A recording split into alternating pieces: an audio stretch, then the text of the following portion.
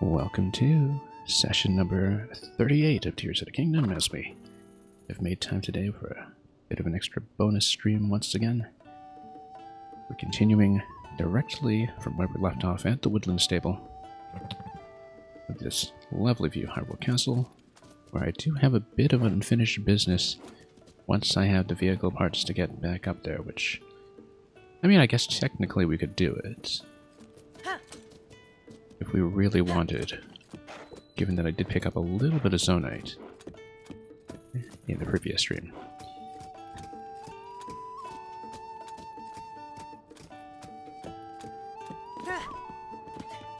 But let's figure out what the plan will be today. We left off here yesterday knowing, first of all, that I marked this with a start. I have no recollection why. We should probably go back to that in case there's a cave entrance around that area, which may be the case.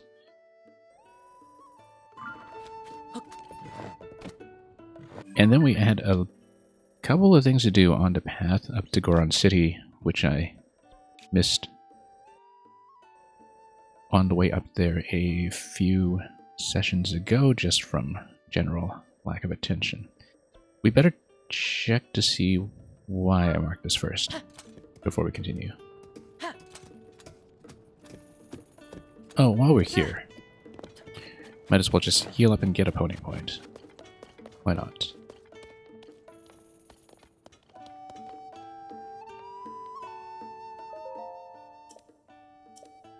And it'll be cheap. I think we've had our fill of the Melania hints at this point, and we've got a good bank of hearts, so we don't really need the extra +3, so... We will, however, try to stack up more points.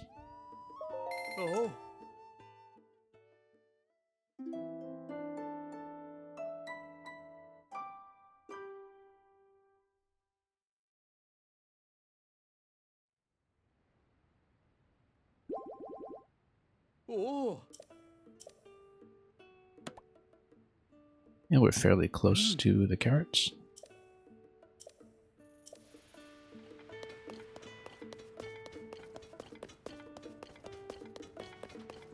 Yeah, at any point we always have so many potential objectives to chase.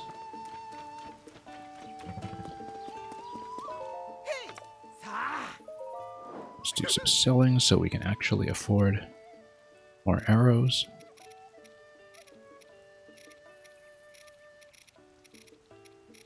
Once we navigate through this extremely disorganized inventory of ours. There we go, amber. Might as well just sell off another 20 or so.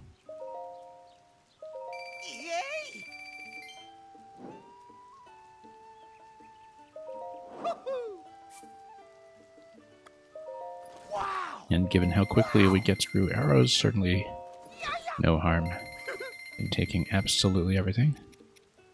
I kind of suspect that we'll need more of everything at some point. For the sake of upgrades, so. Cold darners don't give up on their dreams either. They grab on tight with all 6 legs and don't let go.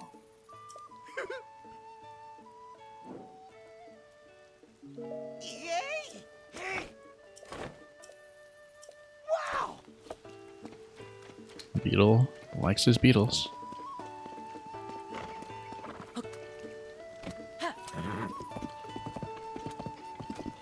Anyway, let's see what that was all about. Previously, I had largely been using stars to mark cave entrances. And in many cases, I had remembered to untag them afterwards, but this might be one that we scoped from afar. Yeah, we want to stay on this path. I'm pretty sure we had beaten this one already previously, but we can always check if for some reason we want to just loot him quickly. What am I doing here? Yeah, we've got lots of weapons that we can try to trade up, so... Might even bind some things onto the current ones just to get some actual attack power going, but... You know what? Let's do that.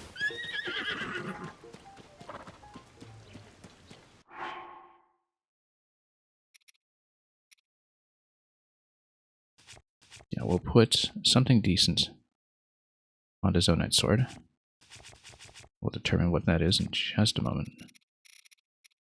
It's already had some durability eaten away, so we don't need to get something really top of the line, I don't think. But, you know, something like a Construct 3 is probably fine.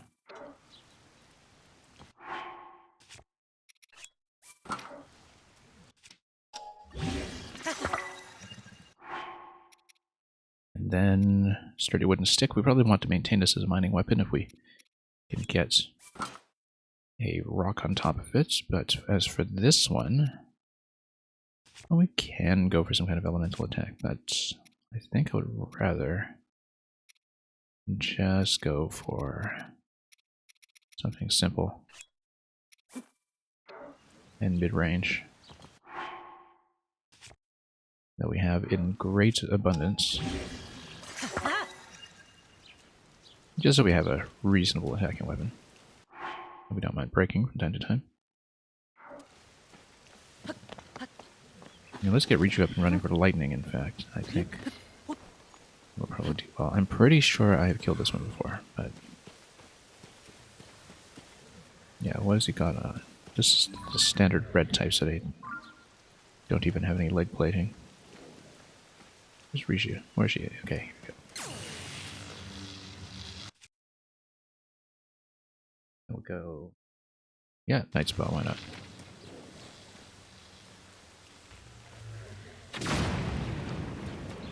Just get in there and smack him.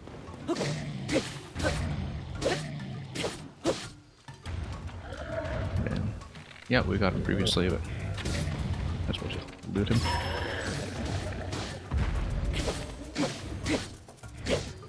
Absolutely no harm in doing that.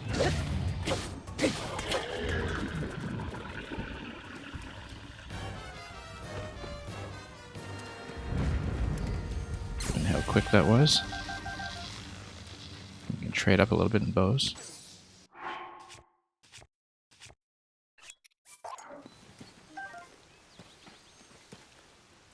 Maybe even to broadsword as well. Because we'd started using that one. Yeah, I guess it doesn't hurt to have something higher durability. We're pretty good on spears for now, I think. Well, we've got the one spear. Got a couple of one-handers though. Yeah, we can go for another spear, maybe.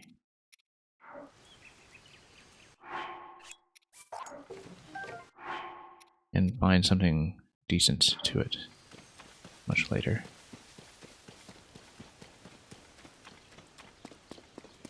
Anyway, we should figure out, again, whatever it was I'd marked earlier, because I certainly don't remember.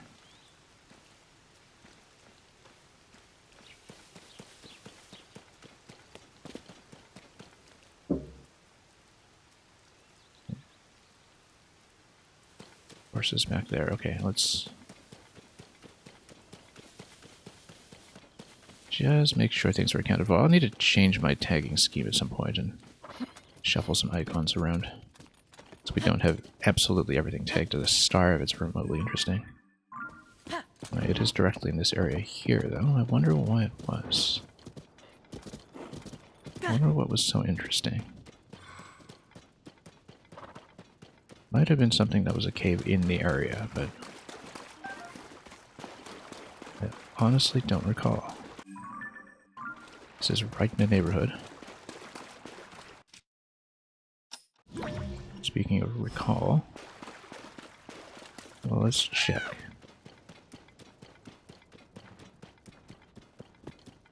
Might have just tagged this idly for some reason. But we should scan the general area. Because it does occur to me that this was the area that I was exploring when I was having a particularly somnambular stream a couple days ago. And we may have just highlighted it by mistake, unless there's something special here that I just completely forgot about. We should check this area for caves, though, for sure, just in case. Palaces, yeah, whatever. Yeah, maybe there wasn't anything, we'll just untag it. I honestly don't know why. There was a star there. It might have been something up above. On the other levels, perhaps.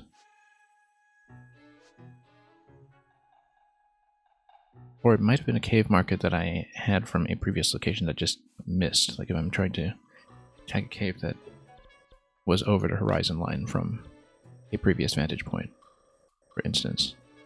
Where let's say you're standing here at the cherry tree, you fire away and then just tag something completely wrong. It's always a possibility.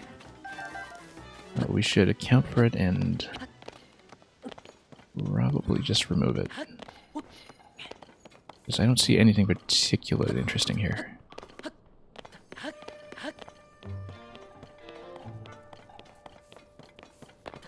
Yeah, might have been for something over the horizon. That's okay. We'll try it again another time.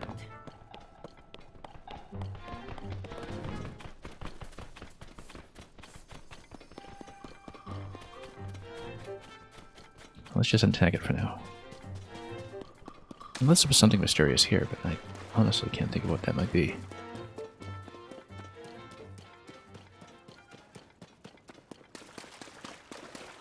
Alright, in that case, let's just drop it.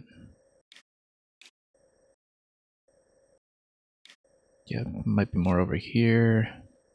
We tagged a lot of things with stars over here, in fact, that haven't been accounted for, and a lot of them I think probably were supposed to be cave entrances, so maybe it does make sense to head over that way.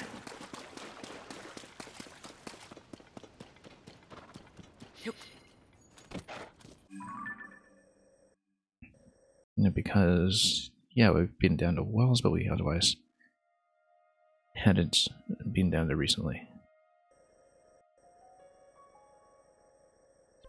And then it looks like there's a shrine that we marked over there as well. So we can do it. I do want to take care of one or two things up that path, though, so let's go back. It'll be a little bit of back and forth that we fill in today as we revisit some old territory and traverse some new spaces as well.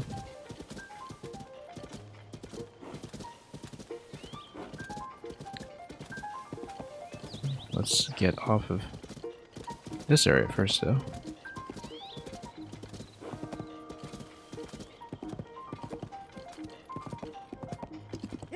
And back here.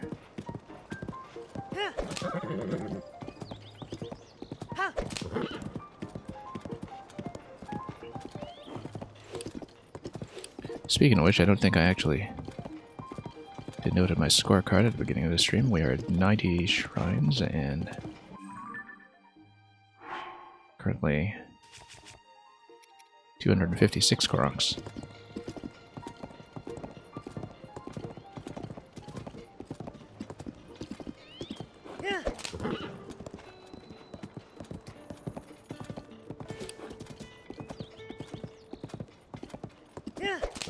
And yeah, we'll come up this way because there was something specific that I think I left unfinished here. A specific Korok escort that I was kind of half finished with. Oh, there's a Gerudo Traveler. Your poor teeth after eating all those rocks. Yeah.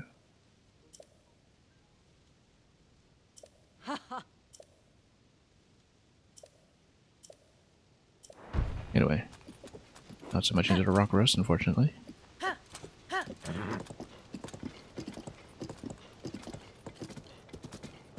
And do we have a rock that I can use for mining? Let's take a look around here. Just in case I can pick something up. We may just have to fuse into one of these stones. We take this.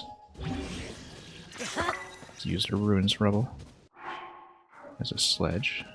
Yeah. Because of course that's what happens when you take that instead. That probably was something that you could ride all the way up top, but, you know, maybe it was another valid piece for such purposes. Oh, come on, let's stop missing. There we go.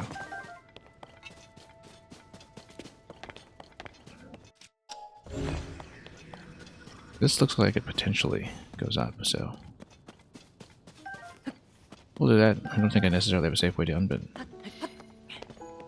we'll at least take a look at what this is, and... there's a body of water down below for us to jump back into, so...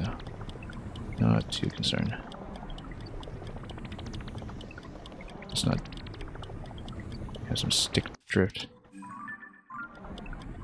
Feel a way out, though.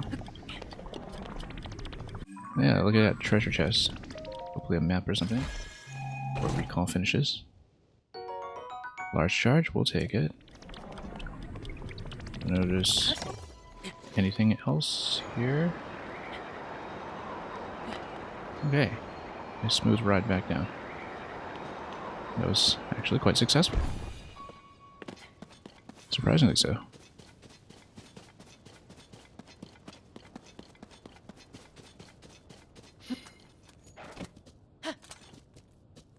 And a big May, welcome. Hope you're doing well.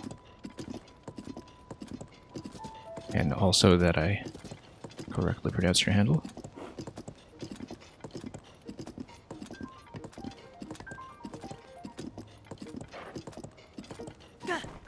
Alright, let's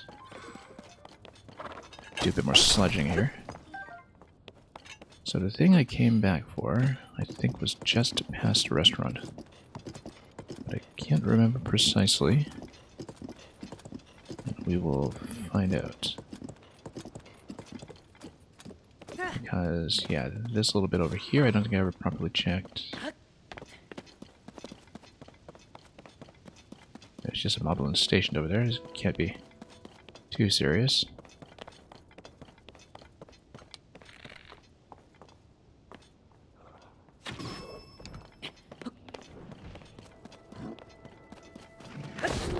Nope, don't you dare. Oh, that's a lot of explosives, actually. A lot of explosives. Let's...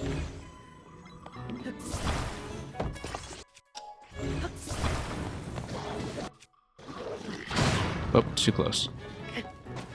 Didn't mean to slip off like that.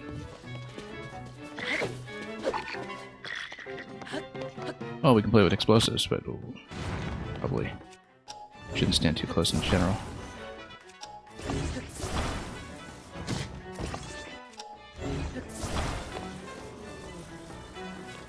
And just dunk this guy. And just wait. And let it do its thing. Oh, come on. It's gonna be way out of the way. That's fine. That works too.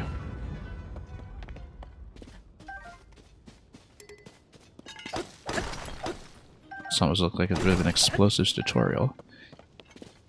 This segment up here.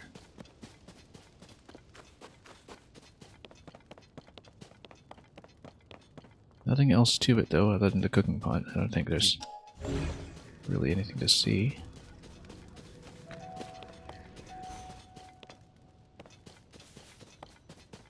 Took far too much damage off of that, of course, but that's what happens when you're just messing around.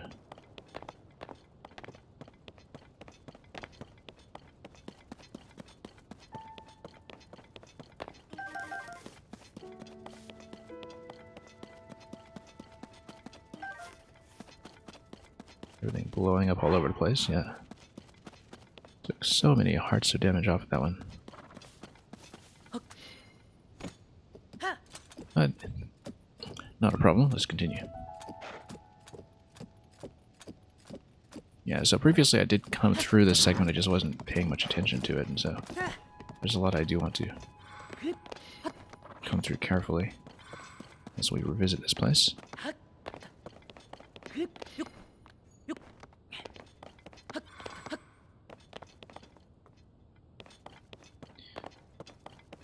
No real issues here by the looks of it. Let's run over here instead. After spending so much time mining around Death Mountain, we're actually in very good shape when it comes to cash.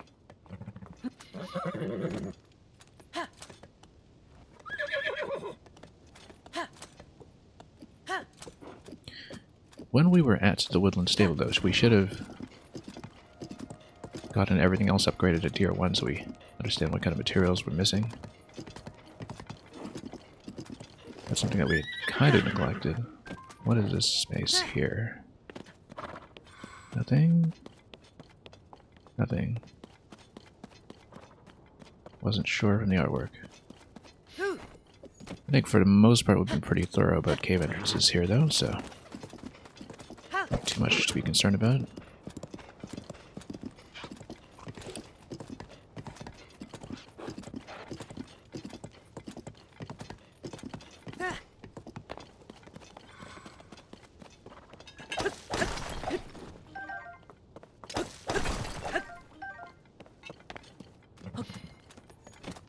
So there was the rock restaurant that we still need to deliver some food to at some point. A quest that I assume will actually remain valid even after we've fixed the zone. Or so I would assume. Yeah, because here you've got some signage this way. We've been to that shrine previously. We've been to this whole passage, in fact. Have we been over here? Oh, let's take a look. Oh, here's a Boko squad.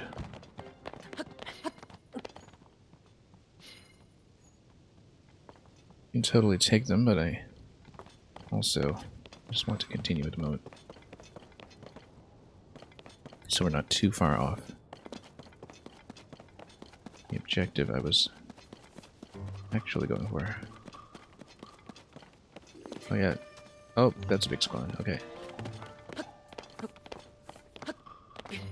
That's fine, we can take them.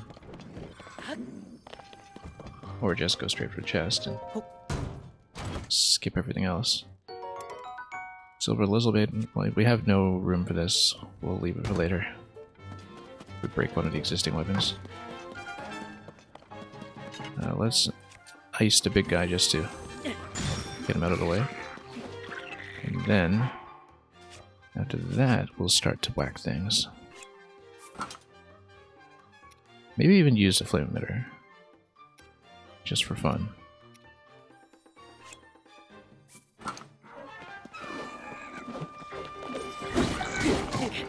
Whoa! Didn't expect to hit that hard. Okay. Should have probably healed up out of that. I keep forgetting how hard everything hits when our armor level is so low.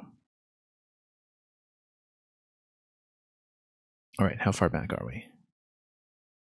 Let's find out. Oh, right here, okay. So we autosaved right on top of the camp, that's fine. We'll just make sure we don't die. Let's... First of all, maybe get a bit more defensive gear out. We've been in fancy dress. And probably we need to just increase the armor value slightly. Doesn't matter what I pick as long as the armor value is good.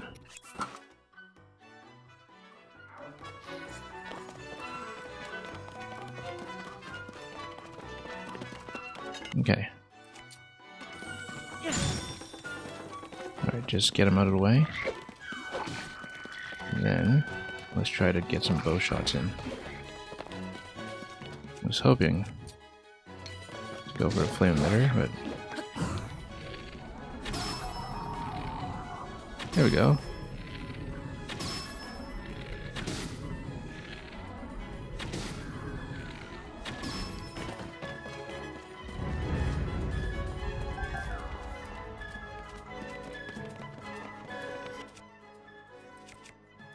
Yeah, drop a little bit of lightning on him.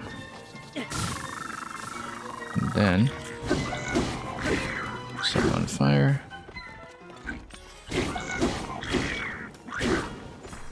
Get rid of this. Oh, it looks like it's coming. Let's continue to ice this guy just to get him out. Dance, dance, dance. Yeah, the power consumption buff here on the Zonite sword is actually quite nice. As long as we don't set our own horse on fire. That would be unfortunate. Because you can basically stun lock him with the flame emitter club like this. It's quite nice, in fact. Let's actually whack him with something real, though. Like this.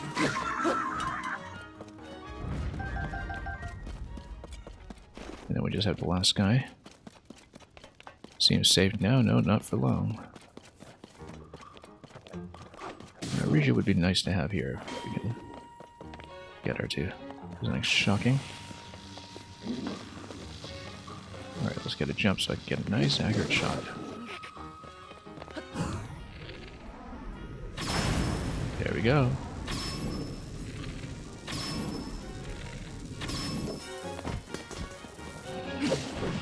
Just to get any kind of weaponry away from him.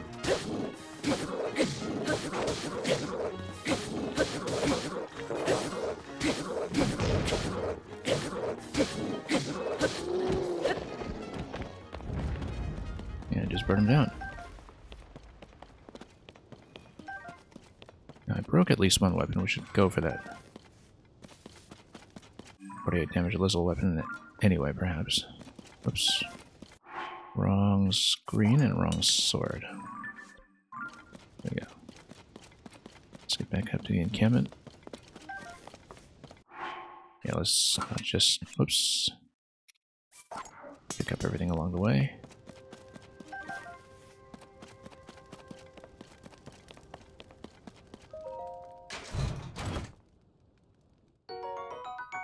Very nice, we actually got a better random draw out of it this time. Since I guessed it was a bit of an RNG seed reroll when we took to death.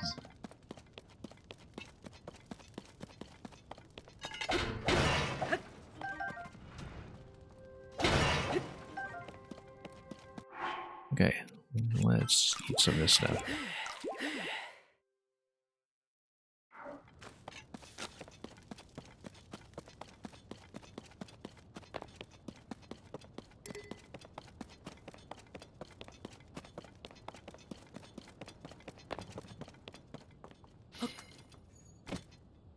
Now, wasn't I going to that restaurant? Just down here. It's on the signage down there. And just the paving of what looks obviously like the main road. Arrows, no swords. Oh, Blood Moon's coming.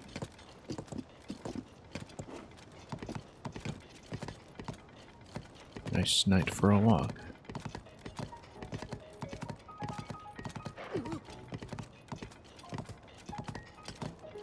So yeah, we've previously been to Bedrock Bistro. That was the way to Goron City. I don't remember where it was that we had a Korok escort that we missed. Might have been up there. I also think I might not have checked this cave entrance here, in fact, so we should get going. This is probably where I'm supposed to deliver rock roast anyway. So let's put on some flame clothing. At least some of it. Be extra fashionable. Let's make sure we're not on burnable weapons and shields.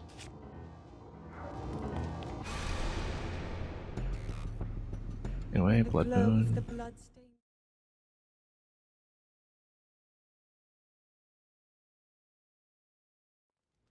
I'm guessing this is probably the source of the rock roast that is associated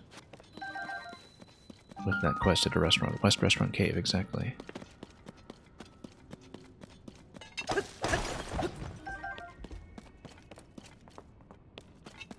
And as usual, we'll be looking for the bubble frog in here as well. So we can get that check mark.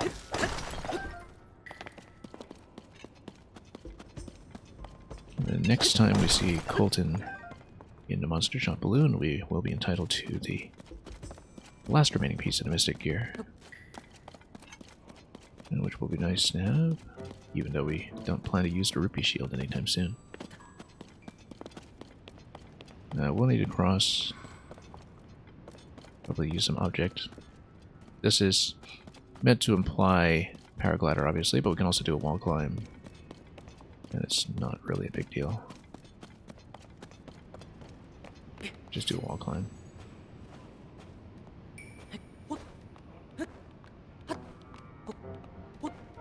We will eventually need to get across, though, probably with an object like a rock roast that we pick up. That is completely expected. Oh, also, I guess, no, you need Yunobo to bust through this cave, so we don't have them right now, and so we're not able to do that part just yet.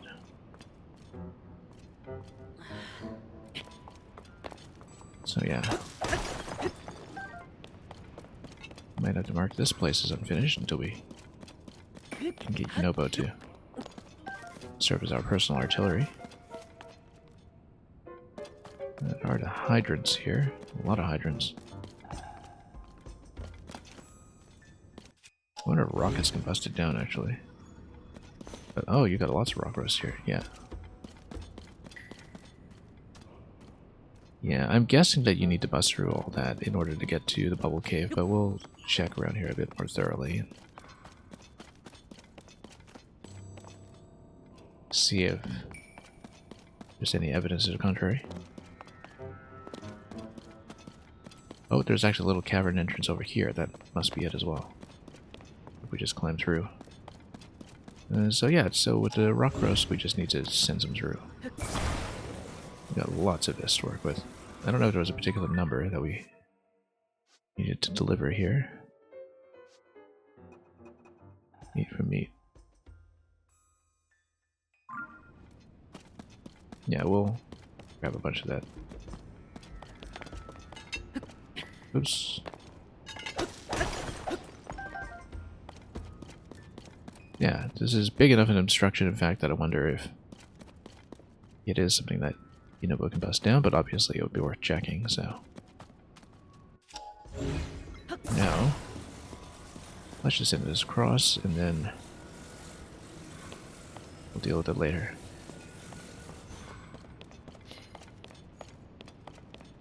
And this can just be done by wall climb again. Let's not expend too much stamina this time, though, because I don't know exactly how long I want to go. But we have a safe drop off.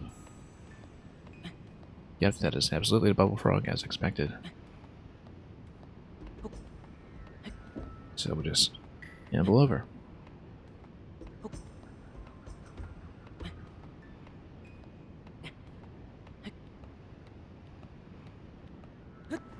Plenty of stamina to spare.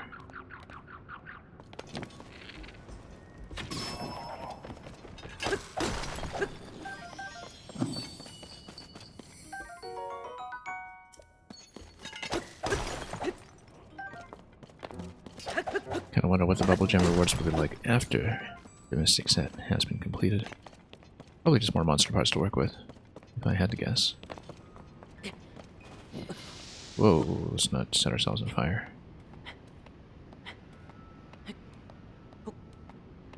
Let's hope the rock roast that we left out here maintained its position. It has. So we'll just carry it back. And hopefully one is enough. I didn't actually check.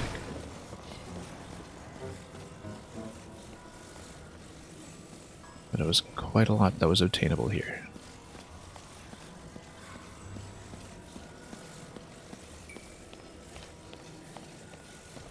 I think the implication is that we send it up the track.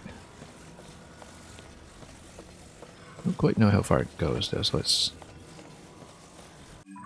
see here. Yeah, restaurant's all the way there. I suppose we could. If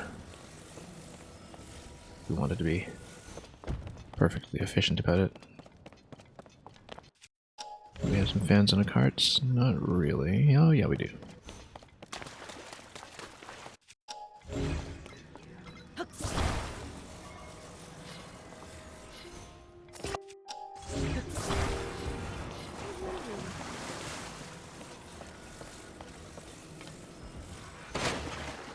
Then we'll load that up. And it will be a special delivery from the hot spring, which is very conveniently placed.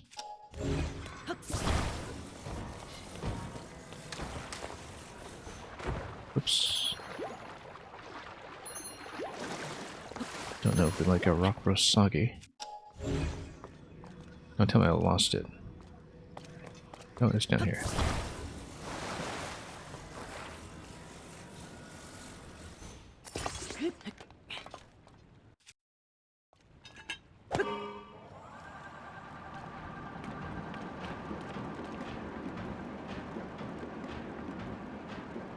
Yeah, much more sensible to do it this way.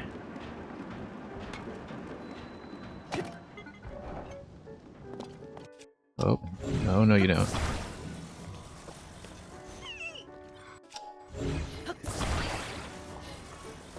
Okay, so who wanted this? The chef, right?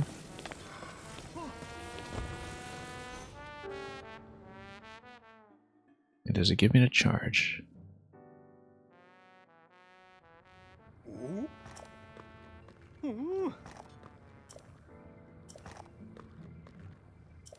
I'll be glad to trade it.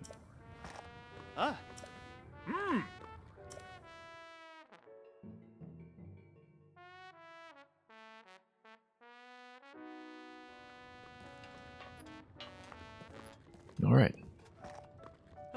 That's accounted for.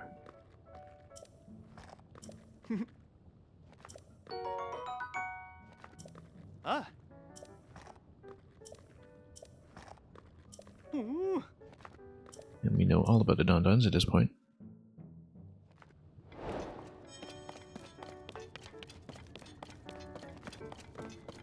Don't know if we can get him some more. Money is no object, the other guy says.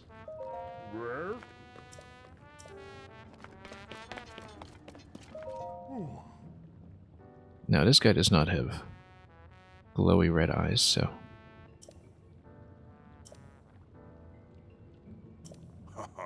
he has been spared unknowingly. Gomo de Gourmand. I've got plenty of flint. Ripened flint, really.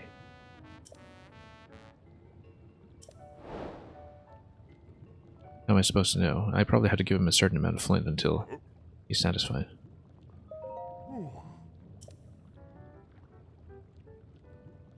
And, yeah, I guess it's just a random roll. Until he finds one. No, we'll go 20 at a time, perhaps.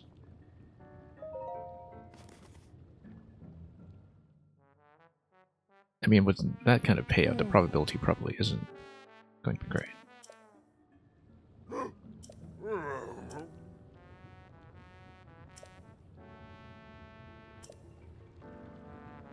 How much do we have? Just to check. I don't know if it will be a cost-efficient way to sell this. Because we just don't know what the probability is. I've got 146 flint still, so...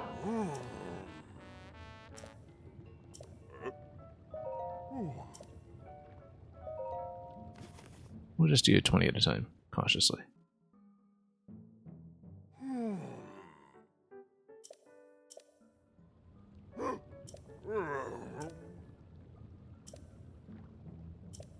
Less than 1 in 100, apparently.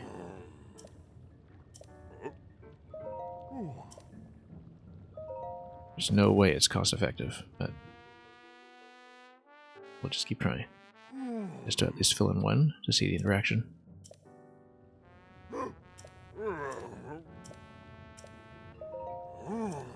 I guess we need some kind of flint dump in this game since we weren't really using it anyway.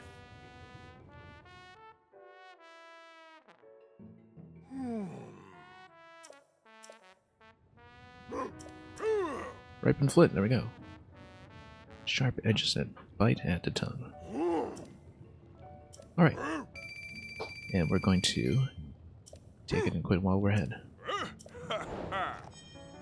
Excellent. Not doing that again, I don't think. Because even if it were 100, 1 and 100, then the expected value would be 10 per piece. Which is better than the usual sale price, but of course, much less reliable.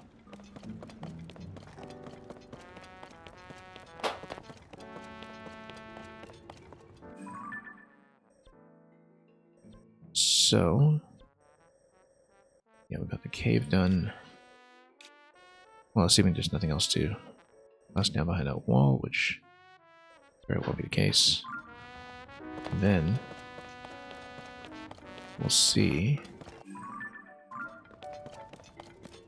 how much further we can get.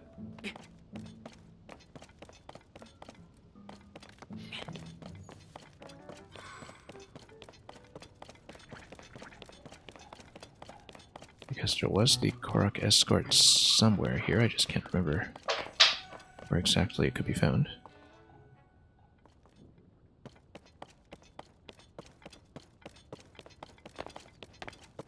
We could take the whole rail track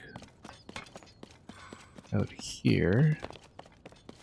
Oh, this is further along though. Where is it?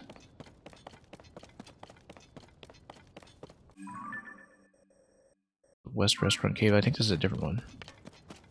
Different delivery point that we could potentially explore, so we'll try it as well.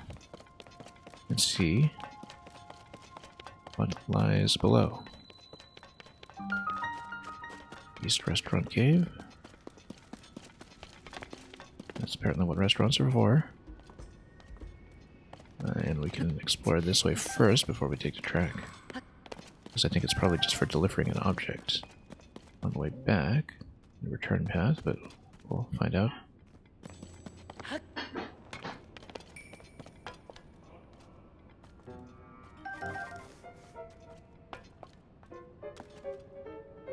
And yeah, let's just jump over.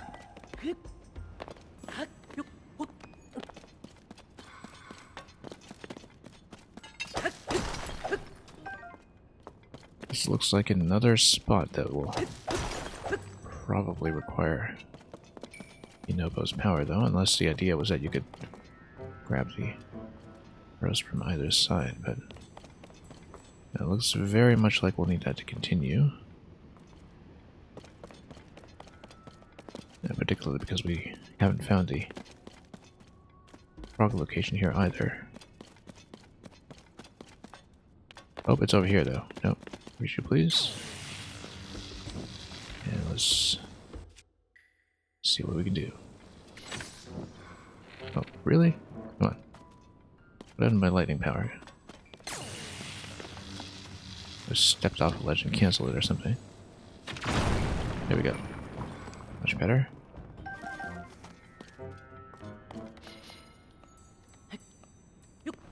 Just a treasure chest, though, so that's not it. Yeah, presumably the bubble frog location will be when you knock down all the other walls. Whoops, that was a mistake. Trying to cling onto the wall there. It just missed.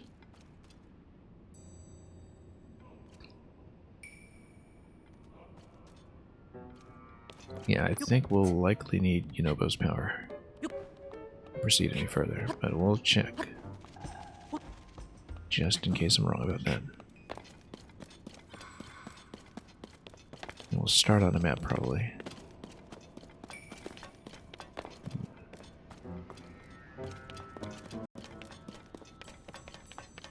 Well, now we know.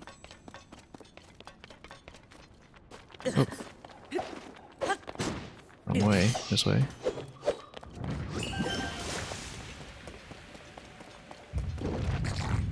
And you too.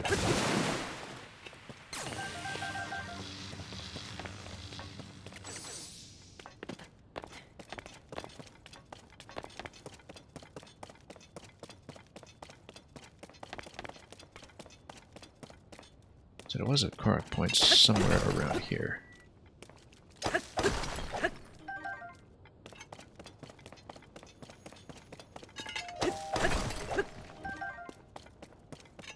Yeah, the damage, yeah, we've been doing tons of mining with it at this point. wasn't here. I mean, it's no big deal to fight the lizard rogue, obviously. We lose the sledge, we may even want to do that right away.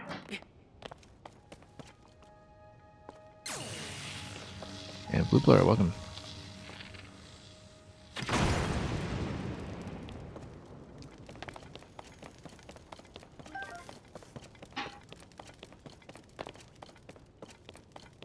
Yeah, because we can just ice this guy and that'll be no trouble. If we want a fire weapon, we actually need just a mining weapon or something though, so might not really be that beneficial.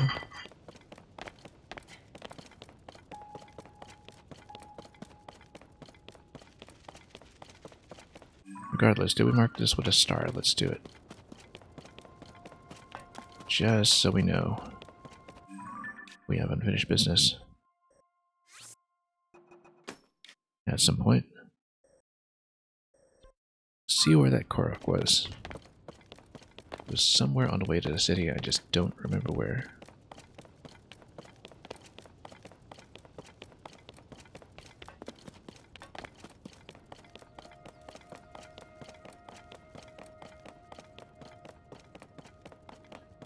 Yeah, because we had come out of the restaurant area.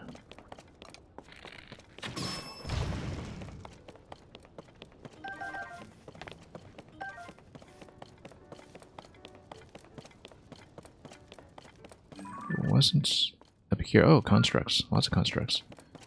Let's take them.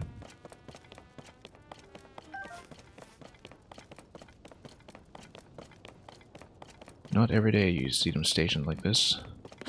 Or ruined by their falling fragment. If we can get Rishu up and running first, though, that'd be nice. Yeah. These all look like they're fairly low level there.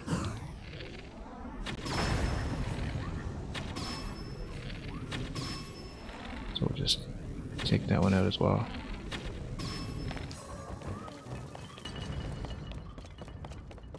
Nice and quick. Even get a flame emitter bat for our trouble.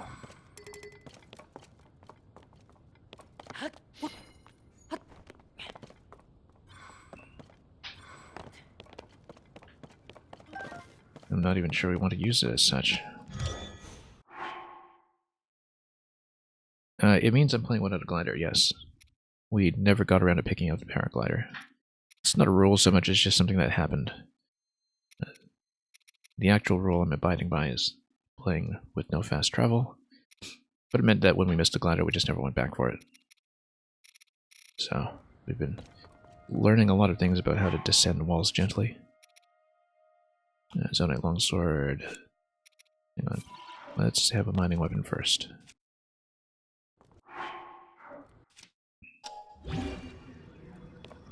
Are these not rocks? They're not rocks. Are they not rocks?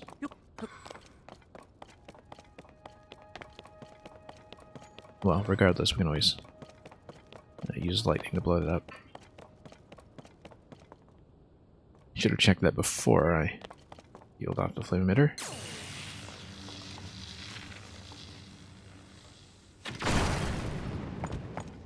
Nice. 3 in 1 shot. And of course we'll lose everything anyway to the explosion.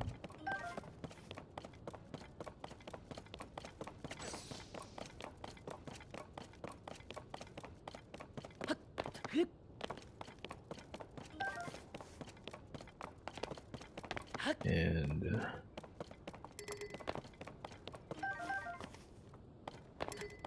more things over here. Strong construct bow. No, those are usually just about 12 damage or so. Not worthwhile.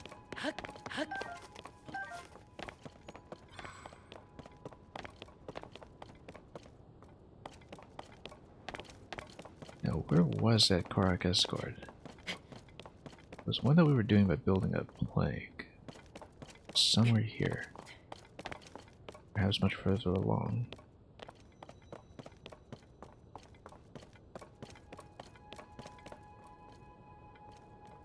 Because it was one that we were taking up a cliff, I just don't remember how far it was. This is the problem with accidentally missing things, is that they can be pretty difficult to locate afterwards if you don't keep track.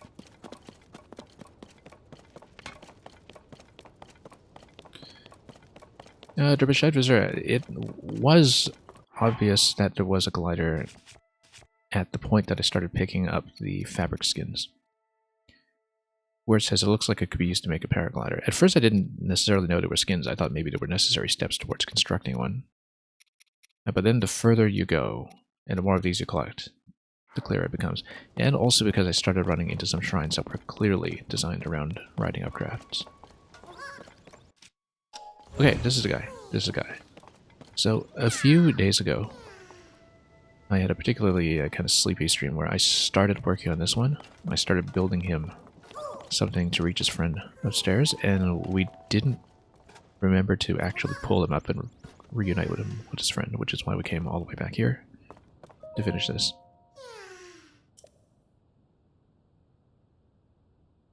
But yeah, for the first couple days at least, it's true that I assumed that, oh, maybe this is just one of those changes in this game, like not having infinite bombs anymore, where it's kind of rebalancing around the mechanics that you were originally taught in early game Breath of the Wild. And so it seemed completely sensible to me that maybe there's no paraglider, especially because you can build so many constructions. But then you start seeing some shrines where that is definitely not the case. Alright, so we previously built this massive ramp or something to get him upstairs.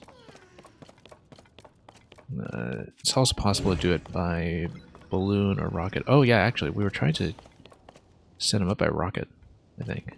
And then recalling him afterwards, except I pointed the rockets the wrong way, so we're going to try the rockets again, because it's fun. Need to stand him up properly, though, to do that.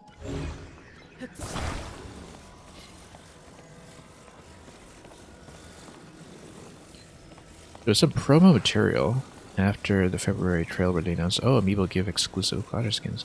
I didn't know that. I'm not currently in the same location as my Zelda Amiibo. I have a Wind Waker Amiibo, and I have the 8-bit Link Amiibo. But because I don't have them at my current location, and of course I couldn't plug them in and see what happens. Although it was clear to me that it wouldn't just be the same thing as last time. Because... one second. Because...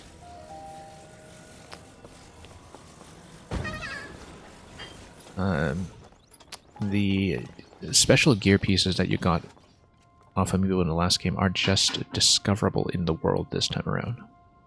So I knew it wouldn't be that. Okay, we'll bunch them up a little closer to the wall so we can actually recall and pick them up. I hope. We're going to see if this actually functions the way I think it will. Because I'm going to launch him. But I'm going to see whether... the launch is going to take him really high. It's going to take him into the stratosphere. And I want to see if I can set it up so that we can pick him up accurately at the top. This is not quite going to work. The rockets are kind of facing the wall.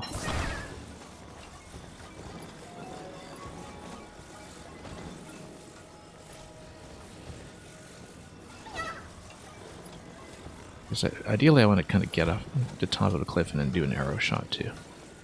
Take him all the way up. That might not be the way to do it. Let's park him here first. On a bit of a slope, which is not great.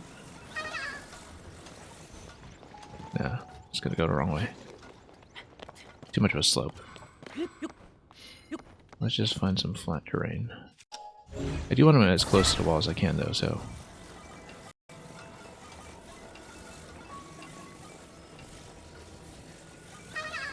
so I can get within reach. No. Yeah. Yeah, let's not do it this way. Let's just put him on flat ground somehow. So yeah, I didn't know that about the amiibo, in fact, so I'll have to see if maybe we get the classic Deku Leaf sailcloth out of Wind Waker or something. Where was that smoke? The smoke is up here. Okay, so what I'm going to do is I'm going to shoot the rocket above, and we're going to try to do some kind of recall grab.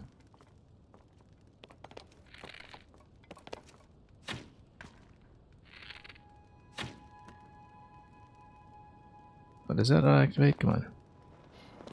Real Wile E. Coyote moment here. Let's just tap it.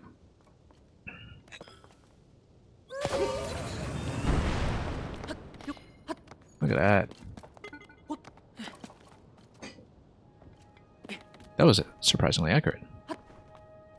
Although the oof there tells me he's really rolling down the hill. That was astonishingly accurate.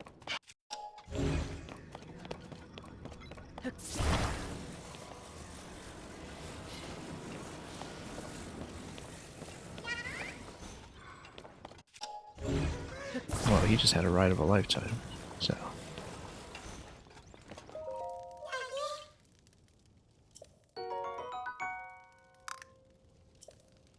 Okay, now our business here is done.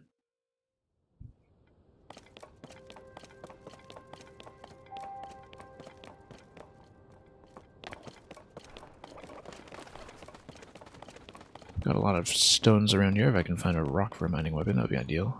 But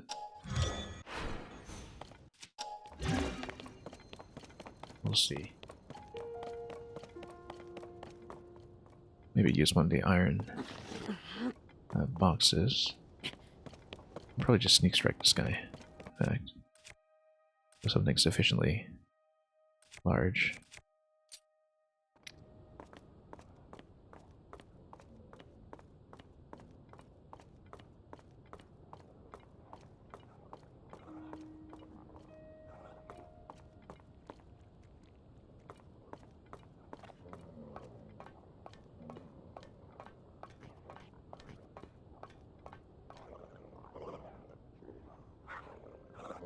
Okay, let's just sneak and push him.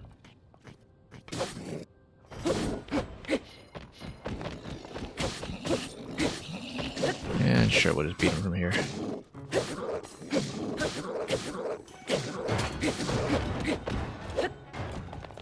And then, oh, an explosion's coming. Oops.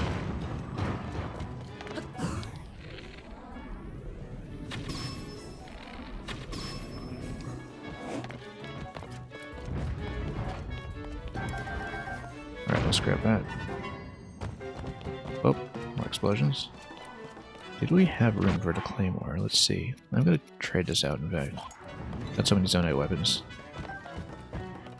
Let's grab the boulder. Oops.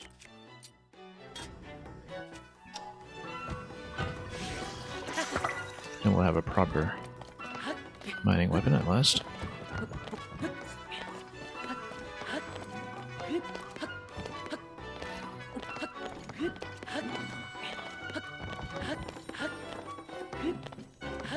This guy should just go down to one arrow shot, if I had to guess. Oops. As long as we actually hit him.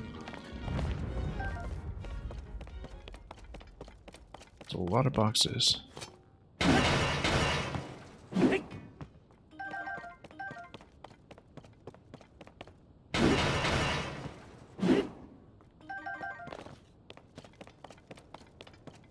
Well, Moblins sure love eating their fish. They're roasted bass. We'll check the chest in a moment.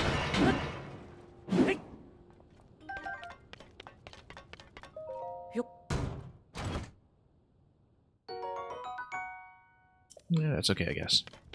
Might come in handy in a pinch.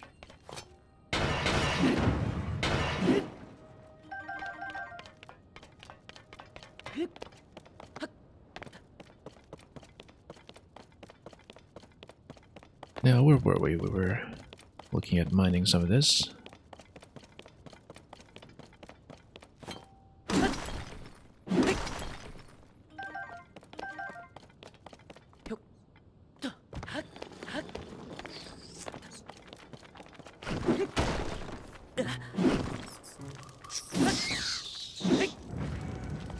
Nice big swing.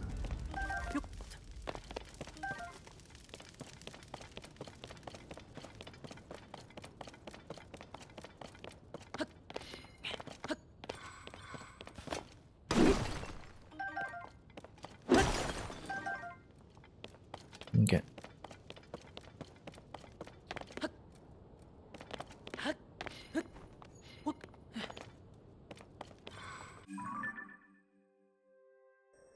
So, I think we want to be done with Death Mountain for now. I just came up mainly to relocate that one Korok. So, the original idea was to kind of come down to this region to check some of the caves around here leading up to Kakariko Village. We will probably go back and do that. We'll just turn around for the time being. We found quite a lot to do here that I didn't know about previously, including perhaps that cave. I don't think that's been marked yet. That's not the restaurant cave, that's something else, so let's maybe go up there and take out the Horriblin and see what awaits us.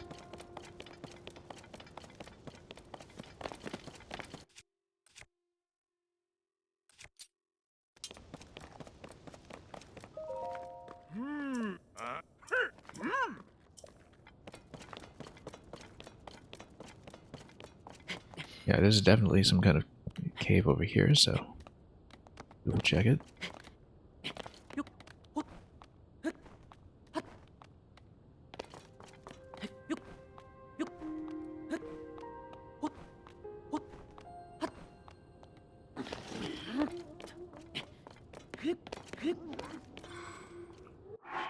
We can try to go for the Horriblin head, but we can also just take him out directly.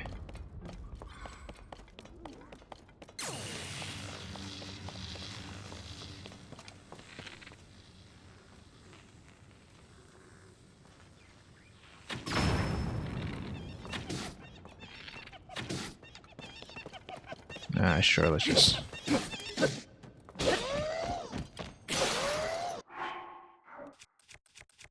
switch over to some other weapons. Do we want to use the fire weapon? Not really, we can probably just go with the Soldier Reaper.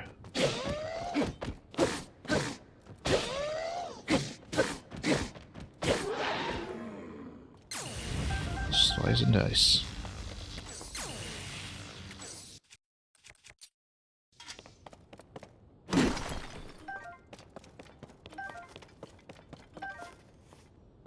I bet we can get a better spear than that. Including right here.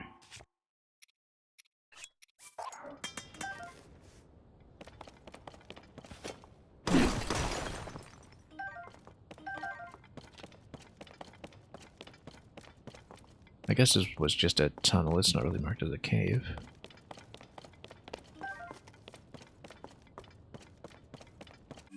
Because it just takes you over to this side. Yeah, we've been here.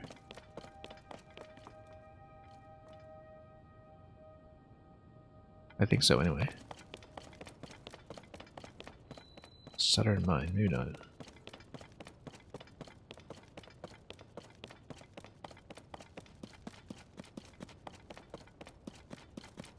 Quite a bit different from what this place was in the first game. Yeah, I guess we haven't. I don't remember fighting the likes. I remember spending quite a bit of time in the equivalent location in the first game, just trying to pick up fireproof lizards from the lava pools or something. Roughly the same place.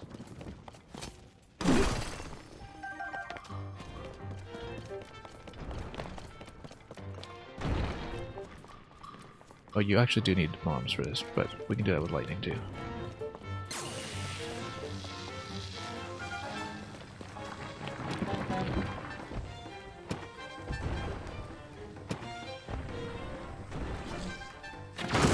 Here we go.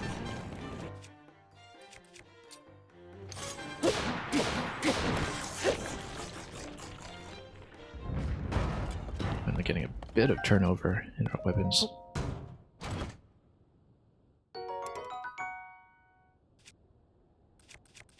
Still packs a punch and it's great for breaking rocks. I don't know, we have durability on this guy, so I think we'll be fine.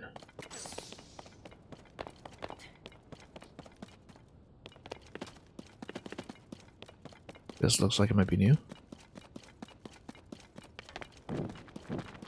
Discovery. Yeah. Then let's just...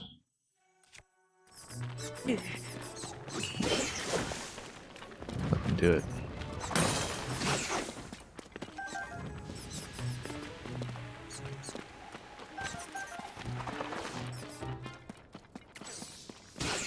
These little one-pointers that we may as well just let our companions clean up. So yeah, I'll discover this. Could be interesting. Not in the flame zone yet, interestingly.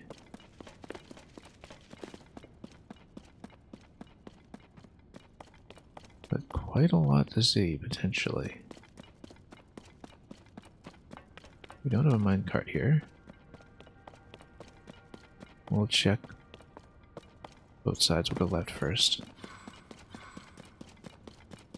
Just follow the track in case there's anything that is just slightly out of the way. We have carts. We have carts, but we don't have fans. We do have this rock over here, though.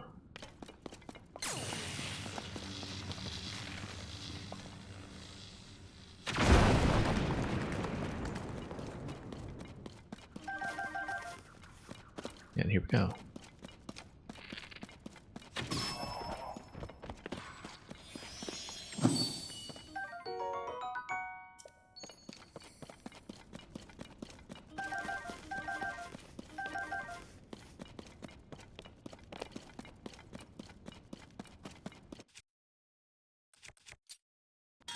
We'll see what this is. Wouldn't be surprised if it were another Misco treasure cave.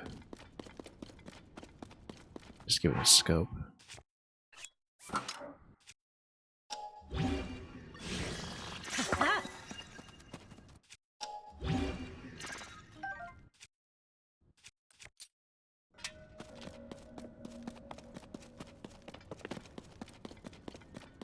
Or possibly even a buried shrine or something.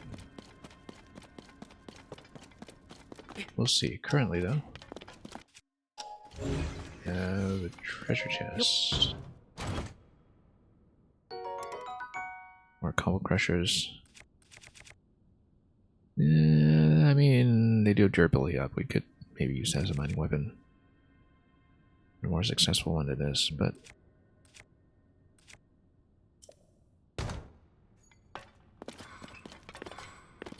I feel like we want some versatility instead.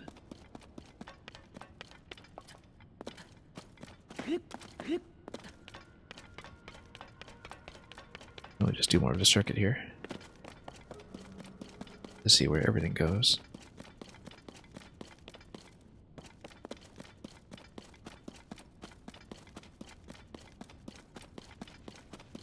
Yeah, this double track layout, I wonder what that's all about.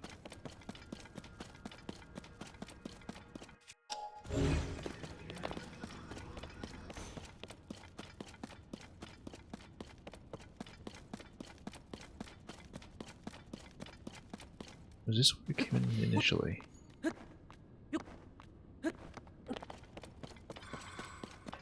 I think it might be. So I guess we've checked this already. Seems strange. And that would be all there is to it, but I guess... yeah, there's the treasure, there's the bow of frog, maybe there's nothing else. That does seem a little suspicious. I feel like there should probably be something else here. We just haven't seen. Let me just take another look. Mostly a cosmetic location, I suppose.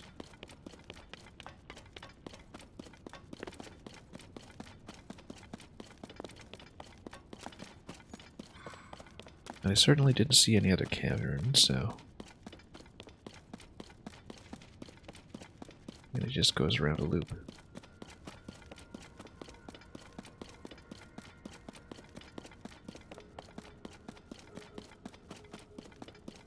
Alright, let's skip out for now.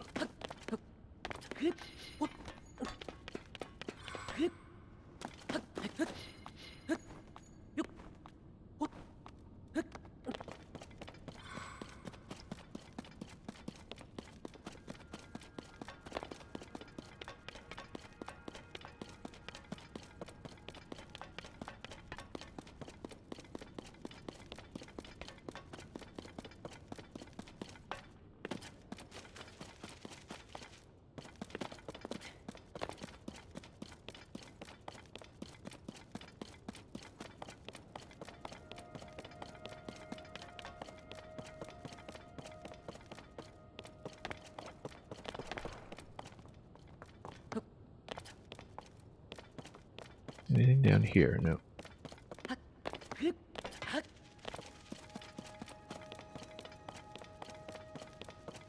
And more collapsed platforms.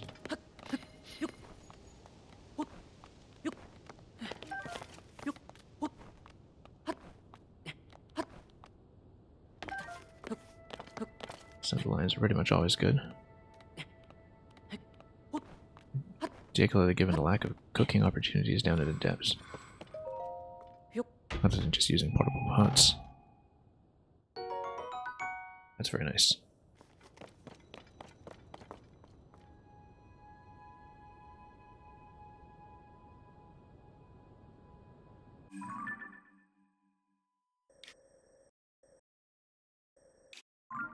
Okay. Well, we actually explored a fair bit of this area that I didn't necessarily expect to see. I think we should head back out, though.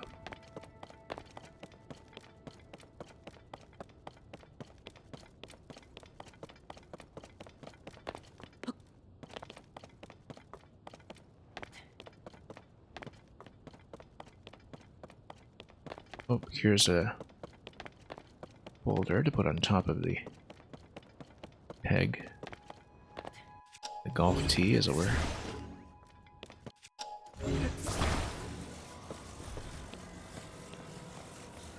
Getting these ready for Korok puzzles in the next game.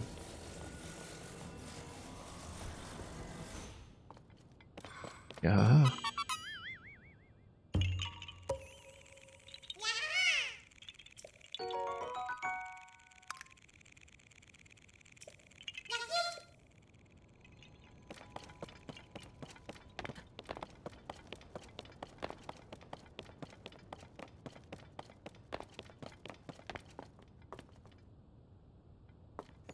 Alright, let's see here.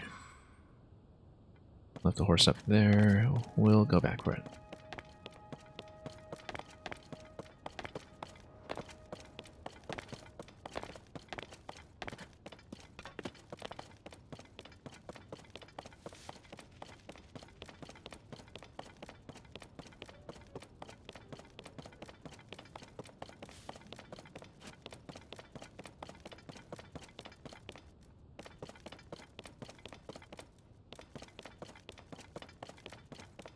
You need to reach your friend. Okay, you too. Alright, we'll take you.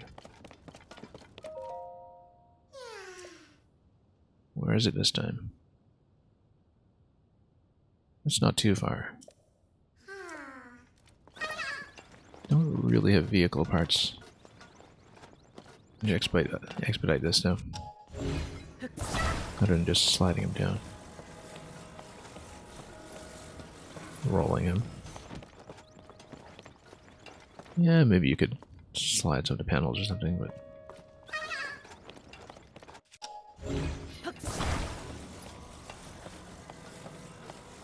we'll just carry this time.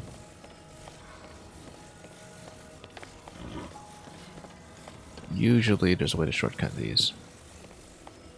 Like maybe with the minecart track over here, depending on the distance.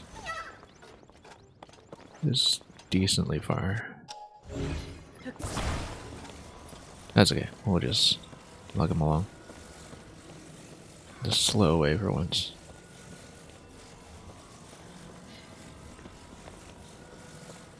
We'll see where that goes.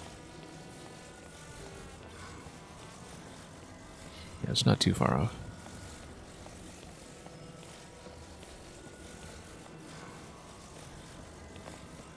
track would have reduced this slightly, but probably not by enough to matter.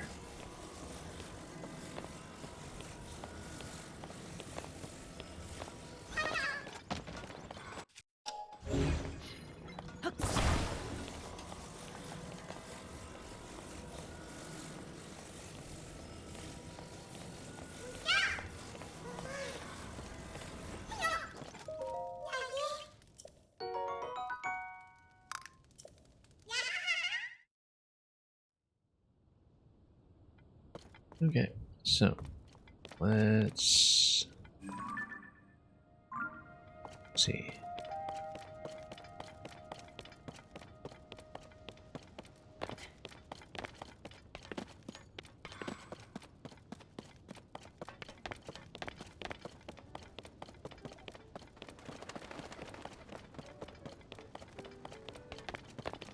What odds will we sneak in the back? Probably nothing, but I kind of want to check the top of the best row. I don't think I had really ascended up previously, and maybe that's something.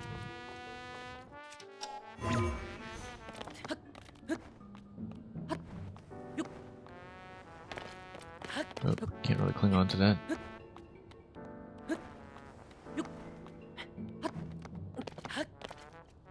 You're really telling me there's nothing there? Oh, there's a Korok. Because of course there is.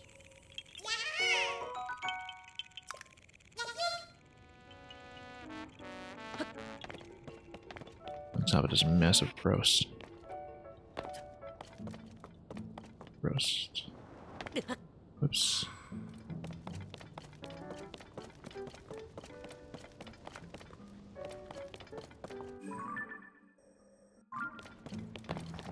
Okay, back to the horse. Of course.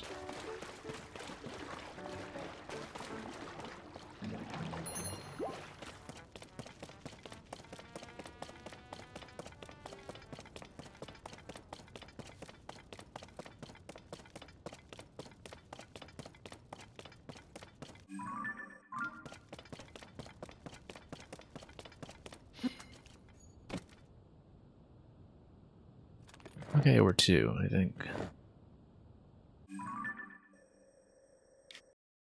We just want to head back out to the stable path.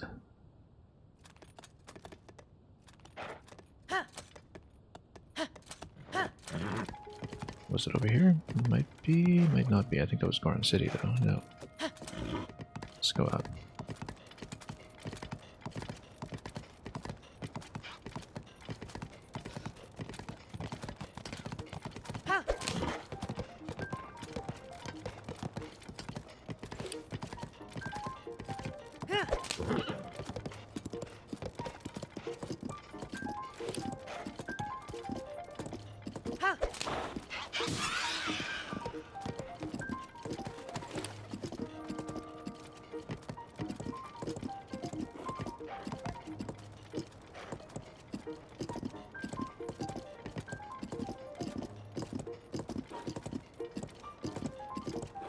Yeah, don't think we'd missed too much else on the way up here.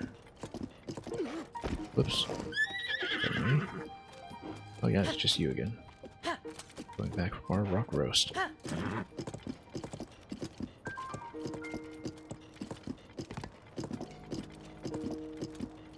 Anyway, that was a lengthy diversion. Something we find ourselves in quite often.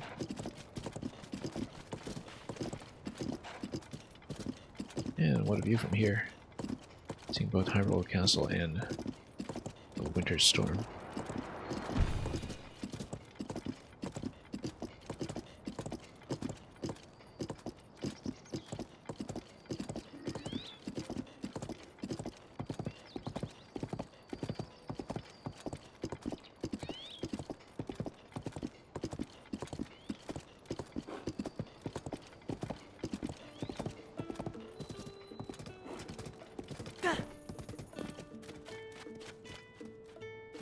Okay, so let's stay again, grab an additional point. I'm mostly just curious what the reward after the carrot is going to be.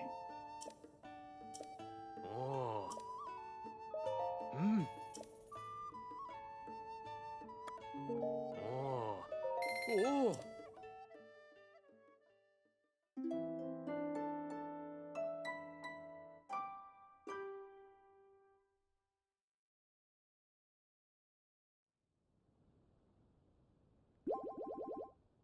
Oh. Slept well enough. Oh. Hmm.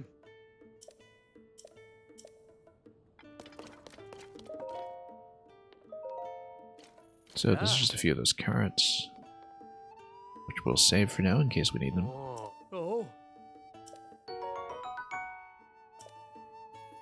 Oh.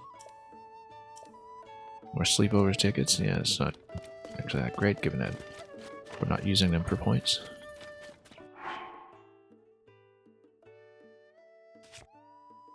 But at this stage... Let's see what we're dealing with here.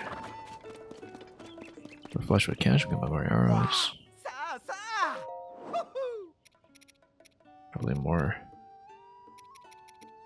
of anything that we're short on.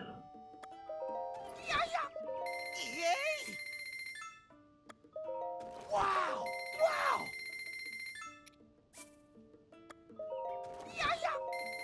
And then I'll want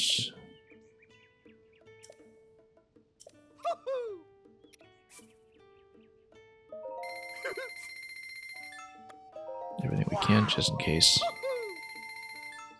we have material cost issues.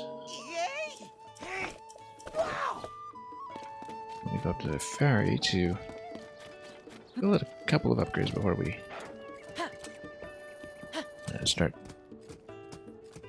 building towards the second round with a second ferry, which will hopefully be something we do soon, after talking about it for ages.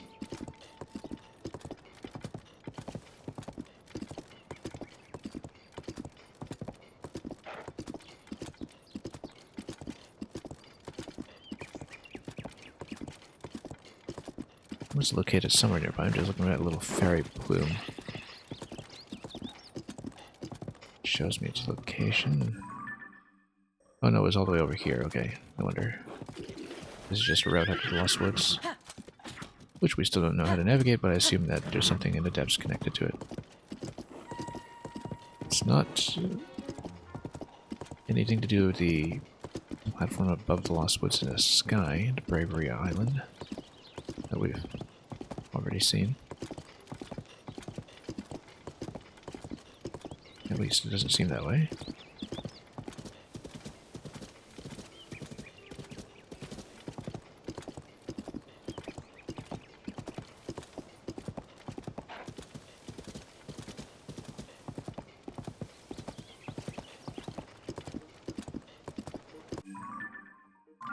Yeah, Barry is a little bit further up. Actually, because it's no longer shut inside its bud, it's not really giving me... Oh, okay, no, it's over here. I misread it because I was reading the heart and I didn't read that we had actually received all the great fire locations on the map. No, DSD, welcome.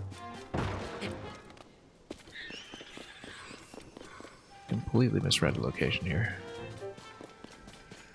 That's okay, we'll just head on up and pay in for a bit. So we actually had it right the first time. Because it's right about here. Just misunderstood my own mapping.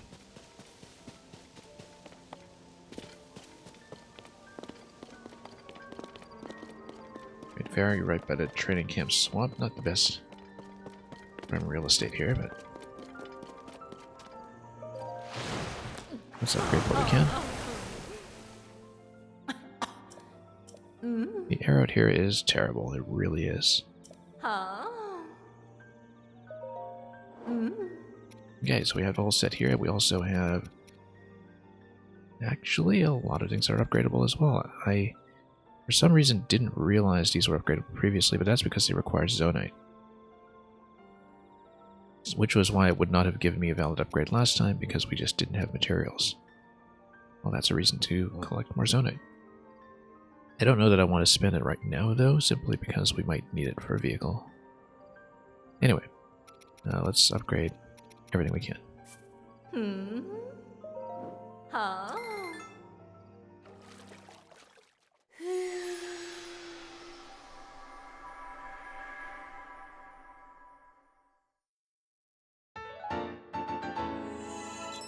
Oh. Huh? Old horse, that's easy.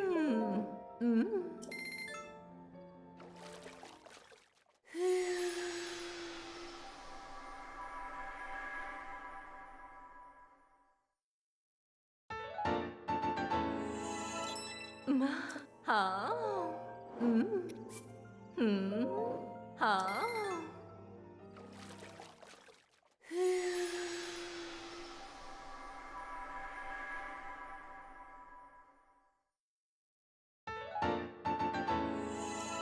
Oh. Flawless indeed.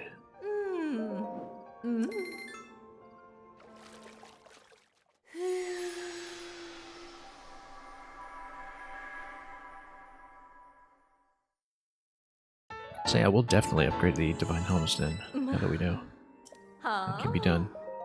But we will need lots more Zonite. And they do cost gems, so let's not sell off the gems too aggressively either. Huh?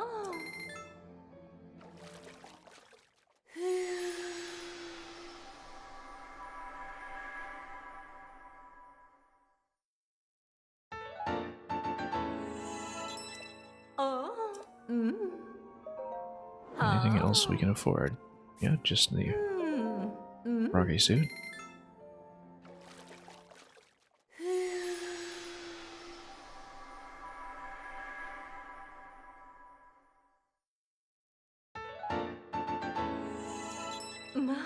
Huh?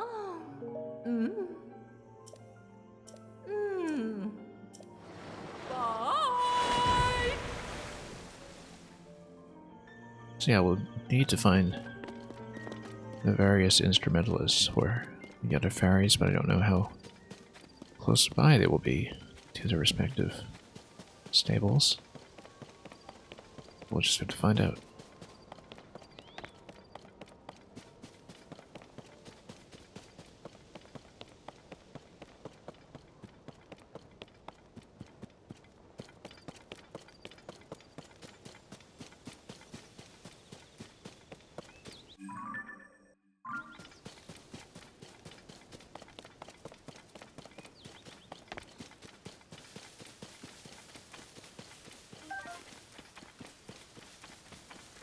And there's the horse.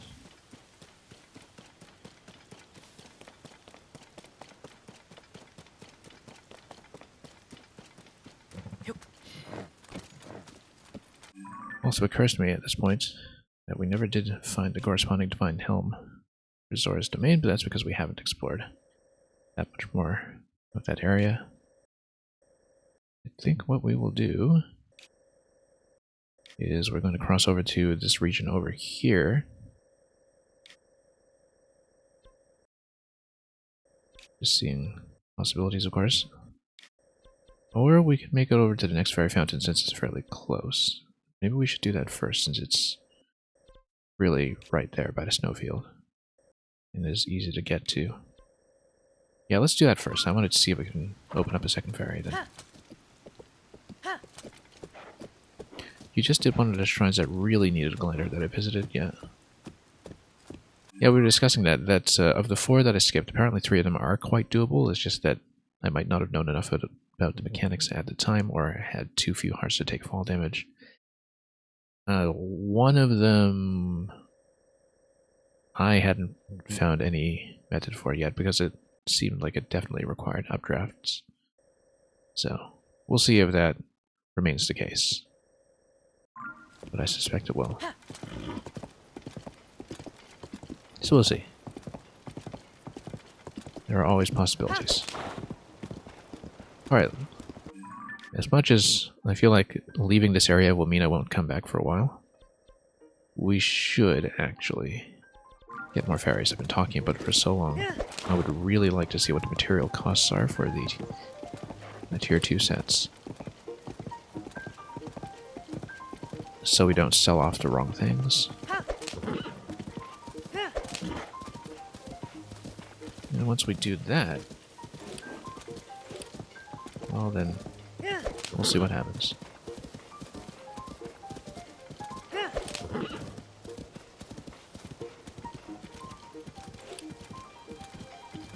Yes, the one with the tall vertical shaft. Apparently that one is doable.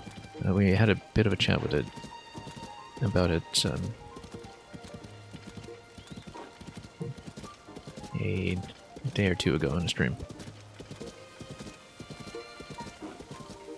Apparently there is a method if you understand your momentum well enough, but again, that one seemed extremely inconvenient, even if it wasn't strictly impossible. So.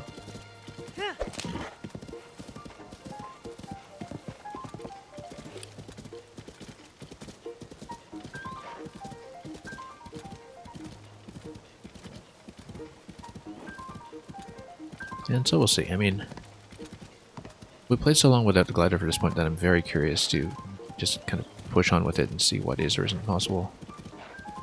Or is or isn't easily possible. But like I said, I completely expect to compromise on it at some point. And didn't expect we would play this long without it.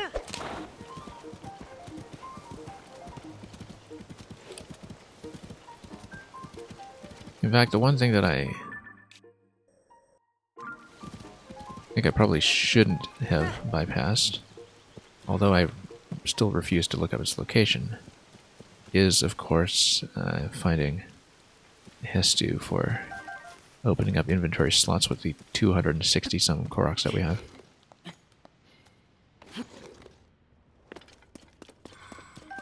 Oh, here's something deep. Oh, that looks quite deep. There's no gloom, though, so I don't think it's going to be a depths entrance. If it is, well then, surprise, but... Oh, no. No, no, no, no. That's not what I wanted. That's okay. We can put on glow clothes, and we can see. Yeah, there's no gloom. I didn't think it was going to be a steep drop. I was just trying to toss some bright bloom down there, and just missed.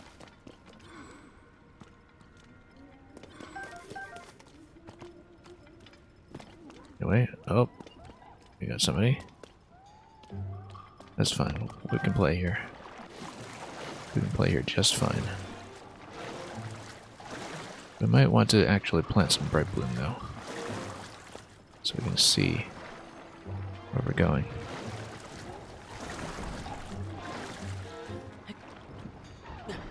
And luckily I do have the glow set, where this would be much less convenient. Whoa. Come on. Get up. Fight.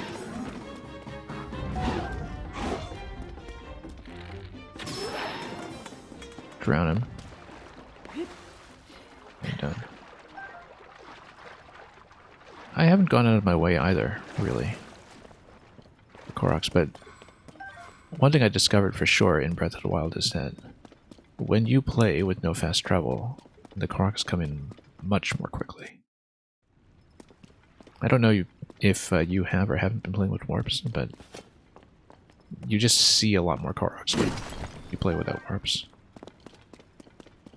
In locations that otherwise would not be really all that notable on the main road, right? Or which would be easily skipped on the map, if you're just going by the map.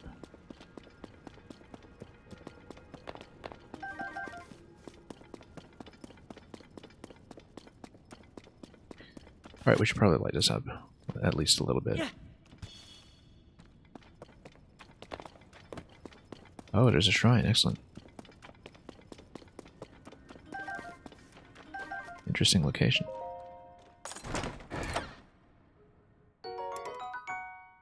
Royal broadsword, that's nice. Guess we should probably toss the Reaper soon, but that's okay. We'll leave it. We can come back for it. if we start breaking things. Yeah. Fire-like over there, I'm pretty sure.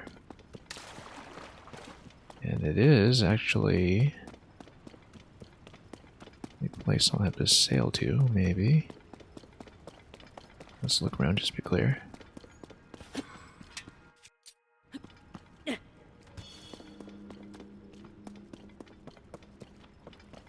Yeah, shrine over there and a fire-like. Lots of cave fish. Just gonna look around here very carefully because, you know, there might be the bubble frog cave somewhere as well.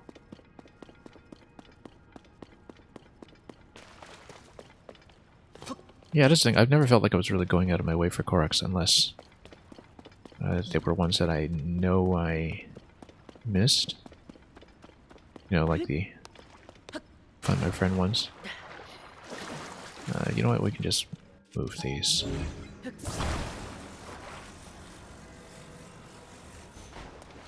Traverse a bit at a time.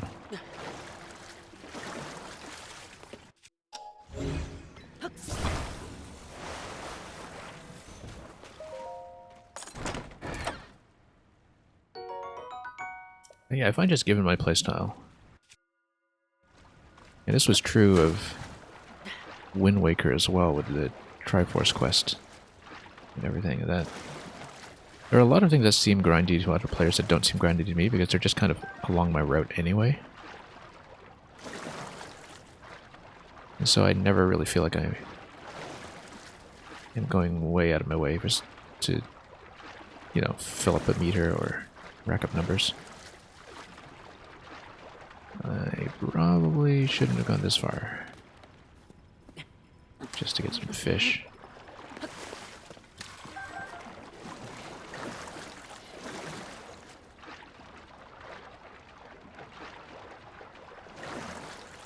Having the glow clothes here is quite nice though.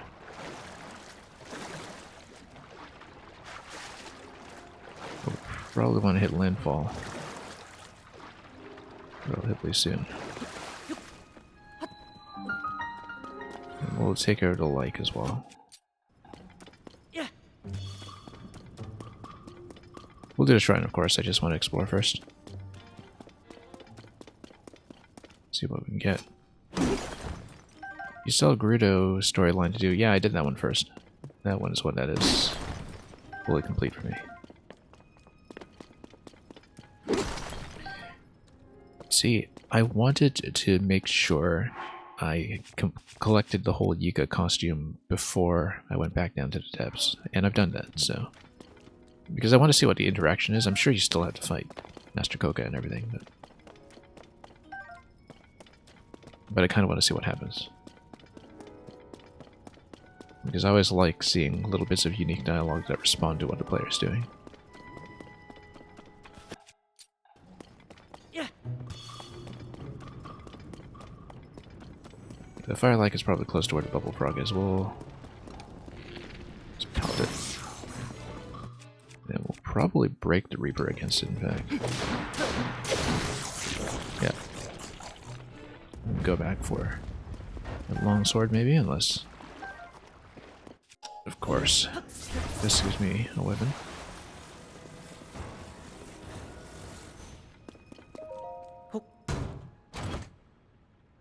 You intentionally didn't watch when I did that temple yet. Understandable. It's a fun one.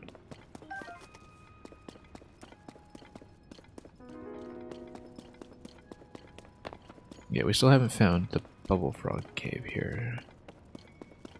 There will be one. We just need to locate it. The shrine is easy to see, we can always come back for it.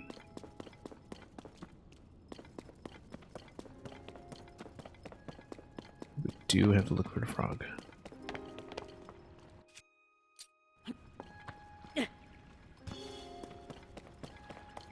There, maybe?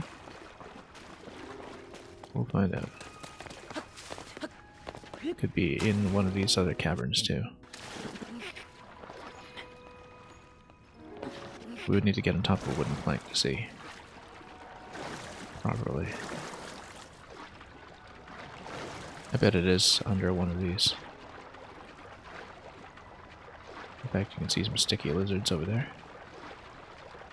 Looking very suspicious.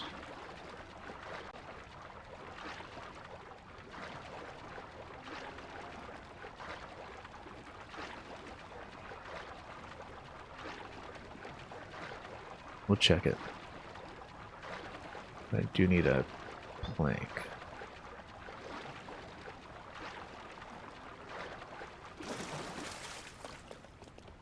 I'll probably need two.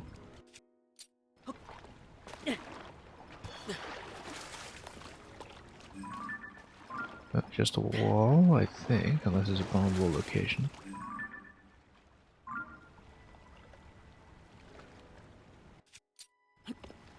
Yeah.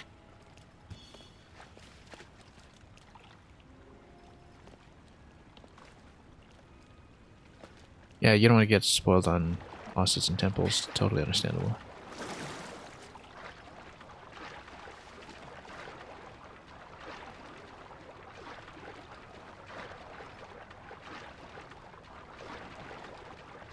Maybe we should do this shrine first, but we'll see, because... actually, you know what? This is a well. Because it's a well, there might not be a bubble frog. Because wells don't have the same checkmark system as caves do. But then I don't know how you can tell when there is or isn't a bubble frog in the caves. I think maybe you would need some kind of external indication for that from one of the NPCs that gives you that information. Yeah, because well entrances don't seem to have a checkmark. So, might be no point in looking here. Let's just do the shrine then. We'll check it again on our way up.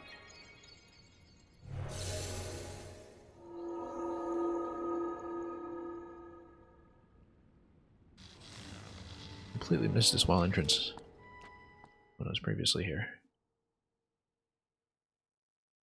Oh, I know why. It's because we never went to this area since the last time I passed by here. I flew over this entire zone from Hyrule Castle. So that's why we missed the well. We never really rode past here. No, we did once, because when I was loading that one flying machine for the Lost Woods, but then, again, we wouldn't really have stopped to check the well, so...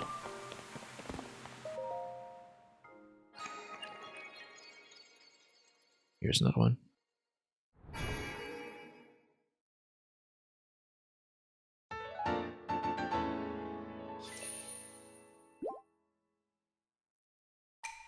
I believe that's shrine number 91 for us.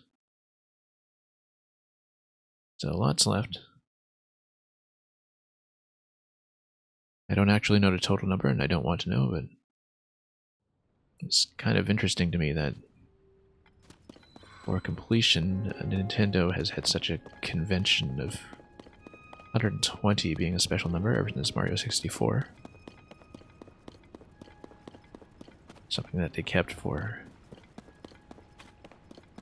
Sunshine and the Galaxy games, as well as for the original set of shrines in Breath of the Wild before it was expanded.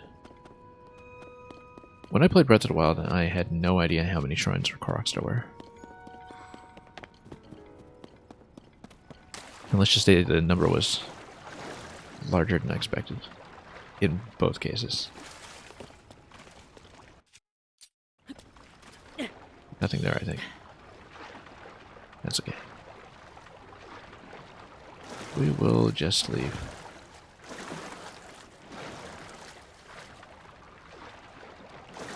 Probably just ascend out of here, but... Yeah, there's this beautiful synergy to the way the powers are designed in this game where... You know... Designing this multi-layer traversal makes a lot more sense when you have a power like Ascend. You couldn't have just dumped this in the first game, in spite of the fact that some other open world games in the past have And a great deal of verticality to them as well. Certainly both Xenoblade X and Skyrim, I think, had very memorable cave systems. The cave systems that, you know, weren't designed to be as openly traversable. They would have a very well-defined entrance and exit. I don't remember if I fought this guy. I must have. But then again, I missed as well, so...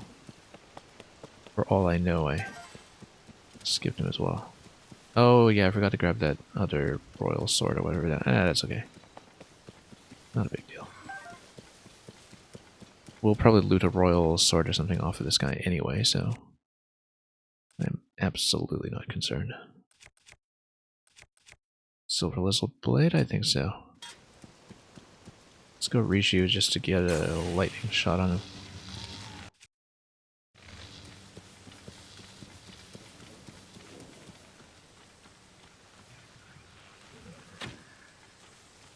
Oh, come on.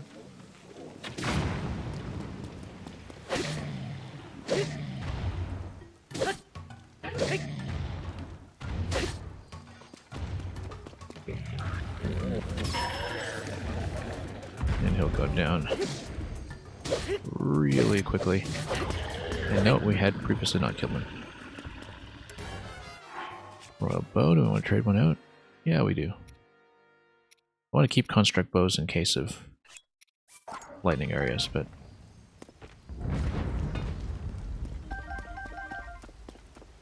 James D, you said you had an idea where you think it would be cool for future games to keep the same base map but expand outwards. Maybe. I think... You know, the nice thing about this map is that the powers and the construction have made even the areas that have similar terrain feel very, very fresh. I don't know if they could get away with that for a third game in a row, though. Do we want Claymore, or do we want Broadsword? I want Broadsword. Oh, Claymore might have durability. Let's... Whoops, come on. Drop. Yeah, we'll prioritize durability, actually. Even though two-handers are not always the most comfortable for me.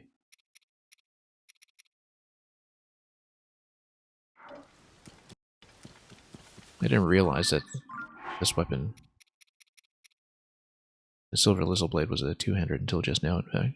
But we kind of need more one-handers. Yeah, but that's okay. We still have Talus Hammer.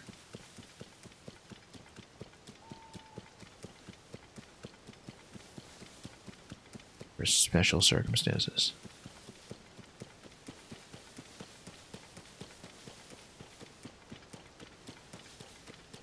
Yeah, I think after a while people will be itching to play somewhere very new.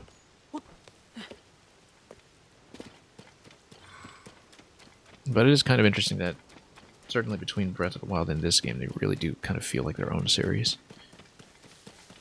We've had a lot of different Zelda duologies before, of course. You know, like Phantom Hourglass and Spirit Tracks. Certainly Ocarina and Majora's Mask in their own way, even though Majora's Mask had brand new terrain. Oddly enough, Link to the Past and A Link Between Worlds, I think, was actually, over a much larger time scale, a pair of games with a similar relationship as this recent pair.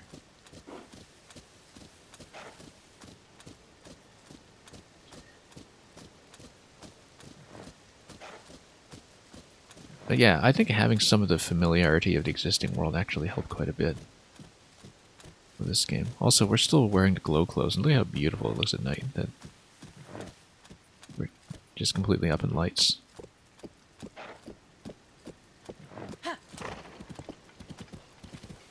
We will need cold weather gear pretty soon, though. If we're heading up to this area, as I thought we were. Yeah, we'll need to take a right. When did I miss this one? Oh, I just never went there, did I? We can go to New Surrender Stable, actually, to see what their problem is. Their journalist problem.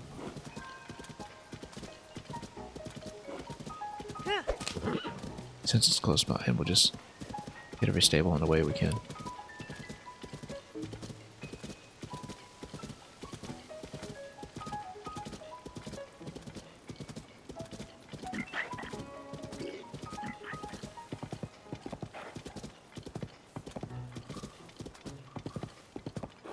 Assuming I can find it. I have to look for the smoke. Royal Ancient Lab Ruins have been here. I'm not sure we have. At least in this game.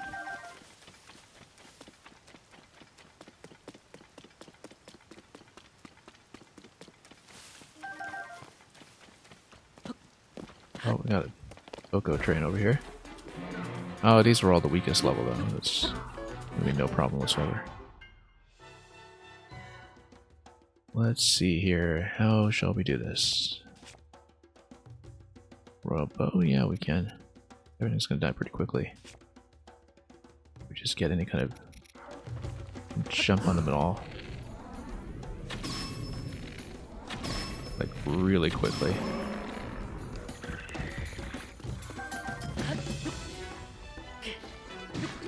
Oh, would be nice to not slip everywhere. Okay, take out the fire guy. Oh, we accidentally shot all his fire. Okay, that's too bad. I was hoping to loot it.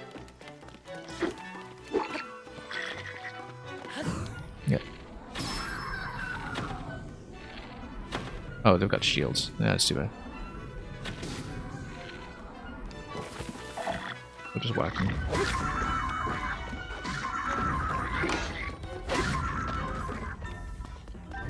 And we'll get the meat. Excellent. Yeah, you're saying you really do not want this map a third time. Yeah, I think 2 is good. I think they've made their point.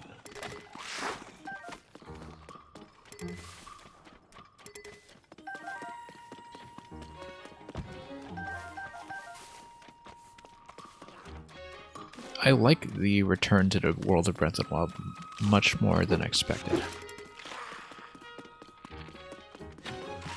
Because I think, you know, there were definitely reasons to be concerned that this would be excessively redundant. But yeah, I think it's a case to, as with the Ocarina Majora para, where twice is enough. Yeah. We haven't done this in a while. Let's pick up, please. Oh, we don't have a cliff anywhere nearby. That's too bad. It's too far away. Nah, we'll do it anyway.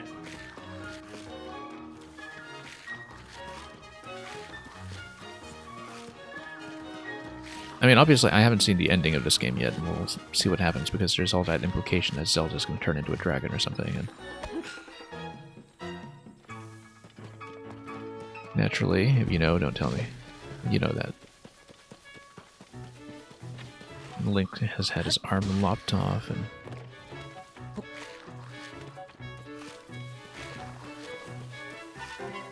already we have this kind of second generation of champion characters that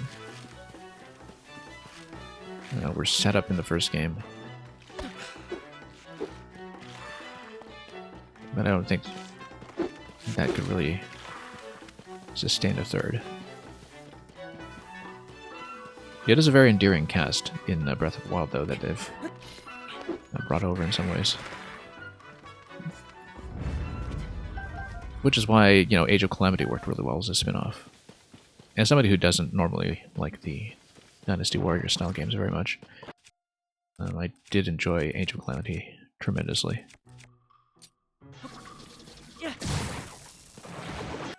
Okay, I'll keep it under control.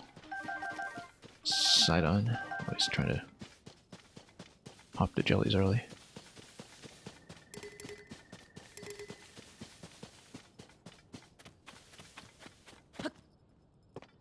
It would not surprise you if they would say, yeah, we're done with the open world now. I'm not sure about that. I mean, you can never tell with Zelda because every game tries to do something at least reasonably controversial, and that's what I love about this series, is that it's not afraid to really take some chances. The bees, the bees. The bees.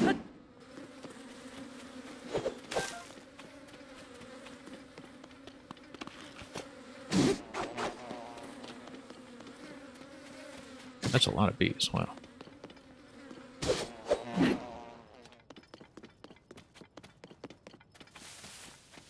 No, the thing is, though, you have to remember that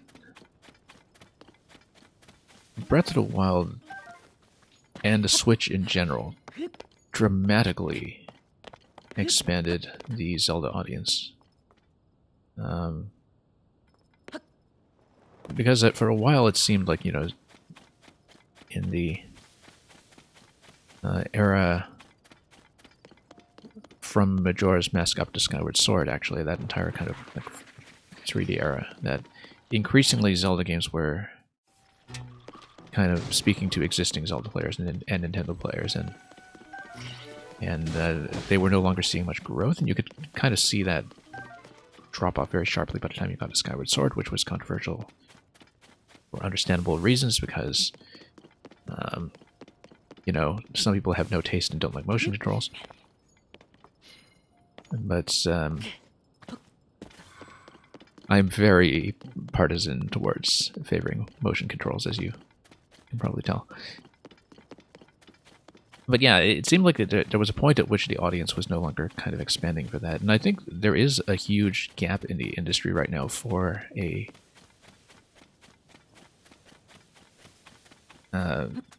kind of Zelda design that still has a lot of those logic puzzle dungeons, rather than this very flexible physics engine driven shrine style that we see now.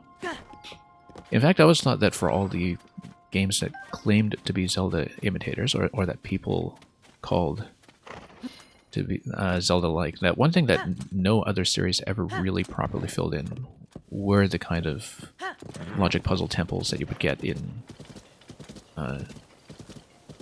those games, especially by the time you got to Twilight Princess or Skyward Sword, where it felt like they'd really kind of completely honed the dungeon design to something that was sort of completely matured.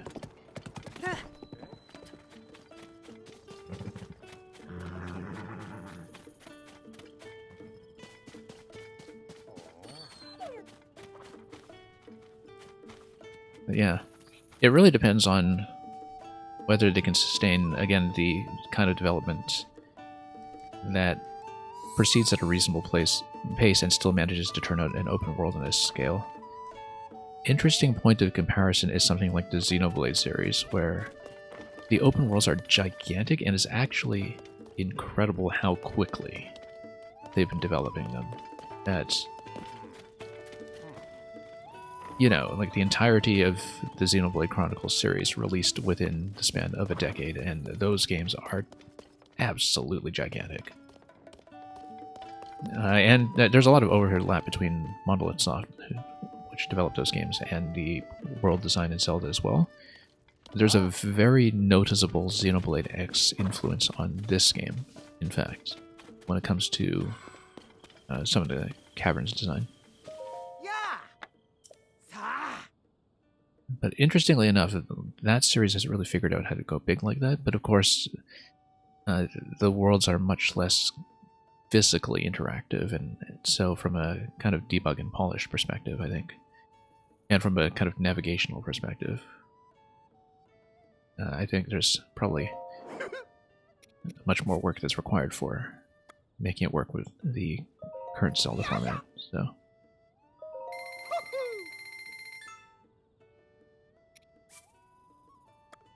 Yeah, it's hard to say in terms of skipping consoles what Nintendo will or won't do anymore, because it's actually stuff like Mario Kart 8 that completely blew that open in terms of whether it even makes sense to think about generations now.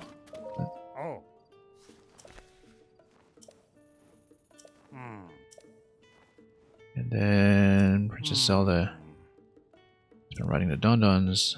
They really do talk up to Dondons, and they weren't really that much of a presence.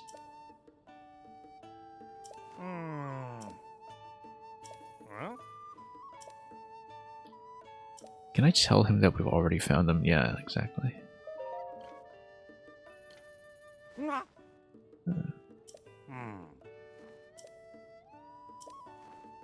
Talk to that caretaker.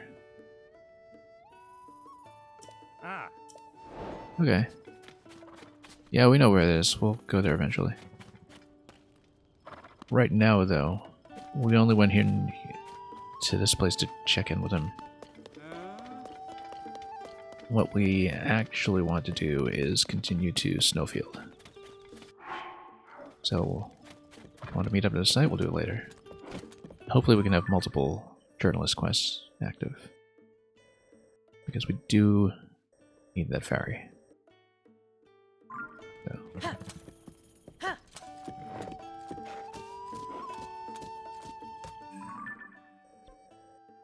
So yeah, we'll see.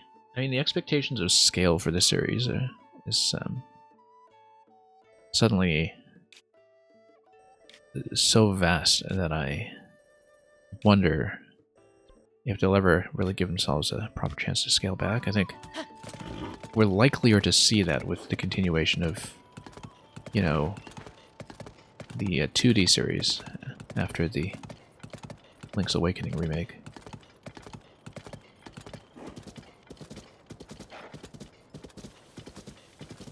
That perhaps the top-down 2D series will continue in some form.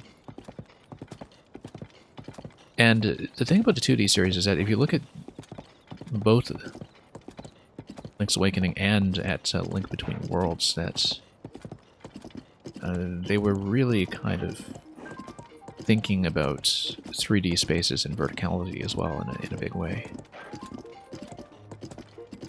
Which was actually the thing that A Link to the Past really contributed to the series in the first place, right? That A Link to the Past was such a huge jump on the original Legend of Zelda because the dungeons felt so multi-layered, where they really committed to this illusion of objects falling between floors and really having to think about how the map was stacked.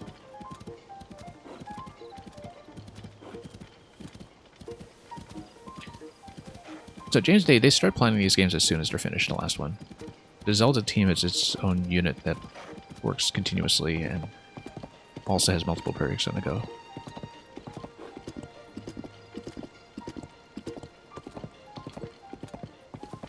Sometimes it takes them a while to nail down the concept that they go with, but yeah, work on Breath of the Wild started very early.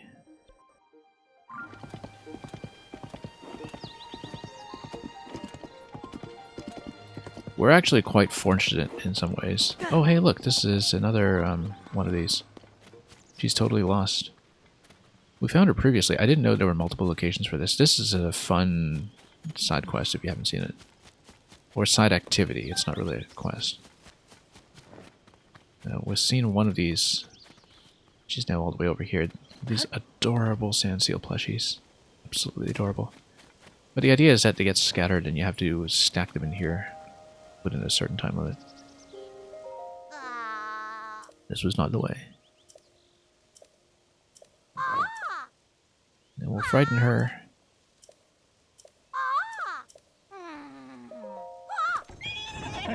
And we'll stack these up all over again.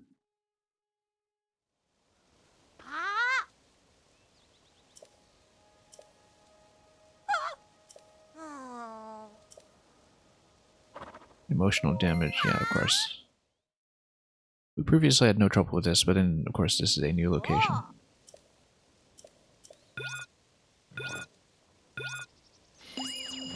So the whole idea behind this is that you can just attach them all together if you're quick, and then stack them at once.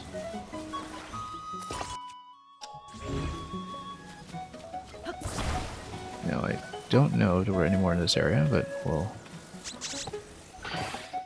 do 4. Then there might be some that are slightly out of the way. And then it's a secondary challenge to do it under a faster time limit. Which we're missing one. Because again, we're just initially scouting this location, so... So yeah, even doing this on our first try, we have over 30 seconds to spare, so I think that benchmark should happen just fine.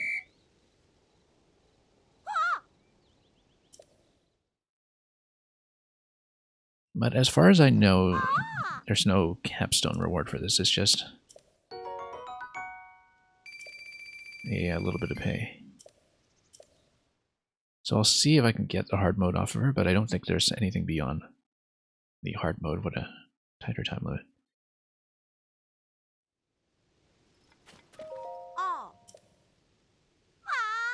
Because we did try the other one 3 times.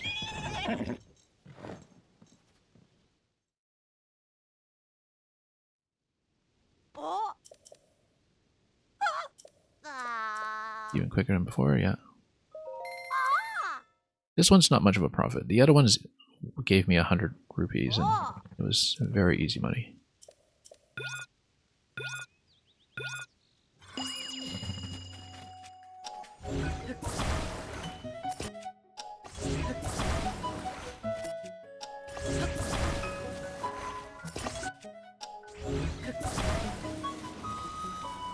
Yeah, we just actually sweep around this area.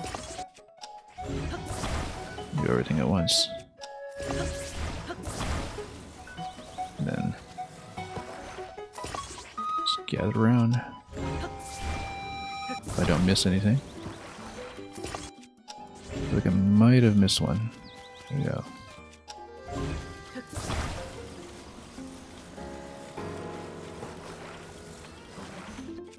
Now, is that all accounted for? I might have missed one. We'll find out. 8. I totally missed one. Where's the other one? Oh, and one fell out. Okay, no, that's good. We can do this again a little more cleanly. Oh yeah, 2 fell out. 3 fell out. Okay, no, we did get them all. It's just that we should have done it in 2 stacks. That's okay. Let's try it again. First time I failed at this. Okay, you do earn back your deposit. We'll try to beat the hard mode, though. I think she just still pays you 50, given that the other one just continued to pay you 100. But we'll try it.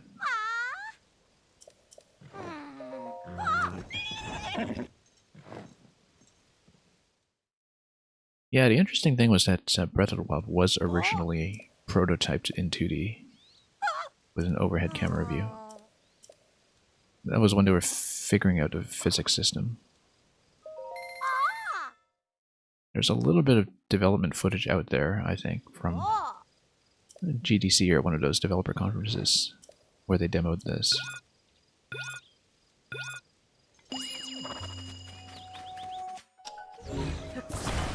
Okay, we'll do them in 2 clusters, it's easier to count.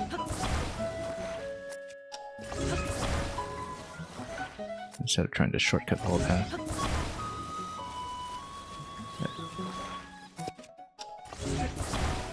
We'll get this group of 5. And then this is always a bit of a pain to do some depth perception here.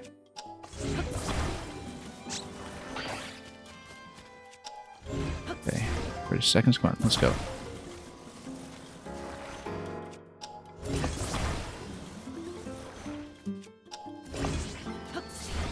Come on, accuracy.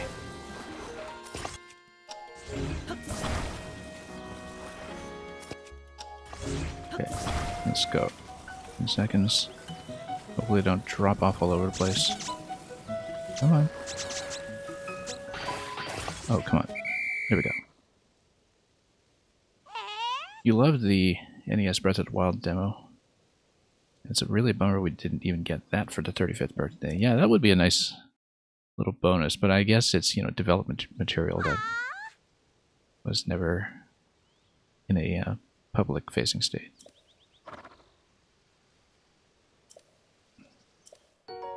I do wish in general that Nintendo were more open about development history and materials, but they basically archive everything and keep it very locked down. Apart from the occasional licensed art book. Anyway, yeah, you just keep getting paid 50 rupees for this, so we won't bother too much. We will, however, So I marked this because this is one of the depths entrances. We're not doing it yet. I want to get over to Snowfield. We have depths entrances for a couple of different regions now that allow me to descend safely in a well.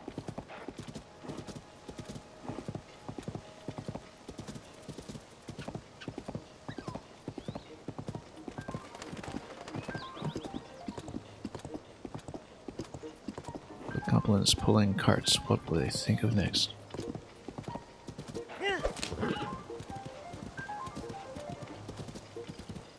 But yeah, I'd like to get the ferry. I'd like to maybe finish the geoglyphs. Did I kill this guy? I feel like I must have. These are consistently so easy that we might as well just check.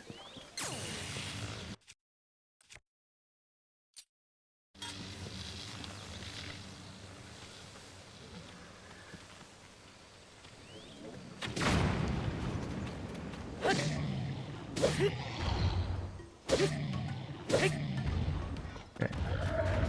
No, we haven't actually. Let's mark the location.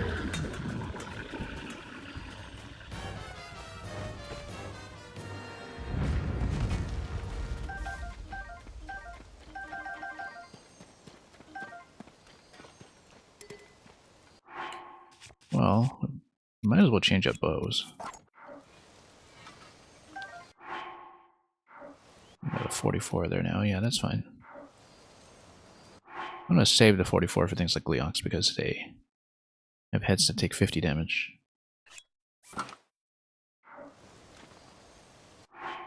And now we're doing for weapons. We're doing alright for weapons. Maybe we'll just attach something on top of the claymore.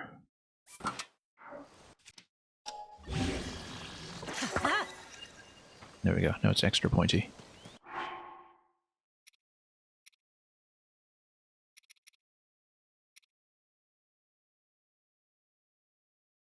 Okay, let's stick with this.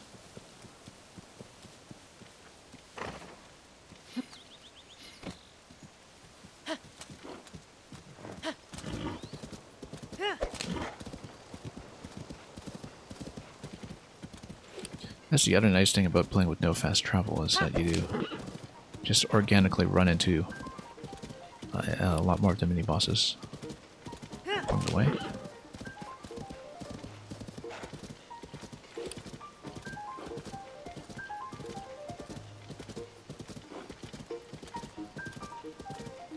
Yeah, we're not going to spend too long on fighting right now, though. We just want to go over to Snowfield, and I believe that needed a trumpet player or something. We don't know yet where that can be found. We may actually have to travel quite a lot between stables to get it done.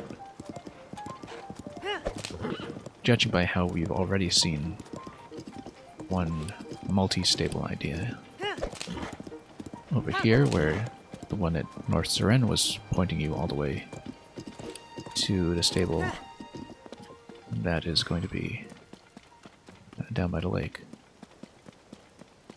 Here for you, even wet. Very wet. Well, let's gauge height here for a moment, because we'll hook something on. And I'll probably attach it.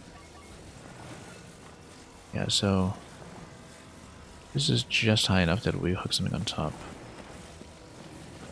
We'll be able to attach some panels on the other side, so let's just do that.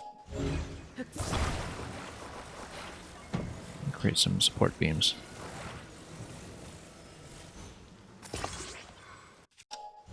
We'll just insert them.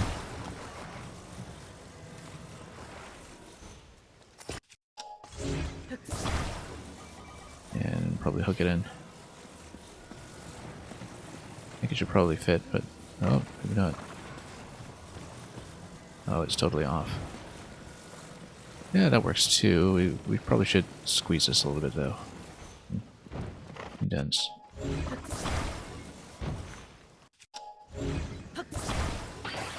Just to get it a little bit sturdier.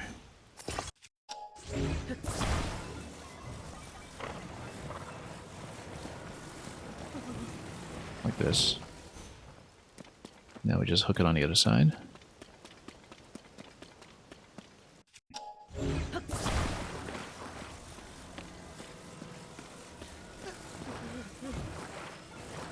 Not. And just,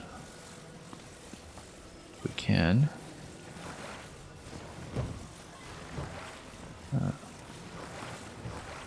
rotate this upwards. Come on. Not quite what I was going for, but okay.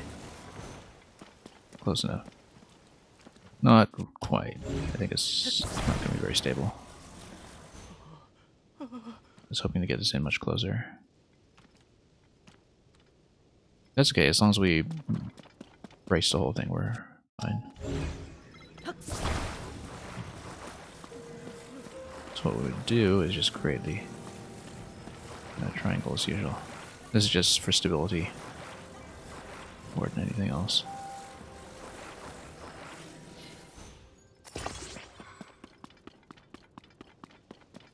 So, definitely a more cost-efficient way to do this, but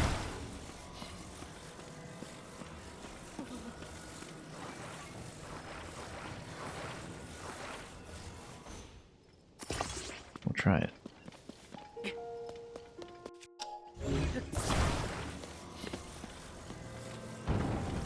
Yeah, we'll just brace this along the diagonal. Yeah, that's not what I was going for. Maybe a little further down. Come on.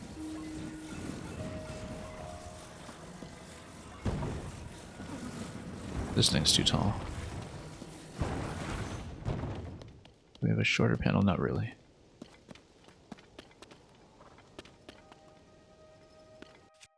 Well, we do need to brace on that side, I think. Let's just take a wheel.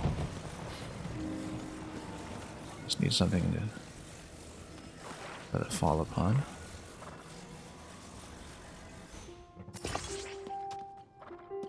Maybe.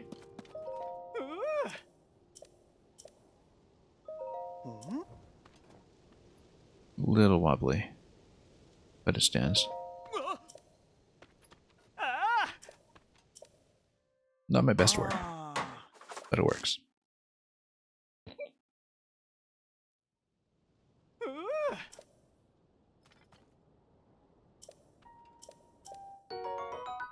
Yeah, some rice balls.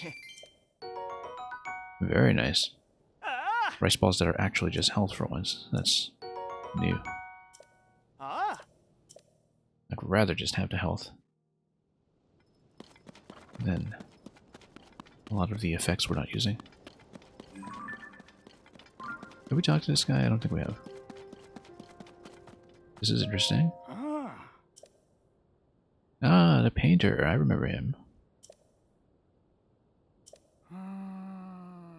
Tiny island floating in the distance. Where is it?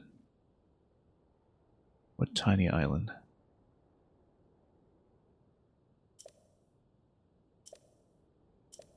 Once the weather clears up a little, well, we might have to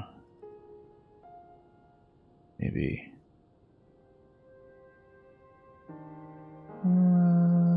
let's see, start a fire and have some time. Are we actually going to start a fire for once in our lives? Maybe. Let's toss some fruit on it.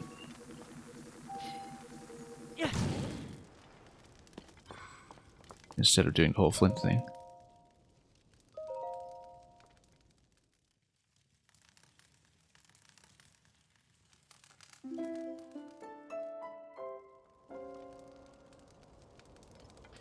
Yeah, I've been getting more and more efficient with... Oh, the painter's gone now. That's too bad.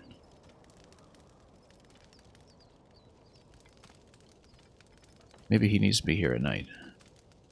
And there's still cloud cover.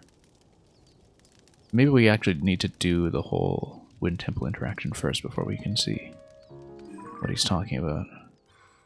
Tiny island with an interesting shape. Could it be this one? It could be one of these. I don't know. And we won't know.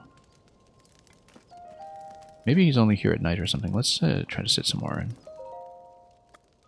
we'll rotate until we see him. And we'll hit Blood Moon again in no time. That's okay.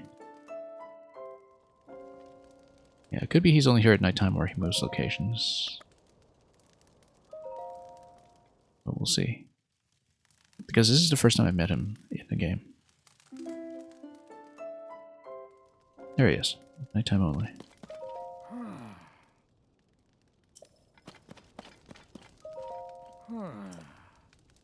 Tiny island.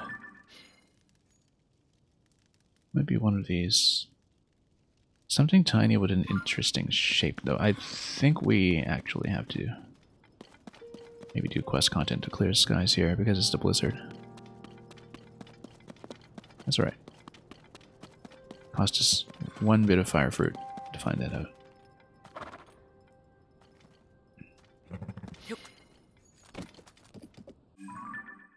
Okay, where to? Snowfield Stable.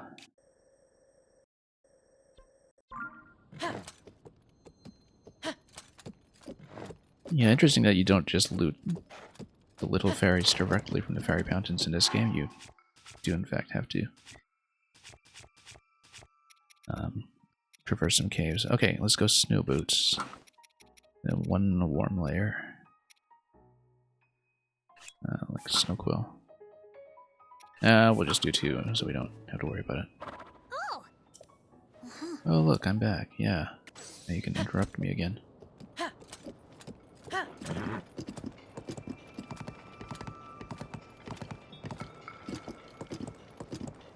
But yeah, this is the fairy that wanted a trumpet player. We have not found a trumpet player yet. There was another one that wanted a flute, and a different stable that pointed me to a flute, which we didn't follow up on. We never see this.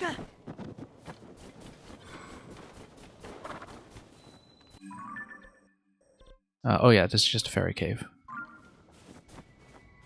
Which is fine, maybe we want some fairies after all. Disencampment. These guys are easy. And we can also go around them.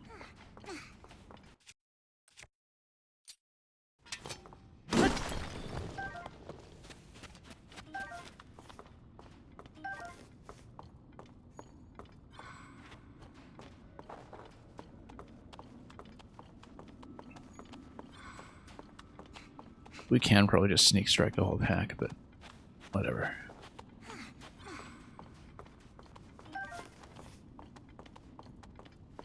I'll just get to the fairies and be done with it. Oops.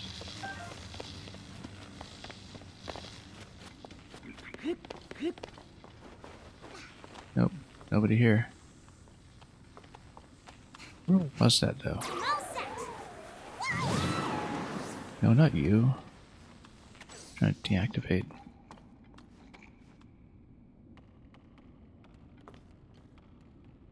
Yeah, you're glad there aren't the bombs from Breath of the Wild. I agree. I love that change, in fact.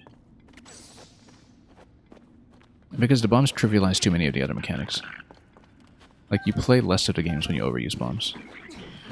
Alright, fine, we activate everybody. That's fine, we'll just run. I only came down here because I wanted to see... I marked it for a reason. I thought this was where you get to the fairy pool. But... that's okay, these guys are easy.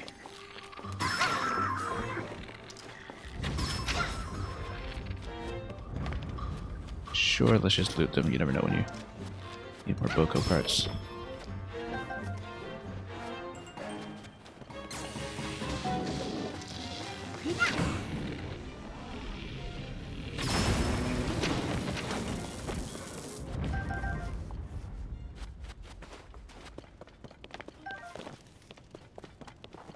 So yeah, that was not so much of a hassle.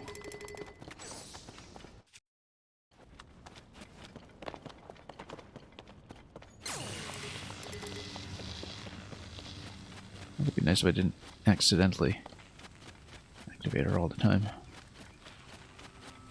I'm glad at least that these overlays, like the lightning, don't lag the game like crazy, the way that Stasis and Magnesis did. when Breath of the Wild was first released, where the frame rate would just slow to a crawl before they patched it up.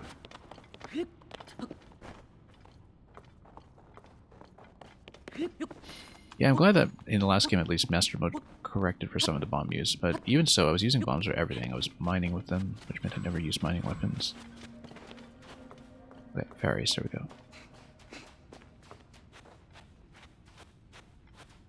I was using them for absolutely everything. I was cutting down trees with them, so we never had to use axes to cut down trees. They were just this all-purpose infinite tool in a game that otherwise constrained you by durability, right? So, I mean, it was fun alternating between square bombs and round bombs and finding all kinds of neat techniques with that, but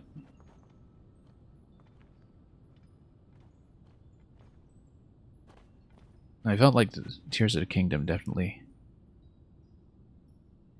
revisited a lot of mechanics from Breath of the Wild to make them feel more synergistic and less mutually contradictory or redundant.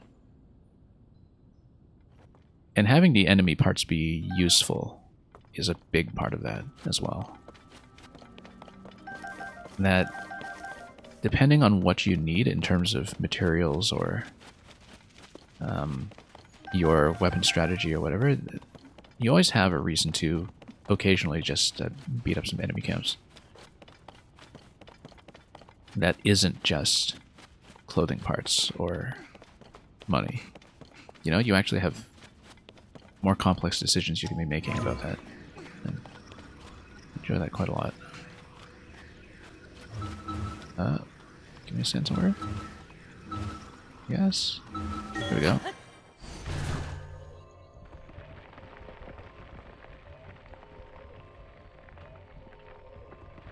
Yeah, I feel like I'm seeing more of the game when there are fewer mechanics like that that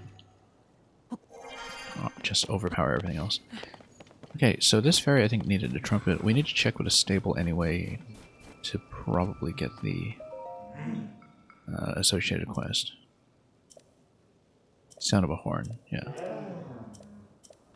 So we need to find a horn. And stable is down here. So let's do that.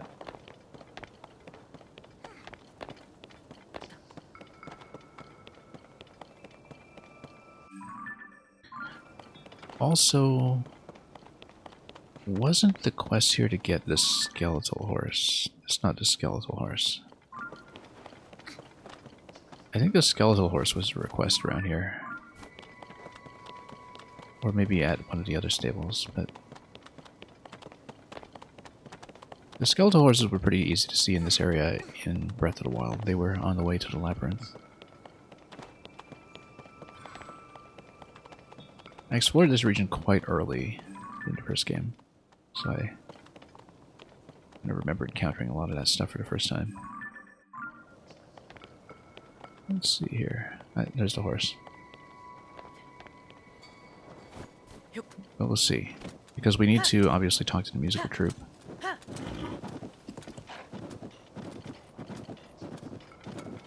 Might be some kind of prescribed order to it, but we'll find out what to do.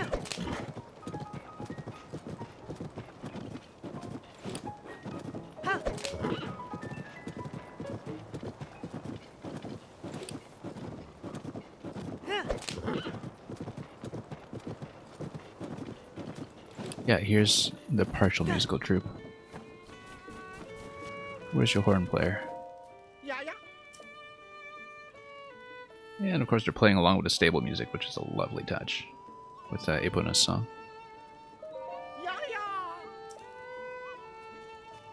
When it came out, you finally watched a Mario movie? Yeah. Well, like I said, I was very happy with it. Eustace's horn. But where's Eustace? Tabantha Bridge Stable. Who heard the horn? Yeah, we can do that. We want to go down there anyway. So, Tabantha Bridge is Oh, we actually haven't found it in this game. This is a stable I do remember from the first game. It is way down here somewhere, over the big canyon, like along one of the borders.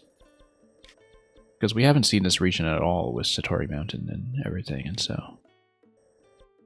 if that looks like it's the way to do the ferry, I guess we now have our objective. There's also the outskirts stable ferry over here that we can check. And, yeah, because it'll be across the big suspension bridge that's sort of in this area. And so we might have a bit of a long ride ahead of us.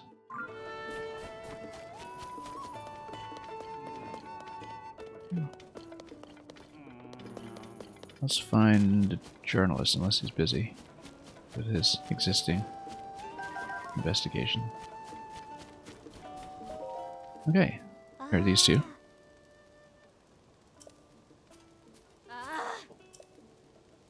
And what happened to their tent? Let's see. I thought we helped them already.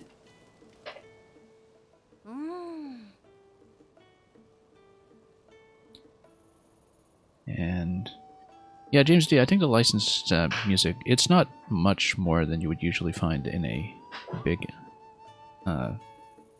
animated blockbuster film.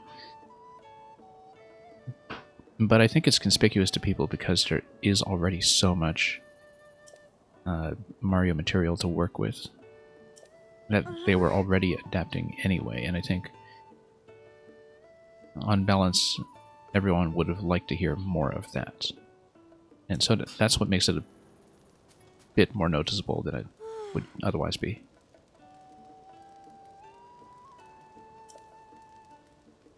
Chase off the monsters. Yeah, we can do that. Did I already do this? Yes, I did.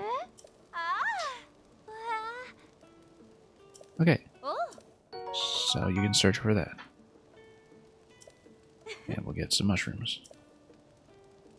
A haven of mushrooms. Vapors drift over stern at a basin near a pond in Hebra. At the source of steam lies a mushroom haven.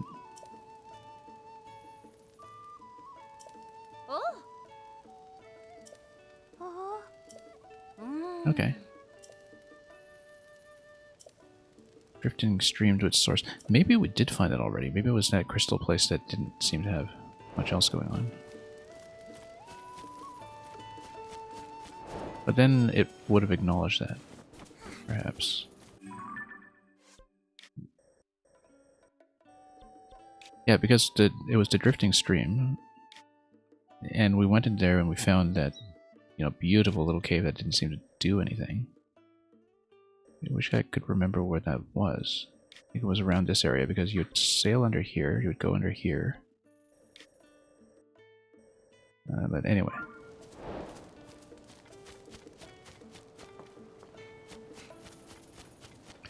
Yeah, when it came out, I've heard that the music situation is actually different in a Japanese cut, but I've not verified that. That they either use a different track or had the cue that was originally composed for that in the soundtrack. I'm not clear on that. It's just something I heard from somebody else who was aware of the localization.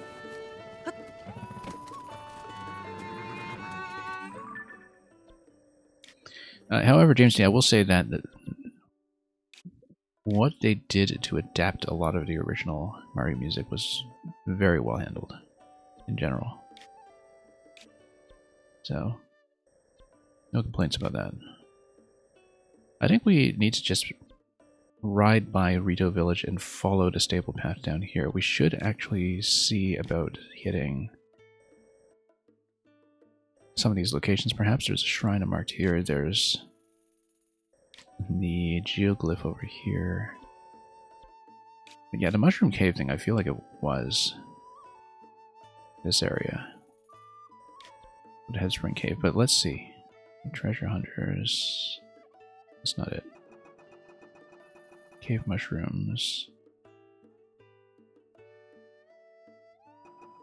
Yeah, they're going to the north. I feel like this is something I found. But we'll see. I mean, we'll be back here some more in time. Because it sounds kind of like it's a spot that I've been to already, but...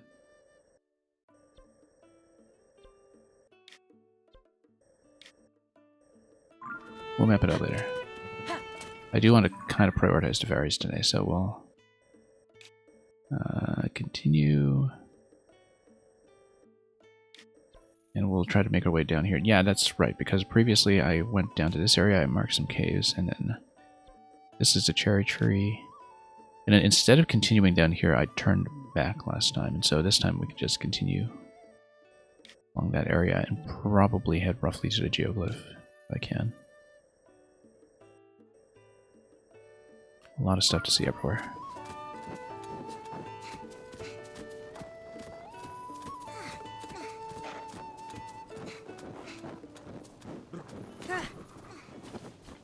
Let's buy more arrows. We can always use more arrows.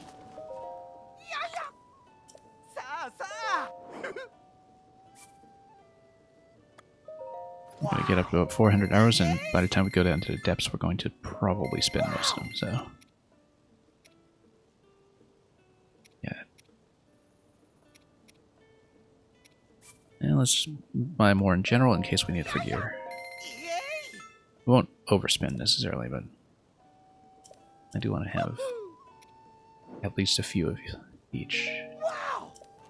I feel like maybe those expensive tireless frogs will be relevant once we get a little further in the gear unlocks.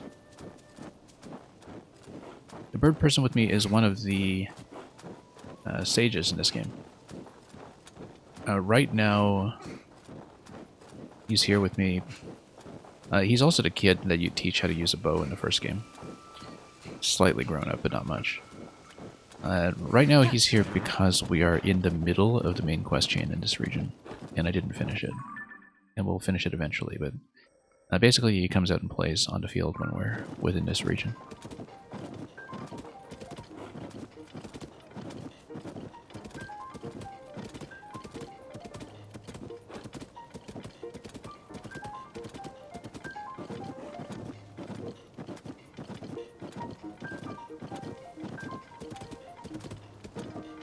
Yeah.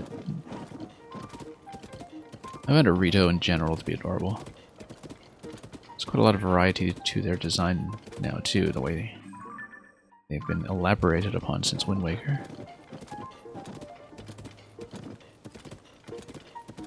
As somebody who's a big Wind Waker fan, it was kind of a huge moment for me to find Rito Village for the first time in Breath of the Wild, because I think I actually didn't know they were in the game when I first played it. And so, do we want to go down here? Let's scout. I don't know if I can really ride over to this path. I might not be able to. Now, here's the problem with crossing the border here, is that he's going to bug me like crazy. Yeah, you got a snowball spot. Oh, this was the snowball game in the last game, except now it's a total wreck of a shack. Yeah, this was the previous snowball game.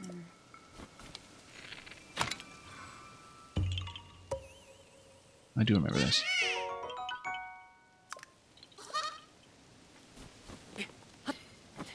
Yeah, and you got constructs there. Constructs are always fun to fight, but and fun to loot. Alright, we get it. That's the problem with being right on the border with this guy, is that... oh, these are easy. I bet you can just toss snowballs at them, in fact.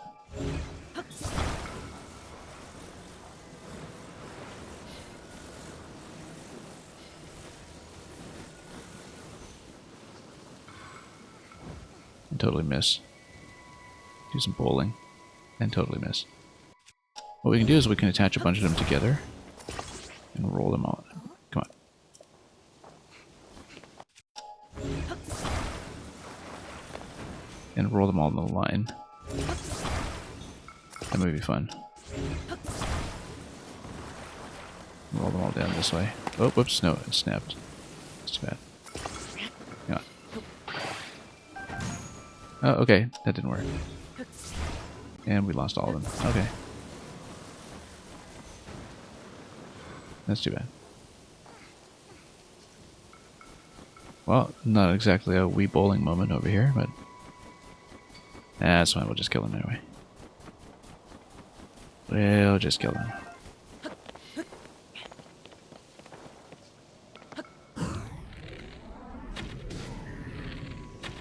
And they're weak, which is why they would have died to single snowballs. We really wanted to bowl them that way. There we go.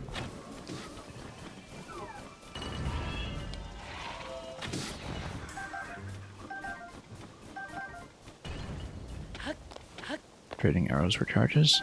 Sounds good to me.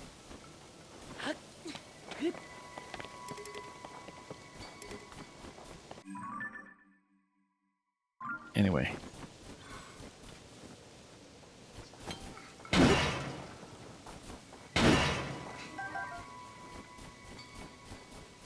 Well, we're down here now. My horse is up there, but we can check this area for a little bit. It's weird seeing my map. Oh, because I didn't map anything? Yeah, because we just never picked up the mapping device. I don't particularly miss it. The one early game thing that I, again, feel like I missed is Hestu and inventory expansions. Because, you know, it would have been nice to just spin my Koroks and have tons of slots. So we're not just constantly leaving weapons on the ground. Or making decisions about whether to replace a boulder or anything like that. I think we should go back up and ride over to Dorito Village again and once again have Tulin say hi.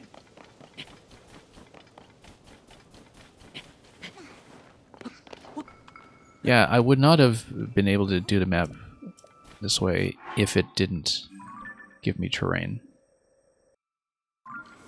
But luckily, unlike Breath of the Wild, first of all, it gives me terrain, and secondly, it still lets me mark the names of locations that I discover. I feel like the map system is actually very reasonable for somebody who's just not hitting the towers.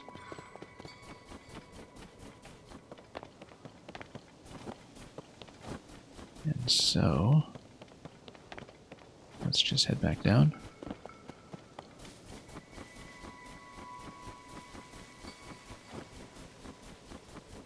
Yeah, I might do a second session at a regular time. It might be shorter than usual. This week I just managed to take a bit of extra time to play more Zelda. So it might actually be realistic to get this done. Oh, we did this one already.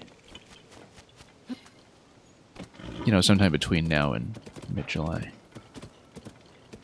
I'm expecting to take a bit of a streaming break in July for various reasons. And so I wanted to get this done. Or some definition of done between now and then.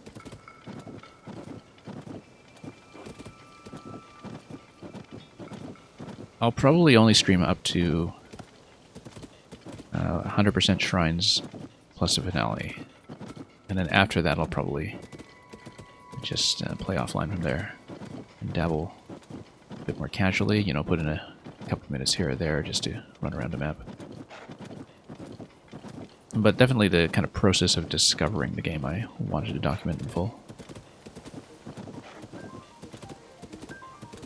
But the idea is that I was hoping to get this done by July, and then I may be offline for a bit, and then there will of course be Pikmin 4 after that as the next big event. And I've got a lot of backlog from earlier this year as well, because Fire Emblem took much longer than I expected, and so there were a lot of things I didn't end up playing that I originally intended to.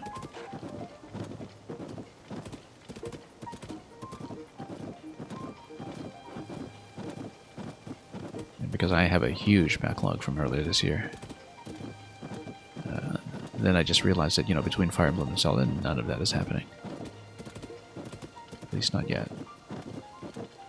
Now, I think the Lucky Clover Gazette, the head office here, I don't know if anything is different about it now that we've actually done a few things. We'll find out. Or do we have archival access to their newspapers or anything like that?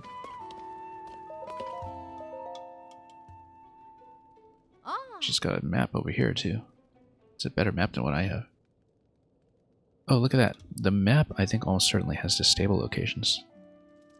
Luckily, we know the stable locations from the last game, but I can see what I've missed. And he should be canvassing a Dueling Peak stable.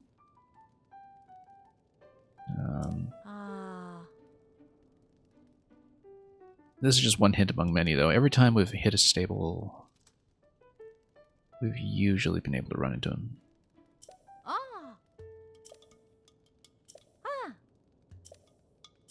But yeah, we actually haven't been to the Dueling Peaks in this game, so let's see if we can zoom in on a map or something and take a look. Yeah, because the Tabanta Bridge stable that we're missing.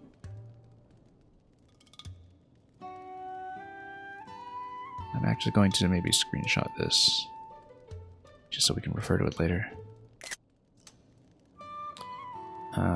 But yeah, we have the Akala and Foothill stables over to the northeast and Woodland. We're missing Dueling Peaks. Let me take a look at the map.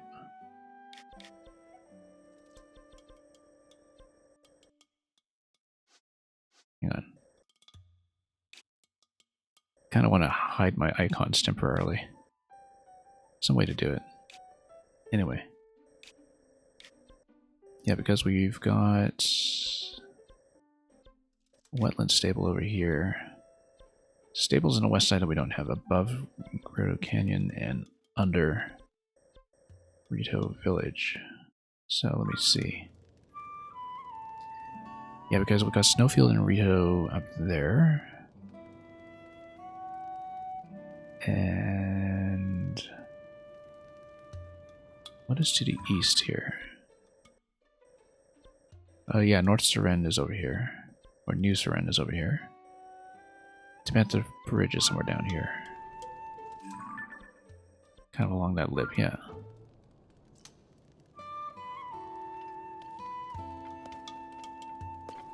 And yeah, I did take a switch screenshot. We found maps in this game previously, maps of all the geoglyphs and all the Yiga locations and such, and I took shots of those as well.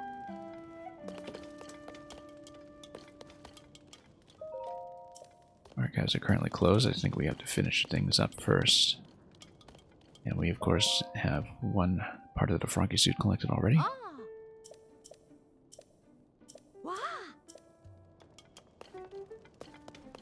Yeah, so we're missing Tabanta Bridge and Dueling Peaks. Probably another stable close to Dino Village as well.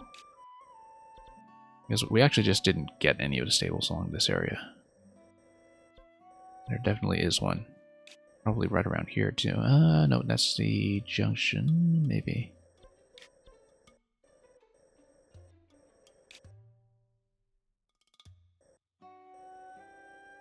Yeah, because this is the Dueling Peaks area, in fact. This whole area here. If I remember my geography accurately.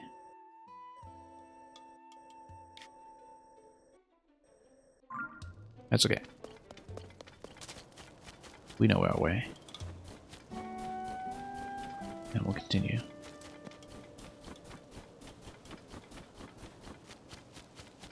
Bridge here is still out. That's okay.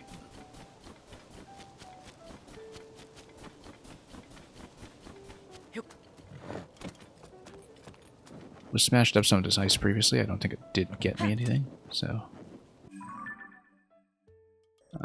We will. Yeah, there wasn't any kind of well in this area, though. That did strike me as conspicuous, unless we just missed it.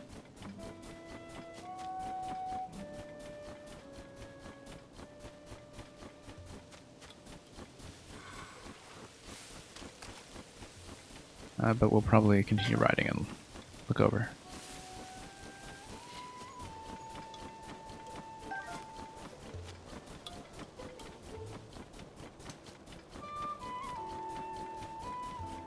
Yeah, given the fairy fountains are next to stables and so are shrines that are readily visible, I expect that was what was going on. Anyway, let's just continue taking this road.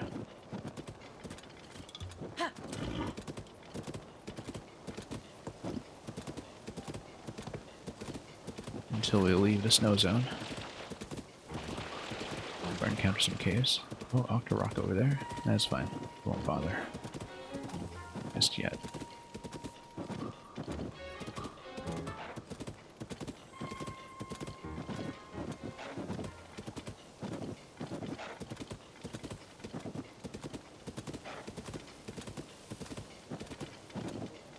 Yeah, look at that. Another what are these? You have my support? Yeah, well, as soon as we get some construction pieces, I think you're probably supposed to knock down some trees around here.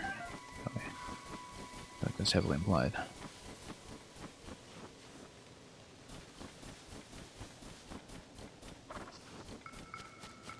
Due to the lack of other construction materials. And the question is, do I have something I can use to chop? Yeah, I guess I have the double sword. Also, what's this? This is a Korok.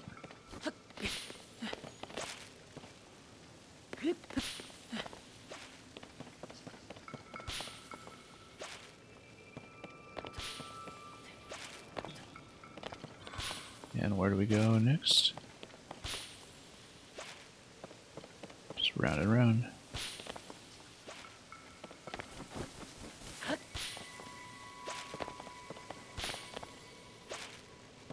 There we are.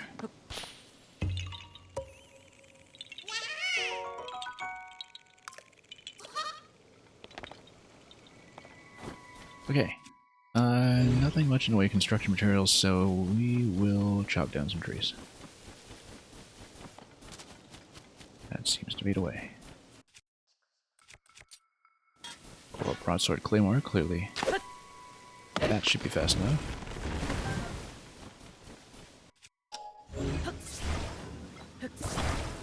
I don't think this quite inserts. But we can try it. Not quite, although I just completely missed depth perception once again.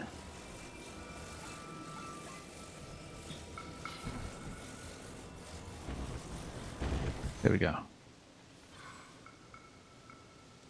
You probably want to stabilize it below as well, but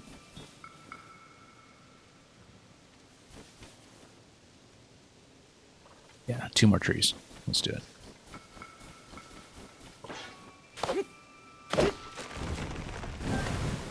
So I don't think it'll stand by itself. From past experience, we do in fact need to brace it. Huh?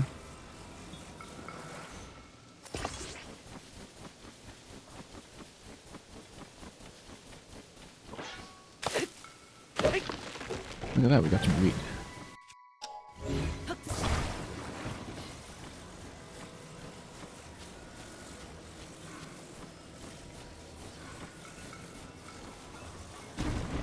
Depending on which way this is falling, we might have to complete the triangle here. Yeah, we can try it. Nah, let's be safe. I don't want to have to put the whole thing back in if we miss.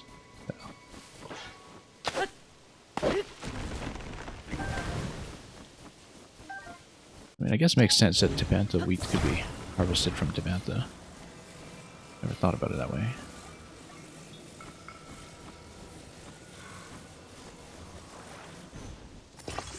That was not quite right.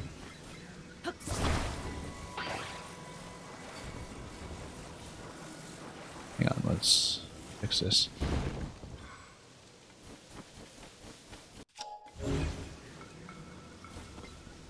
Not really standing anymore.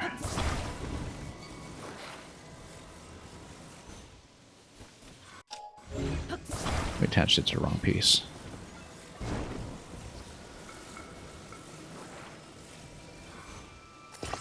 A little better.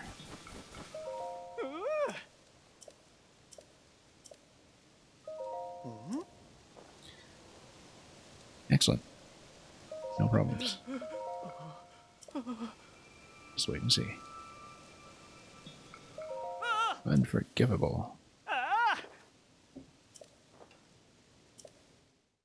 Yeah.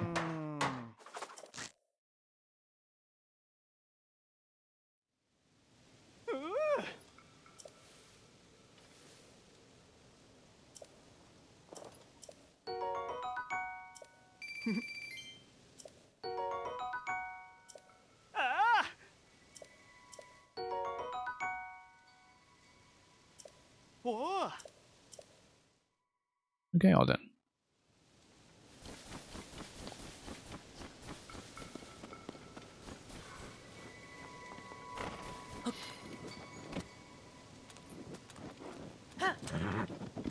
Let's keep going. Probably missing a lot of content around here since we're blasting through it. But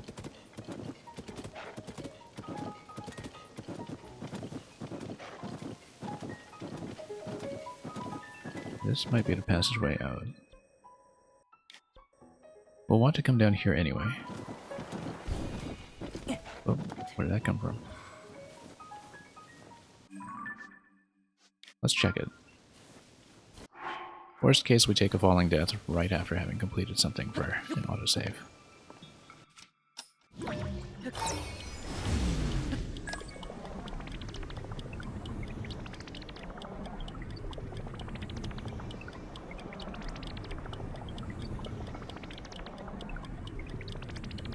Don't think it's going to quite take me far enough.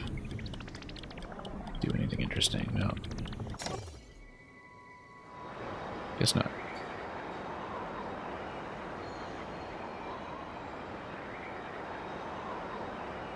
We can scout with it now. Roughly.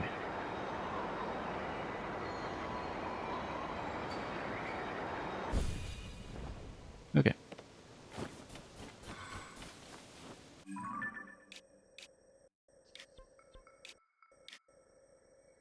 Yeah, we should see... there are caves this way. If I had marked them accurately.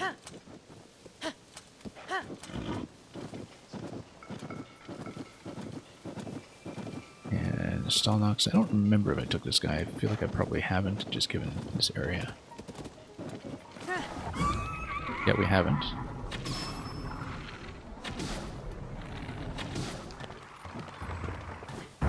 And let's smack with something. Was it blade maybe?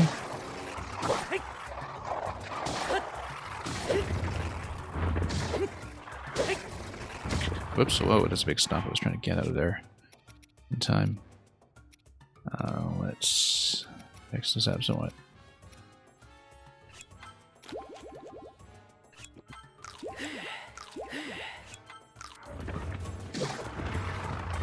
That's okay.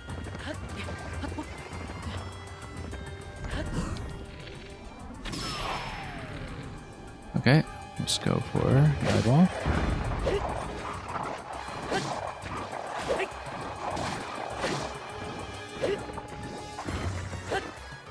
Okay, up again.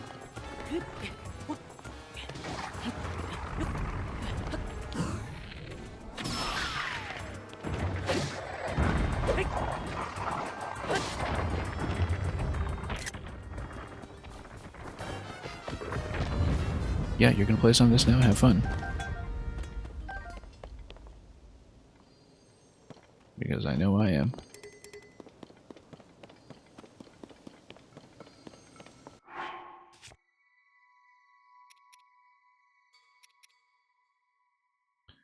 I think our current weapon set's fine.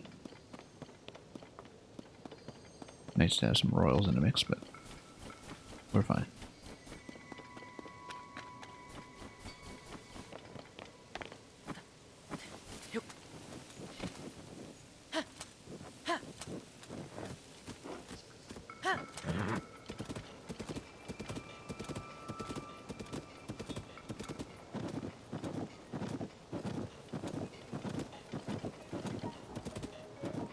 Now, where are we relative to the star? Okay, so we should look for a cave in this area.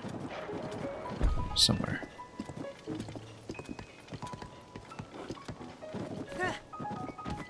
Let's just take a look here first.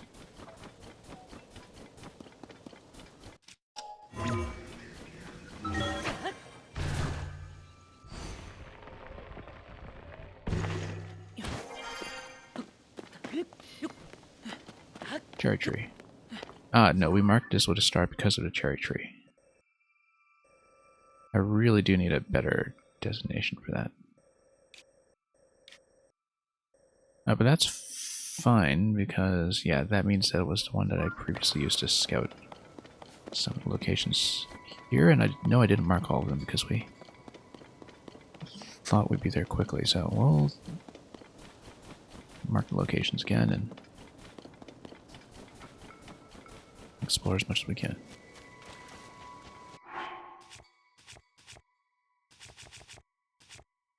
Considering we've kind of crossed the map back and forth since we were last here, it feels like we're back after only a very short time away. Seems like we were just here a few days ago.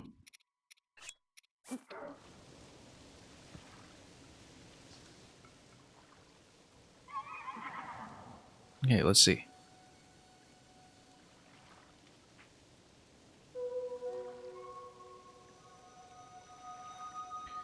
I really do need a better way of marking these locations. Maybe with a bow or something, since we never used a bow marker. In fact, let's do that. Oh, there is no bow snap. Everything else is redundant, though. Yeah, we'll just leave it on a star. No wonder we chose the star. Anyway, we're seeing a lot of the caves on this side. We actually specifically went back to clear those, so... in this direction... we're seeing most things. Let me try to mark these and see which one we're missing.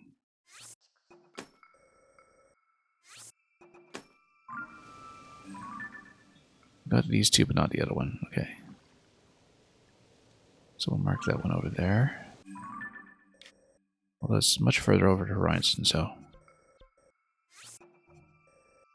maybe it is something we've seen. So for example, if you marked this, I wonder if that would line up. It wouldn't. Alright, then let's try to accurately... oh, can't place a pin there. Whoops, nope. You know, that's so inaccurate.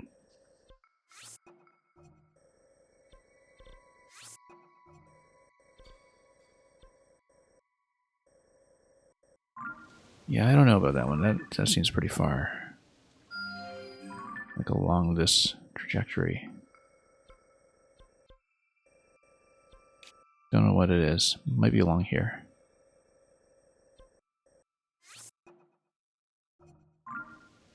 Seems totally inaccurate, though.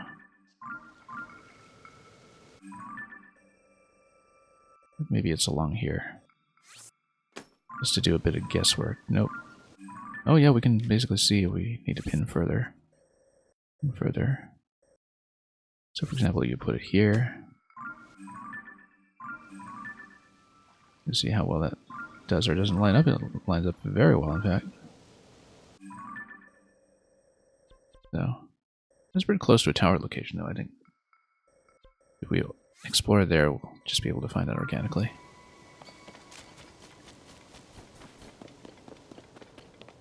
Anything on this side? Ah, these are ones we wanted to explore pretty much immediately. We'll just go now while they're active. Not worry so much about the markers.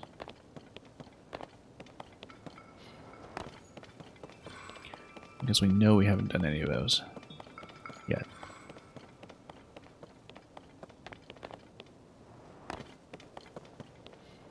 Oh. That's fine.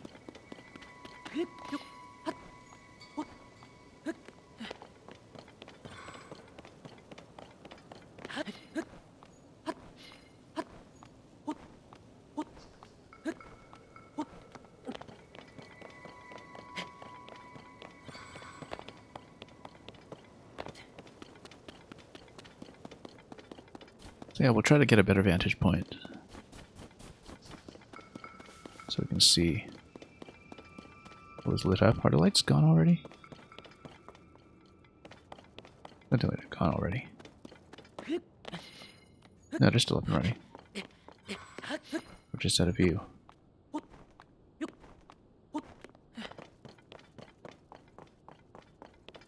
Yeah, because they're down below. So we'll just continue following this side until we can see some of them before the light comes up. And we know we're looking for a total of about 3 entrances in this area. So this is in the territory that we have not charted in this game yet. Because we just haven't been up to those mountains. There is something down below as well, probably. Yeah, here we are. Much better view of what's going on. In fact, it allows me to more accurately tag. Last one over there as well. Okay, good. 3 caverns over here. And one much further that will try to tag accurately over here. Where is that? It's not that far, actually.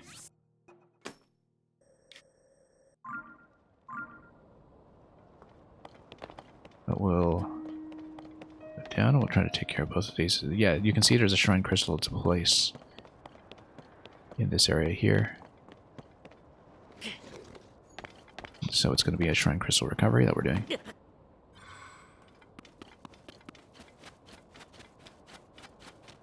So we'll see what's what. Looks like it's 2 entrances.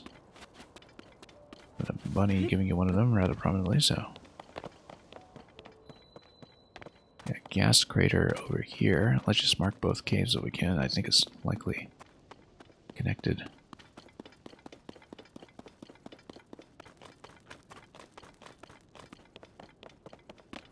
Might be the same thing. If we unlock this, that is, which we will.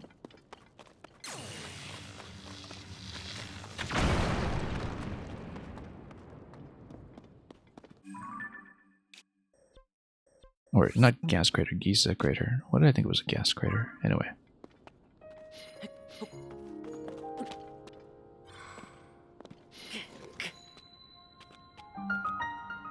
Giza crater cave, yeah.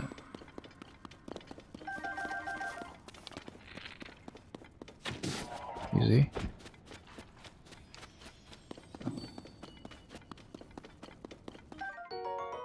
We'll get a bit of mining down. And then we'll be looking for the way to get a shrine crystal back up.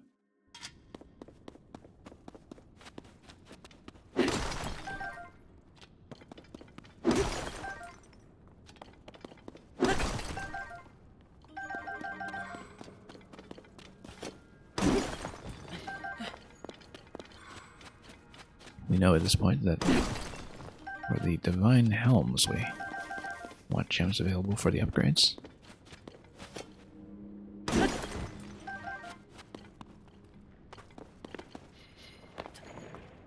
Shrine crystals over here, we just need to take care of all the ice likes.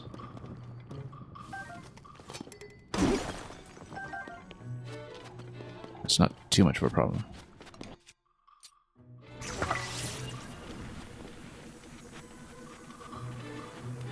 as long as we know how to escort it back out.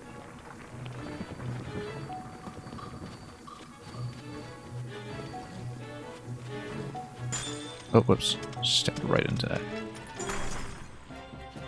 Bit of a mistake. That's okay. Oh, and we should take care of these guys first just to reduce complication.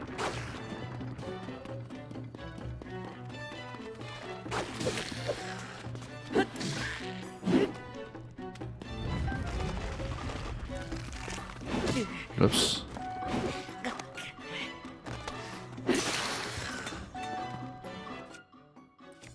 Yeah, let's just tap this with something.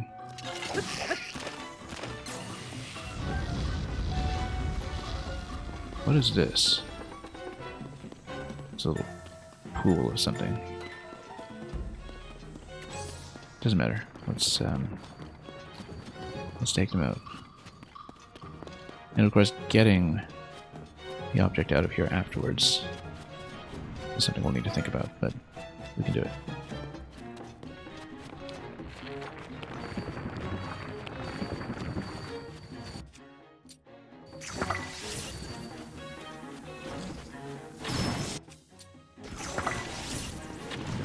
Oops. And sure. That'll be nice and easy. No issues. Maybe we'll even get some weapon loot. Who knows?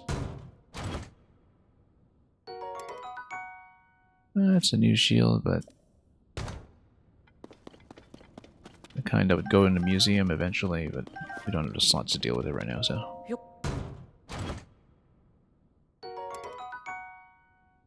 Same with the Falcon Bow, for that matter. 21 on the Falcon Bow. Fire rate is okay. What we really need is range. On the Gerudo bows, eventually. Anyway, we're probably supposed to set this up somehow. I can think of a number of ways to do it. Hover stones, for instance. Might be easier to take it up the other passage, but we'll see about that.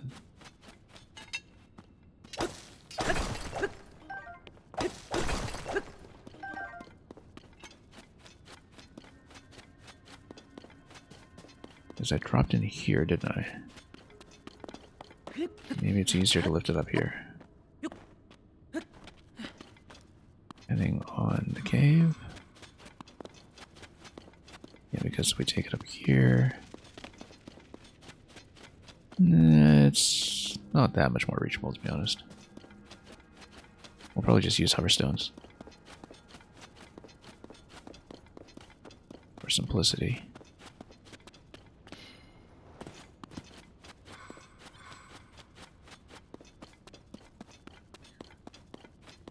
Maybe there's a more standard way to do this, but we don't care.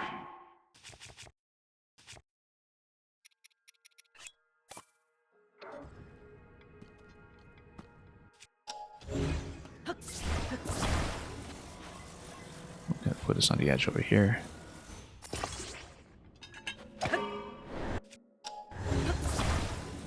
This is as high up as possible.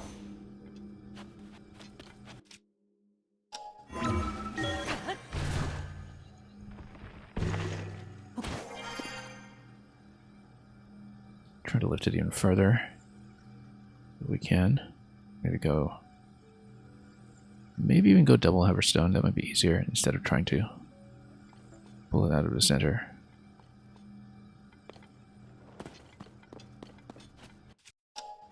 We'll see, because I bet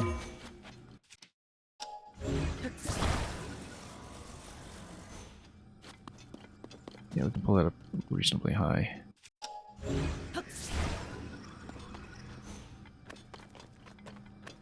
I think we want a second one. These are cheap.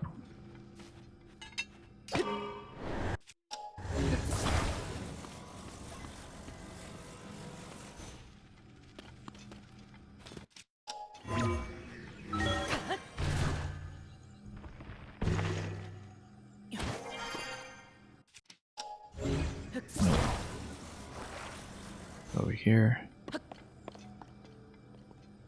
then lift it again. Might be an easier way to do it, but that's alright.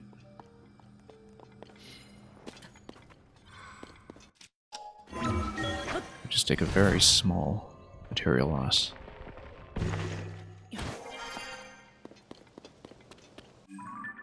And Crater Cave with both entrances. It's all connected, so at this point we just have this. Doesn't even matter actually if we run out of battery because we're going to enter the shrine anyway.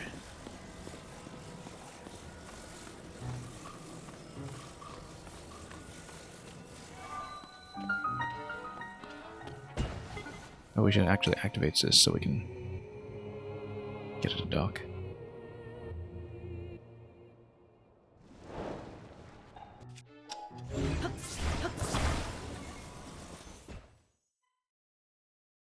Another one.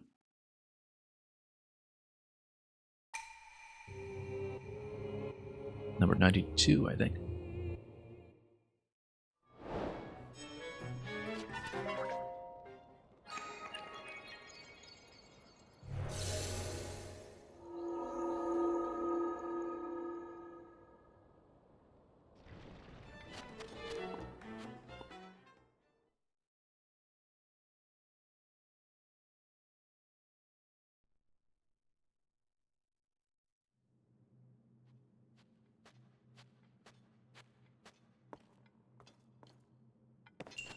And mission has been accomplished, so we'll loot something decent.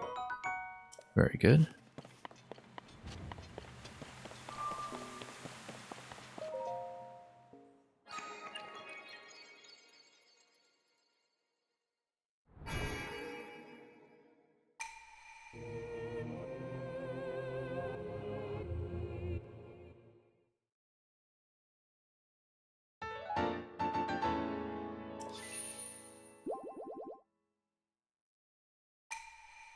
And that's another one down.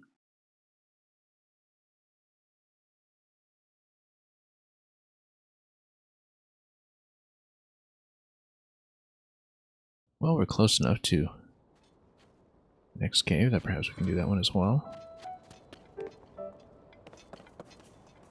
It is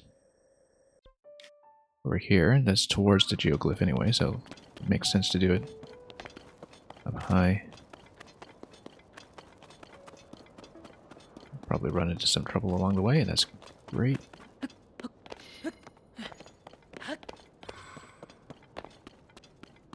Totally lost track of my horse, that's okay. We'll be doing enough climbing that it makes sense to leave it for the moment. And just recover it at the next stable if we can.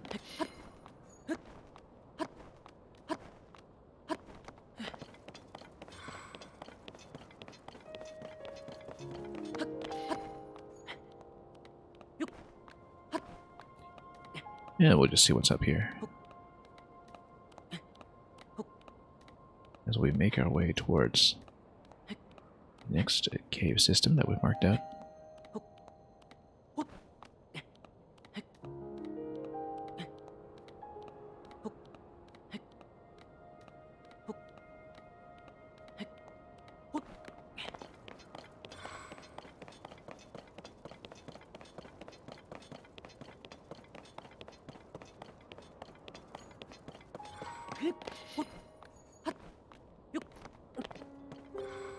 Oh, there's an interesting little green over here. I guess we'll explore it.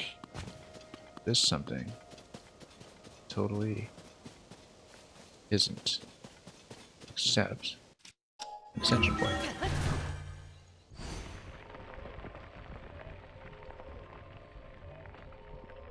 Yeah.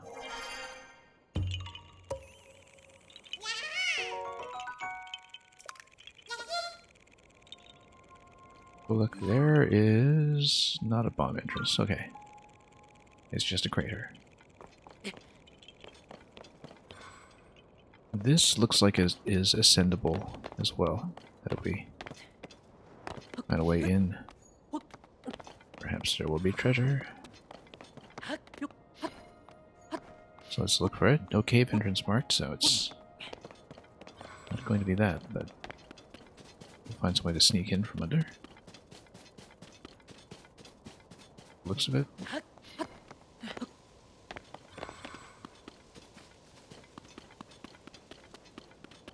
Oh, there we go. Time bomb. Yeah, we'll...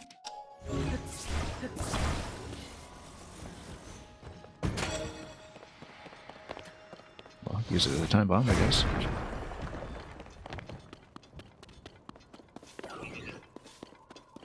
And somebody's upstairs. That's fine. We'll find him.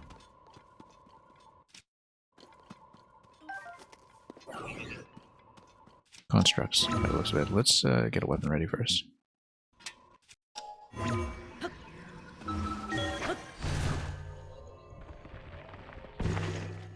And, oh yeah, just...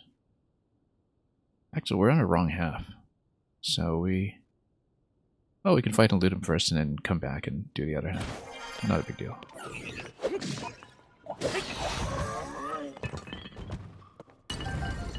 Then we'll just wrap around and we'll do it again. We have a little Zonite sword here. Not very mighty.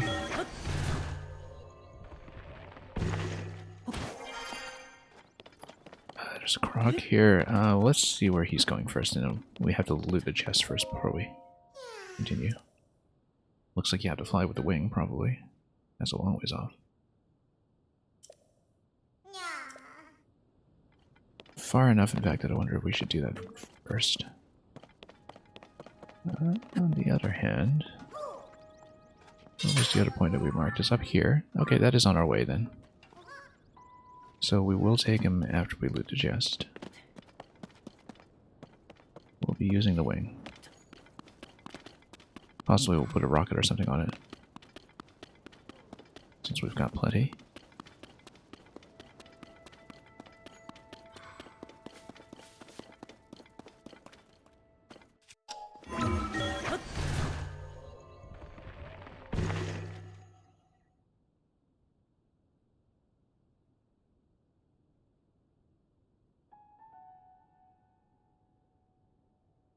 Nope, wrong house still.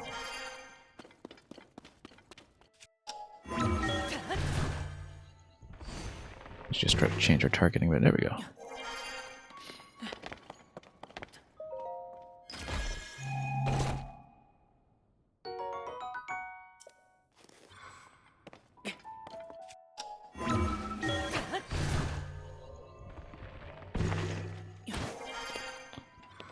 Okay, now let's send him over to the smoke.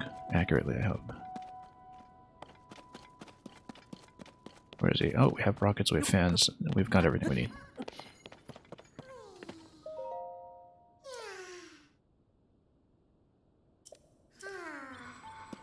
The fan might even be overkill, but I'll try it.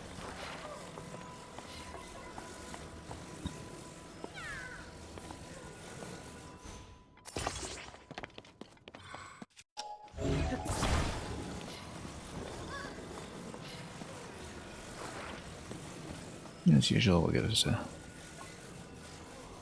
launch. Totally get smoked by the rocket burnout. We should put it under our nose.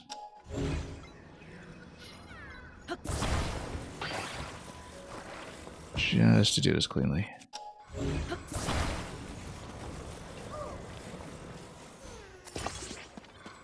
We got it.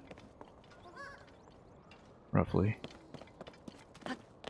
As long as the launch is accurate.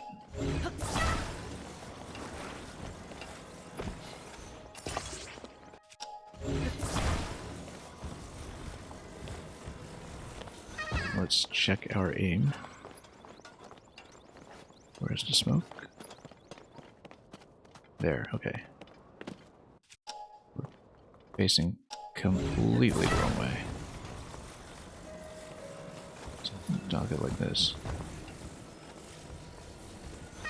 Can we? Yeah. It's going to be pretty much a straight dive anyway, so I'll just give it a tap. Straight down.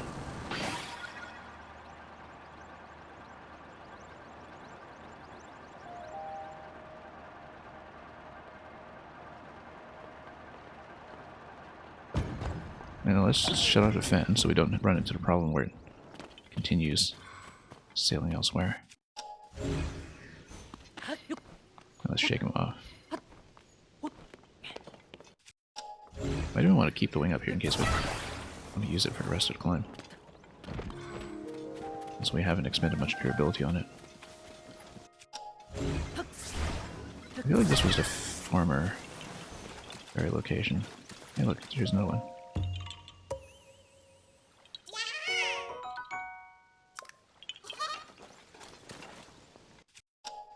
Yeah, I think this is where the Great Ferry used to hang out in the last game.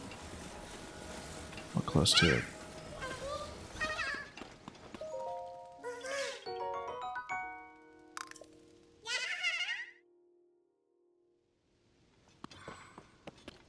Alright.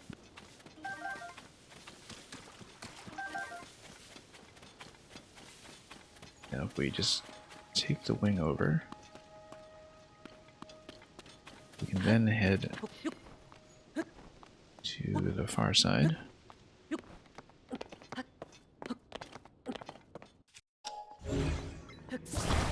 I don't foresee we'll run into expiry problems, but you know, I can always be wrong. So, try to take this up the slope somehow. Without outright losing it.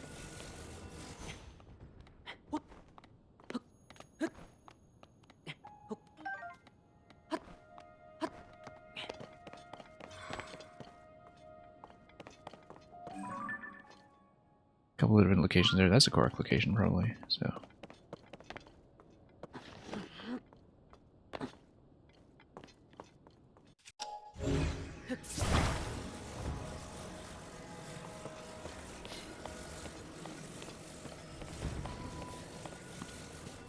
It would make sense to go up and then down. Yeah, that little pile of leaves there, that's a correct location. For sure. But we'll just mark it. It's easy to remember. Let's try to gain some elevation here. Just go cliff to cliff. Oh look, there's a geoglyph over there in fact.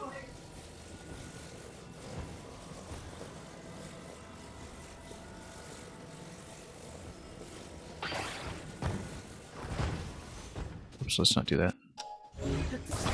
Now, I don't know if it'll make that distance over to the geoglyph, though.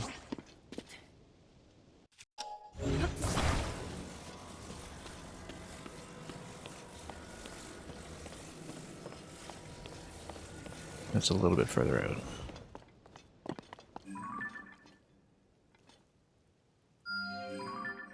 So, yeah, now we have a very accurate pointer on it. Given the difficulty climbing in the rain, though... Yeah, we'll just go up here immediately. Gain as much elevation as we can. Also, let's check this rock.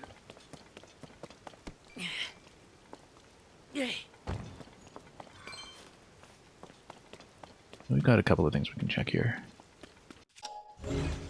Basically.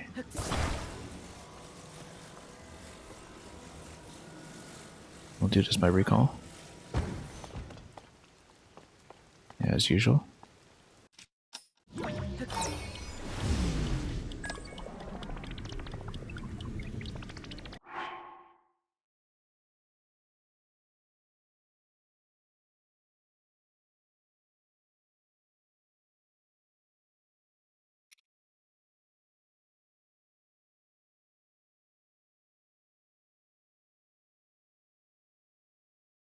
Sorry, just need to take care of one thing.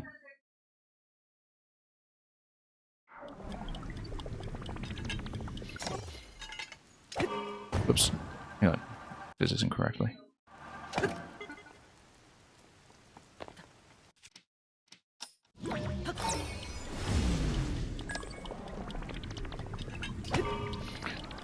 Hang on. Let's do this again. Let's do this again. We probably are wearing down to... No, wrong input. We probably are wearing down the durability on this now.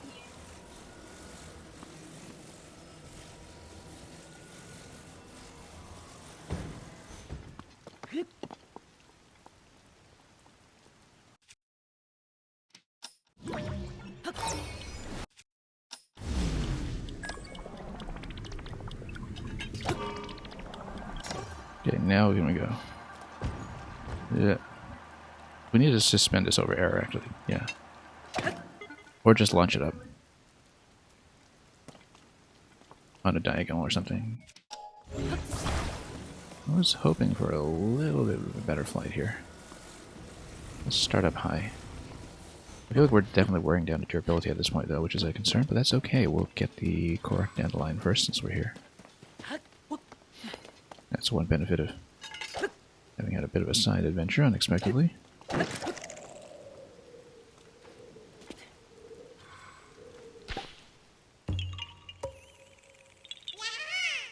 Yeah, haha.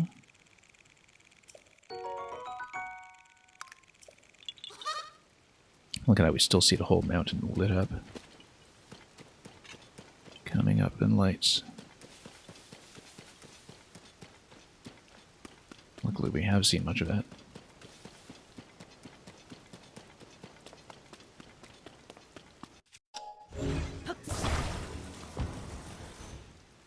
At this point it might make sense to just attach a rocket. Depending on how much or how little lift we can get.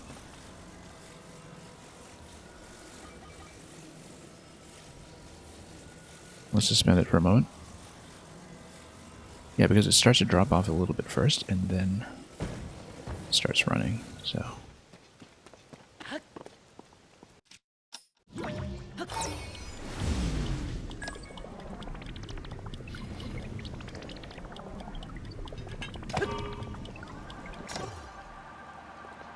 Come on, let's go. Much better. Oh, it's totally weighed down.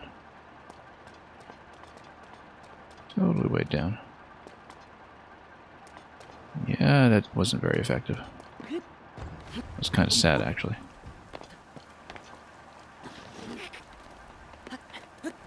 That didn't get me anywhere at all. That's okay. The wing's going to expire on this one. Get out. Just shut it off. Shut it off. Oh, except I'm slipping now.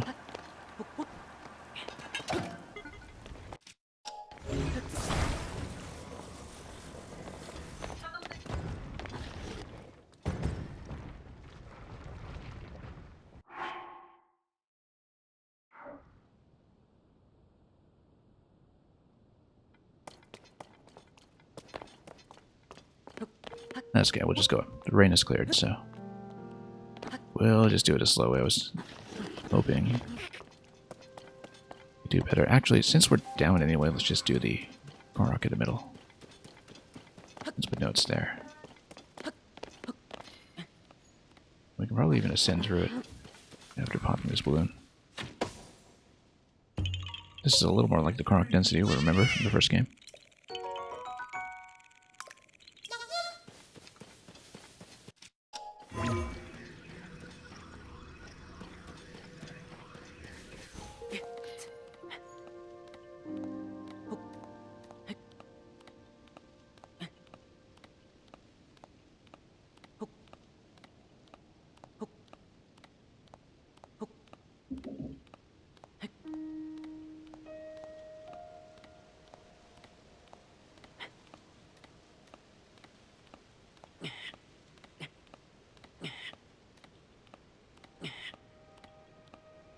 Anyway, plenty of stamina bars to work with here. Let's just burst our way upstairs.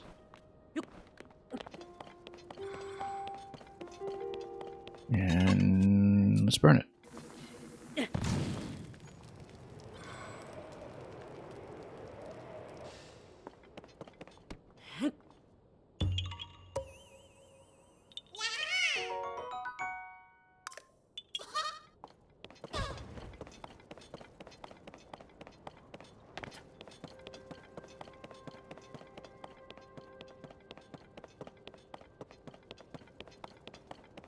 find a safe way to descend.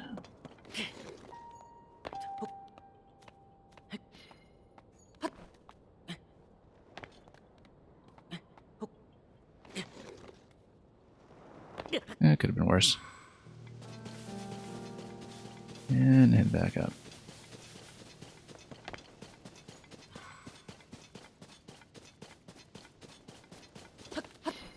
So we'll probably check whatever tunnel this is and then proceed to the geoglyph after that, and then we'll see. Mail 64, it has been forever, mostly because I've been playing this instead of running the maker queue.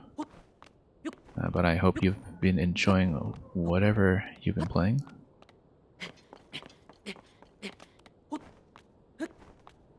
And yeah, this is a very rare streaming time for me, but I've been trying to cram in as much extra Zelda as possible so we can have a realistic chance of getting it done sometime this year. Ancient columns.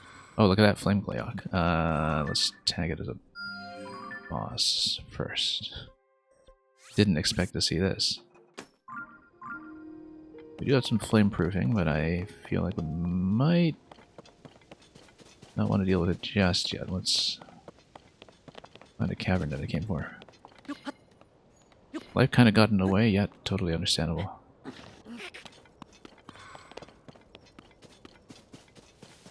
Considering how much Maker I actually play, I feel like I've largely been obstructed a bit by outside commitments as well. Okay, this got filled in. This is where a shrine used to be. It is no longer. But we had a cavern marked here somewhere, so we should look for it. It might be underneath this. Maybe it's smashable. Or maybe it's something you have to enter from the side, which from this position might be tricky. I feel like you probably are supposed to traverse down here somehow and then hop through it. My actual rule was no fast travel, but then we missed the glider early and we just never went back for it. So far I have about over 90 shrines and 2 dungeons finished without a glider, and yes, it is possible. I don't know if it's possible all the way to the end of the game. That is as yet undetermined. And I'm going to compromise on the glider at some point, because so far I have skipped 4 shrines that were at least very inconvenient. Some of them are at least probably doable if you understand recall or if you have enough of a health pool to take fall damage. At least one of them looks pretty impossible without a glider, but you know, we learn new things about this game all the time, so who knows. So, shrines, it looks like I can't do 100% without a glider, but we'll see when I decide to compromise. Basically, this accidentally turned into a gliderless run, and I thought I'd just run with it to see what happens and see what is or isn't doable. And it is still my first play, so we are discovering this as we go along. Okay, we need a column that's too high over here. This looks correct. Oops. Come on. Yeah. So it's entirely possible that you've seen things I haven't, and I've seen things you haven't. We've found some interesting alternate solutions to things that seem to strongly require a glider, so there are definitely ways to get around. The limitation with the shrines is that you can't build your own vehicles, and so you can't get around limitations by just building things. And Barnstorm, you also did a gliderless run for a long while, yeah. I'd say mine started unintentionally, and then we gradually just became more and more conscious of it. And we've just been running with it ever since. And we'll see. Like I said, we're over 90 shrines in, and I've done much of the main quests leading up to the remaining major dungeons, but I want more resources before I try to do it, because doing it gliderless, I probably want a little extra to tank as far as vehicle building flexibility goes, so may or may not do things that way yet. I wonder if I can just slap this thing. Or, this doesn't look bombable, but we should try. Give it a lightning strike or something. It really does not look like a bombable surface, but it just looks like the former shrine. But it looks like that's probably something we ascend through at the end of some other sequence, so we should really inspect cautiously. I don't think I'm going to take this guy right this moment. We've taken down a few Gleoks before, but I feel maybe insufficiently armed for that right now. Although we do have hundreds of arrows, so maybe it's possible. But I'm a little bit down on resources like food at the moment. We can just switch into the flame gear perhaps and hope for the best. We might try it. I'm here anyway. Let's take this guy out first though. Sneak strike him probably. I can't always defeat Gleoks. The thing is, I'm a bit of a glass cannon in this game because I got weapons up and running well before I found any gear upgrades. Whoops. Alright, that didn't go well. Let's toast him. He's got wooden weapons. I should... Well, actually, let's just run around for a moment. So yeah, I don't know how much I'll be spoiling for you here when you're watching, but... Come on, here we go. Alright, now let's get up here. And jump. There we go. Now, just slap. Whoa, that was concerning. Yeah, some of these guys can still one-shot me, even with my current bank of hearts, so we have to be extra careful. Can I have another lightning shot, please? Get back here. Okay. Then we'll just get in there and slap him again. Oh, like I said, getting kicked in the face. Not having the glider means that I can't really ride updrafts, and there are a number of things in this game that are designed around updrafts, so it's a slight irritation.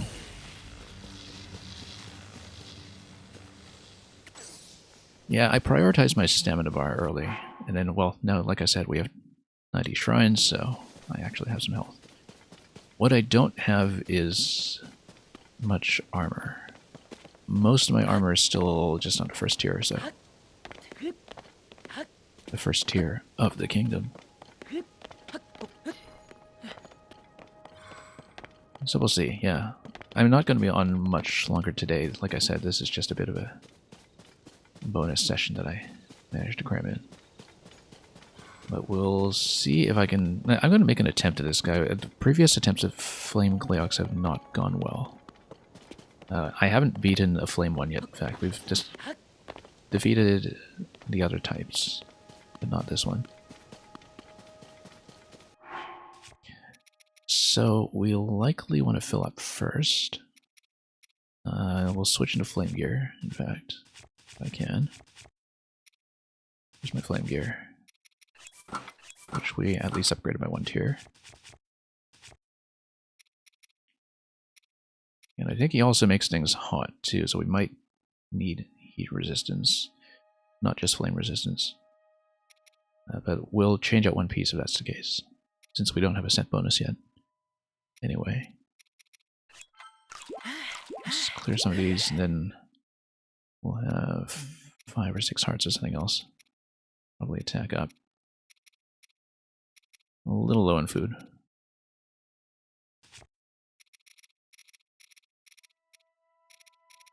But I do have a method for them. And where's my bananas? There we go. We're actually starting to run a little low on these. Okay, then we'll go for the attack buff food.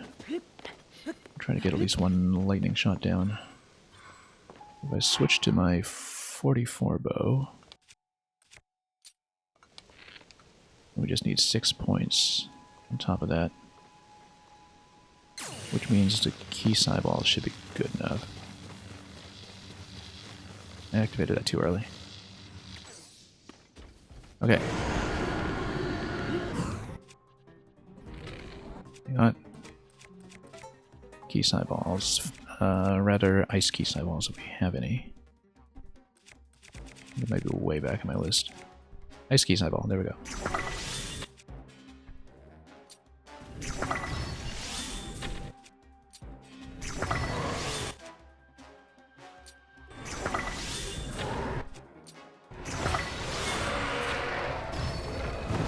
Look at that, down already.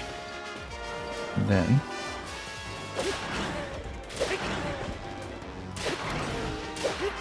it's okay. Lose this weapon, that's fine. We don't want to run out of eyeballs, obviously. And then... we need to get out of here. Oh yeah. That's a pretty big hit already, in fact. Let's get out. Okay. He's going to create updrafts of fire everywhere, and that's okay.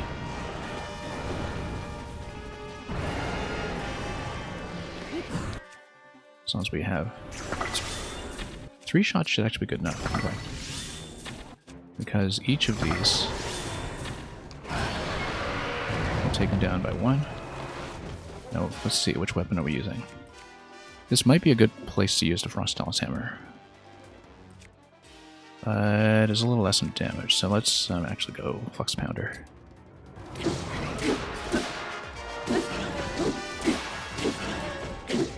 Don't want to go too cautious against these guys. Now, the issue with Gleox is that without the glider, their final phases tend to be a problem, because their final phases usually involve some kind of flight. Whoa, okay, we have to heal up. And we're also taking some heat damage here. Let's switch out one piece. Doesn't matter what. Let's heal up completely. Go full recovery. And then we'll continue this pattern.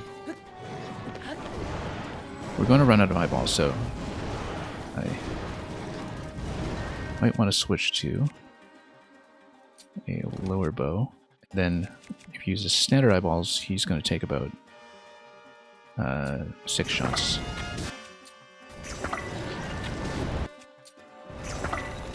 This just saves me the trouble of aiming. I don't want to have to do it.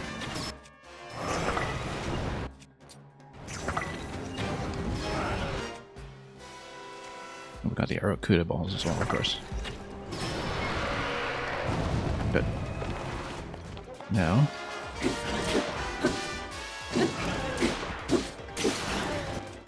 Flux Pounder is down. Let's switch to... Igniotalis Hammer is probably completely ineffective against these guys. Let's go Captain Force Spear.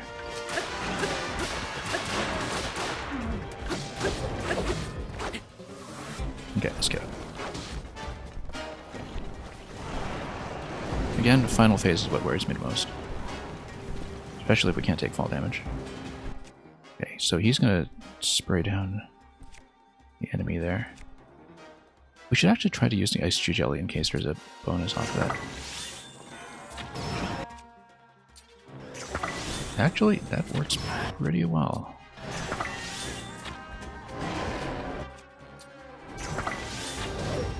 Except I have to actually aim, which is unfortunate. I prefer not to aim. Which is why we save the eyeballs for these guys.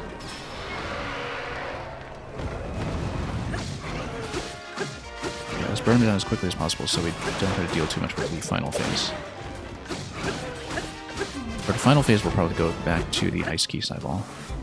If he's ascending. Yeah, okay, so here's the flight phase. And each Gleok has a different flight phase. I haven't seen the flame one before, in fact. I might not have a bow that has sufficient range. Whoa, oh, that was bad. Yeah, we do need to take him down. That was really bad. We need to do it without the updraft this thing, if it's possible. Let's see if I can actually reach him.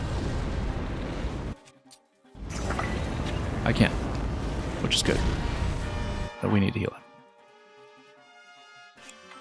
Okay, standard bow plus eyeball can reach him at this location, which is good because it means we can drop him.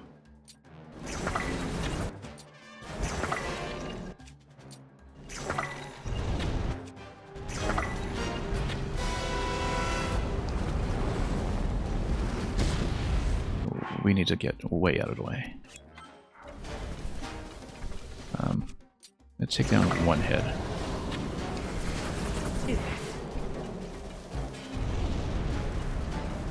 Yeah. That's the thing, you generally would need a long-range bow, or using key swings with a long shot. Which we might try to do instead. If we go this. The problem is that you can't really angle against him this way because he's completely obstructing my view. Wow. He just nukes you. We're gonna run out of food eventually if we keep doing this. Yeah, you're supposed to ride the updraft, but we've killed these before. We can do it again. What we need to do is get on a pillar.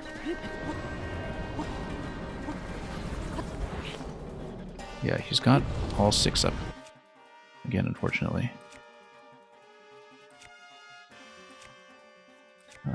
If we can go with this bow.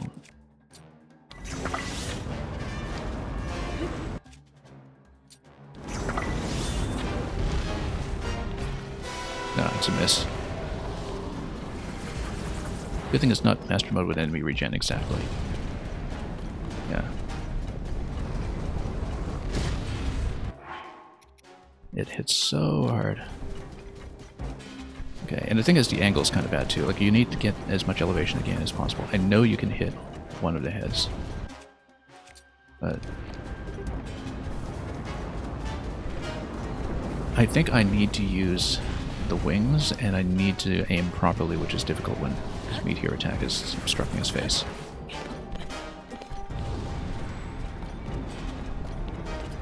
It's such a huge attack. Like, okay, let's go with wings.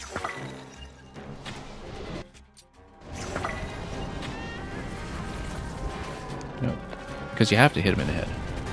There's no way to drop him. Either that, or we can use something like a hover platform to gain some elevation, maybe. But let's try it with. Oh my goodness. Okay. Or a good eyeball again, just to see. No, it's not close enough. Yeah, I might need longer range bows before I can beat him at all, so. We've previously done it with the Gerudo bow just fine, but we just don't have one right now. We can go up the pillar. That might be the best bet. This is the biggest elevation gain I can get.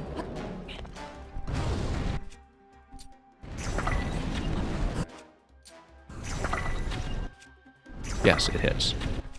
Let's drop him.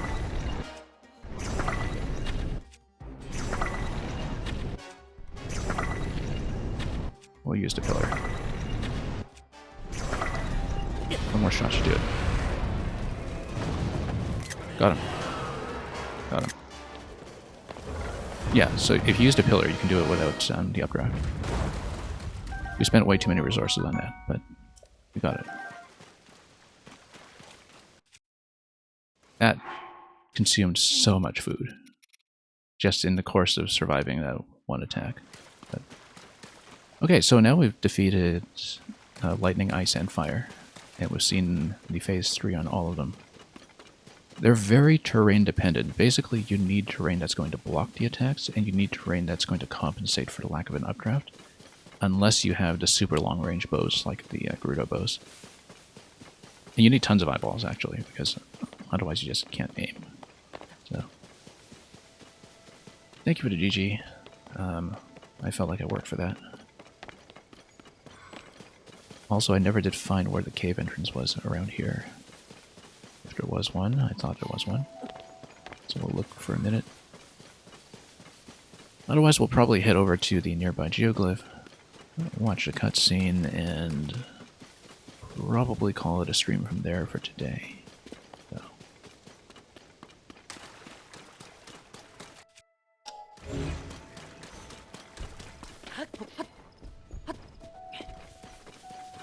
Yeah, so like I said, there are ways around things that heavily encourage the paraglider. Usually. Outside of shrines, things are generally very flexible. So we had marked something here. I don't know if it is accessible in the current position. We might not be able to find it yet. It could be from down there. There's a cave sort of along this cliff. I don't really want to lose elevation yet, though, until I know what's going on. Because...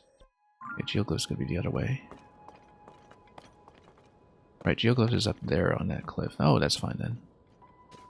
We can still lose a bit of elevation and cross the chasm, so... we can check this side.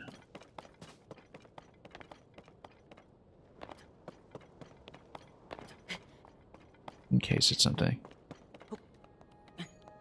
Don't know if it will be.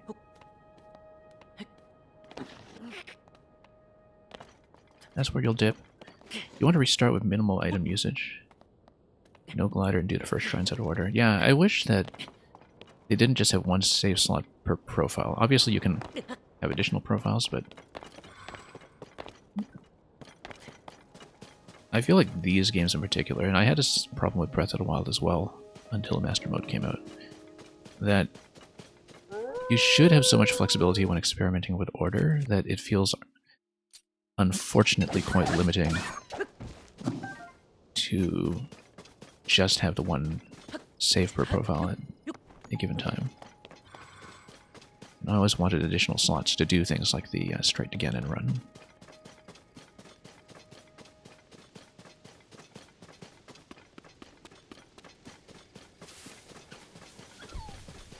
Might be something in here. We've investigated this passage already earlier.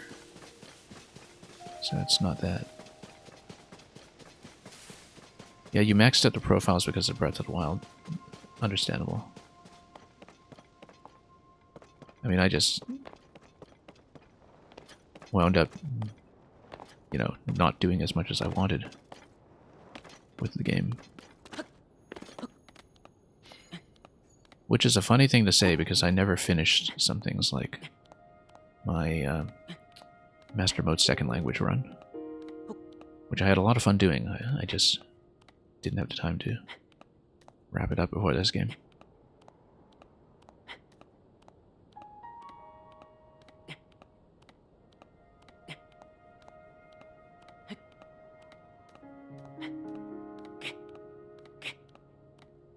And yeah, thank you for dropping by, Mail64. Good to see you around. And yeah, I mean, as people progress further in this game, I think everyone will be more comfortable watching others. I'm not at that point yet, but there will come a time when I will be. Okay, this guy hired you, okay. Heavy training, I see.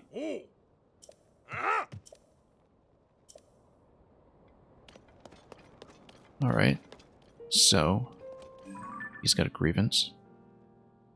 There's a shrine over there that I have not marked yet, so I'll probably head towards that next stream. Yeah, let's see what that guy's up to, I guess.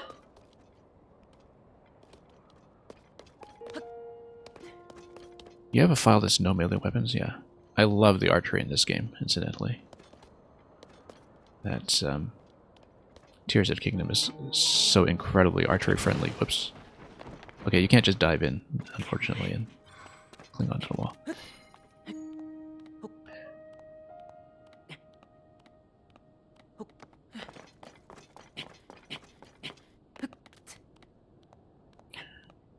So, yeah, because, what was I about to say? In this game, I've been very, very archery heavy the whole way through just because of the ammunition system. Every time I run low in arrows, actually, I feel pretty handicapped. Well, let's do this. Also, did I mark this one up there? A lot of shrines all over the place that we have not seen. Because this is my first time in this region. That looks like it's the stable, where we'll hopefully get the trumpeter. Maybe we'll go to the stable first and think about the geoglyph next time. The geoglyph's right there on the other side, though, so we could go for that first, but we'd need to cross back afterwards. Anyway, let's prop this up, and then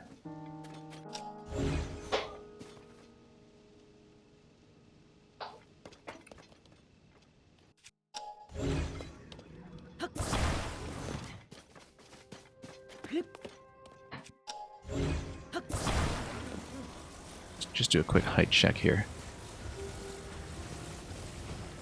Yeah, we can bind one additional object on top of this, probably. We don't really need to. Yeah, it might buckle a little bit, but...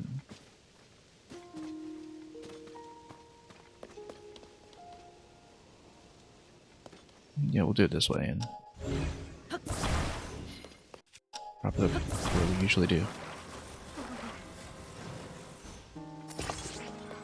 Because once you build the supports, it's going to hit the notch pretty nicely.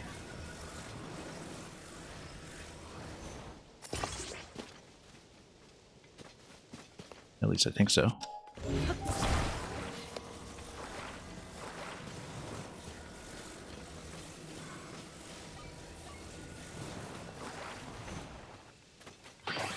Whoops. Okay. A little bit too much tension here. Let's try to adjust a bit. Whoops. That's unfortunate, but it's okay. We'll make it work. Just back up a bit first. Come on. Yeah. Let's just adjust.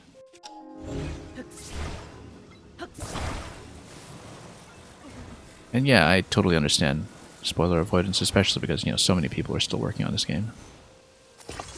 But have fun regardless. And we'll see you around, and we'll talk some more when we're both ready.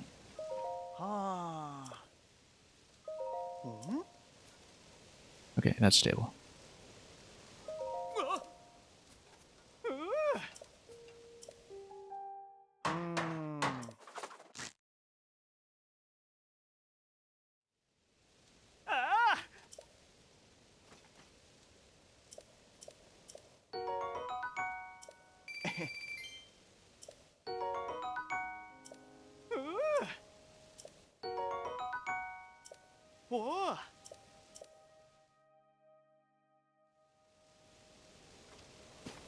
Okay, so like I said, we'll probably hit one more destination. Geoglyph is right there across the canyon, but the stable is even closer. I think it makes sense to do the stable first. And I just put that away. Yeah, I feel like I definitely missed something, like a cavern entrance or something going up to the ancient columns. But that's why we've continued to mark that. Later in the game, if I'm still searching, I can always mark it again with a cherry tree and just head over there quickly to see where the actual entrance lies. That might be the best way to do it. So, let's hit the stable.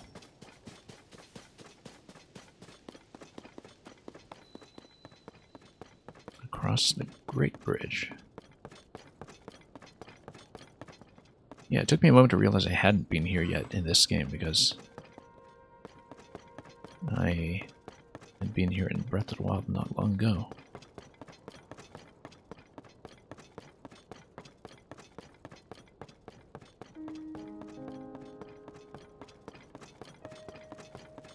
Anyway, this will hopefully give me some idea of where to find the horn player, who is the one we will need for the second tier of upgrades. So that's something we can hopefully take care of relatively soon. I'm sure that, as usual, there will be something else as well, like a Korok escort in the area. Yeah, there it is. Wants to find his friend. Let's see how far off that is, and whether we can take care of that quickly. Yeah. Sa.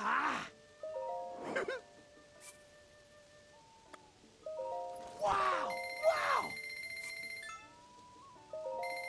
We didn't actually deplete that many arrows on a Gleeok fight, which is surprising.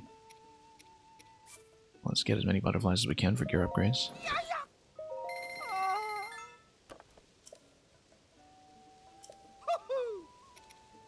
Just in case we need them. Does not hurt. Have that on hand. Just go by type here for a moment until we can maybe sell off a few gems.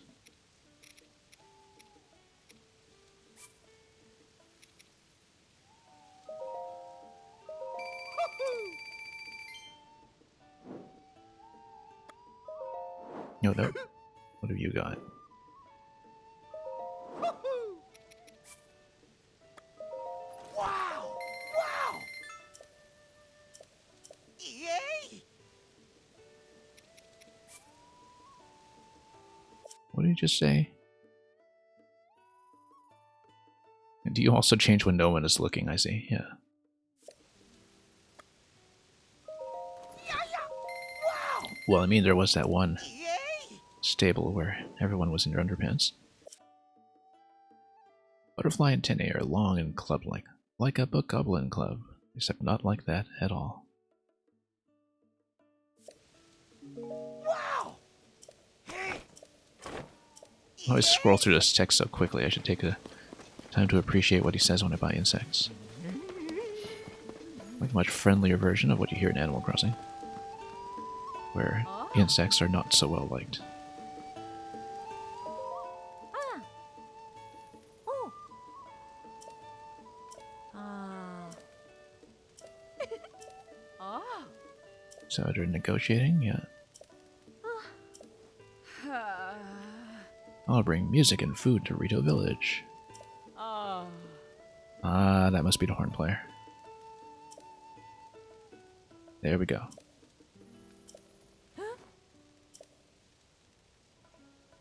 You know, we probably just passed him right there then. Then we can just get him on the way back to Snowfield Stable. Taking the westbound road out of here. A wide hole along the way.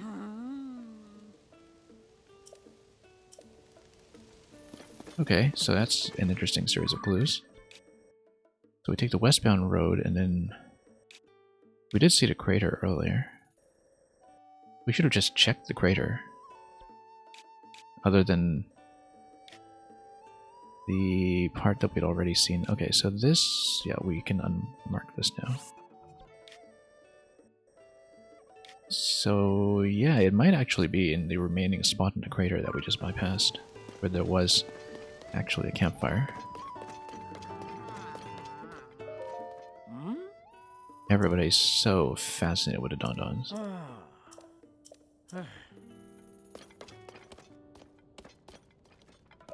What's the latest? Ah. Yeah. Oh. Yeah. Yeah. Oh.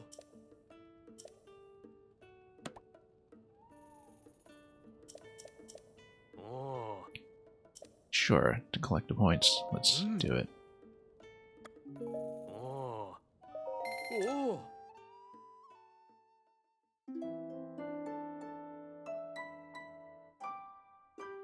So we have lots to do in the area. We have the geoglyph. We have a clue for where to find the horn player. Oh.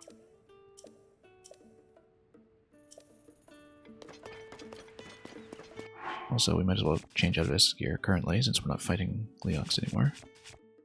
In case we go back to the snow, let's just go back to the Snow Quill for the time being.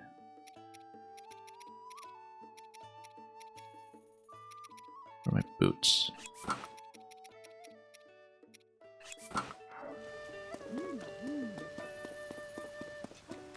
Here's the journalist. Just remnants of half-eaten Hylian pine cones. Oh. Small herd of white goats. Oh. Okay. Did they run away? Oh. Mmm.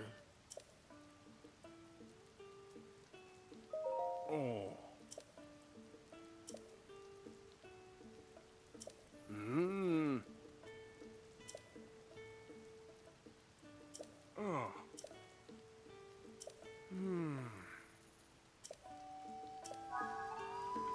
Yeah, because probably fake Zelda trying to poison all of them. That just means you can follow the pinecone somewhere. We can do that too. Let me check the correct location. We can also just buy more arrows. No, we can't. Not yet.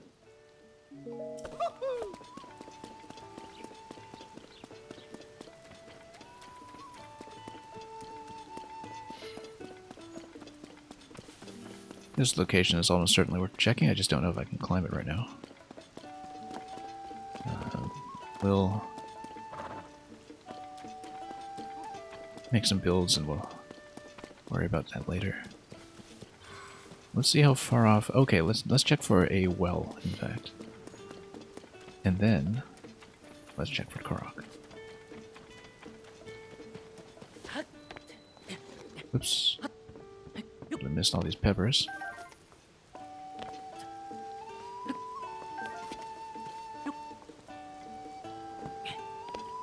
Come on.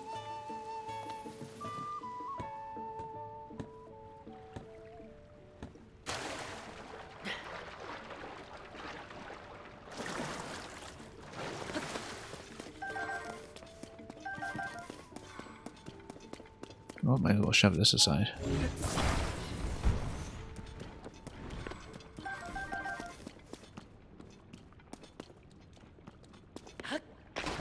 Oh, no, this is a bog.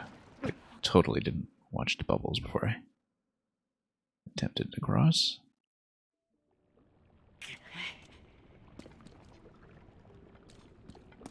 We can climb the walls, or we can just maybe use some ice platforms or something. We can also use the boulders.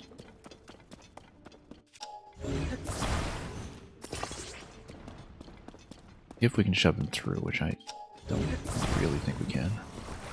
No, I guess we can.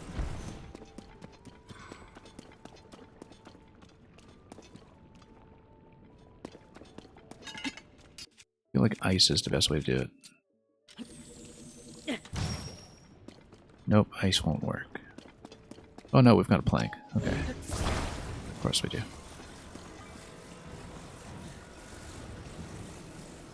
All the way over here. All the way back.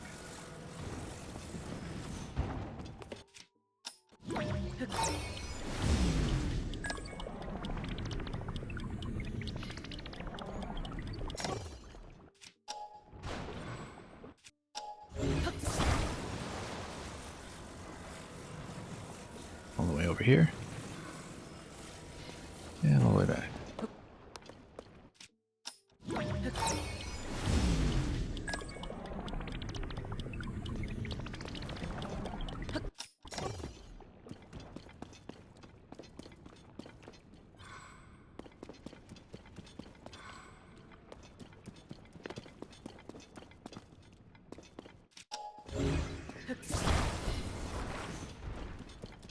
That is something.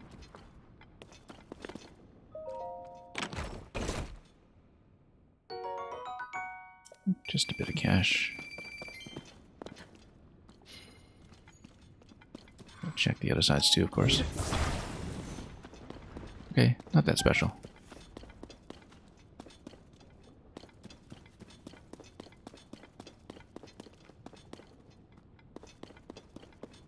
But ultimately, it's never about the reward.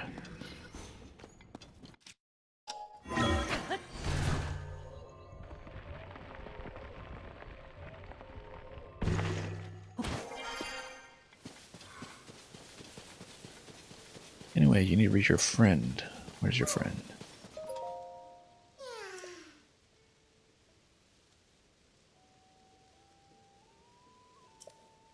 Pretty far over.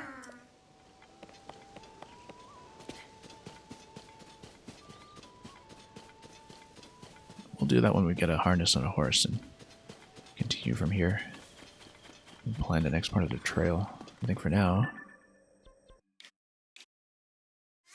we'll just come up to this shrine, and then these columns over here look pretty accessible as well if you build a cheap flying machine. They look very close, in fact. Quite accessible. I don't know if I have been there. I don't think so. This is what's been marked in purple.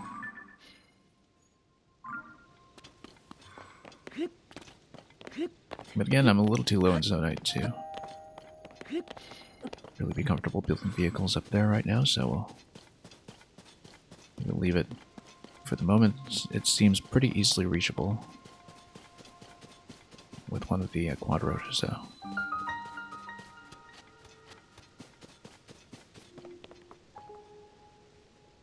And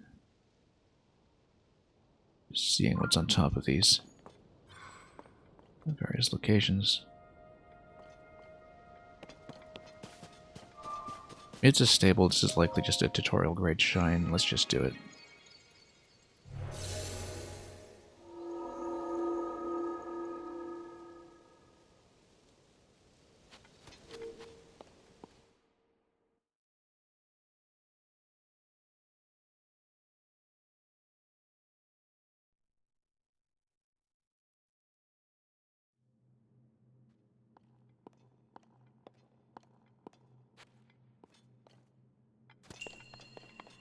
Combat training, archery, yeah, we can do that. We can do that easily. It probably just requires me to hit everything with arrows.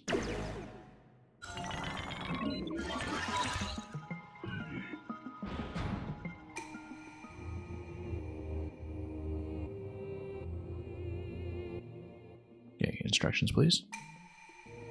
Steady your aim and fire the enemy's head, yeah.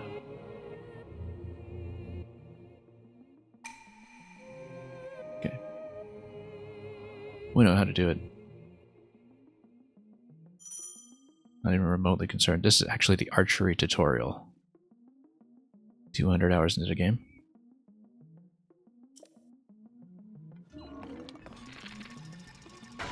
Oh, interestingly enough.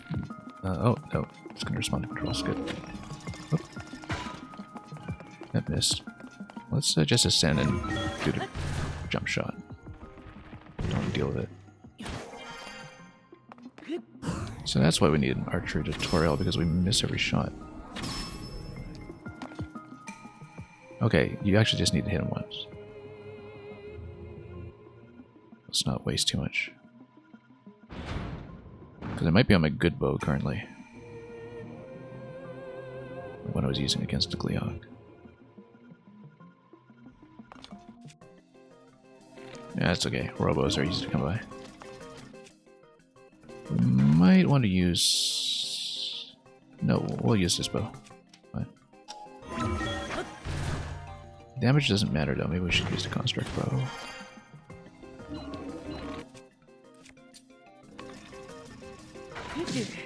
Oops. We'll just hit him one of just a piece.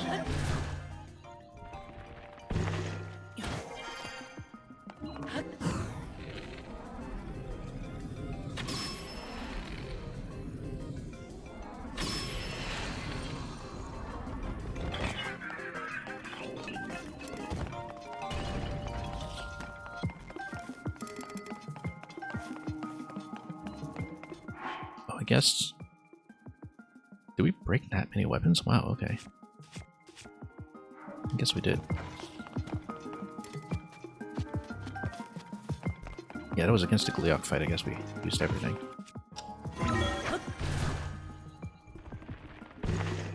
That's okay. Zonite sword bases are not bad. It's not the mighty one, but we'll still take it.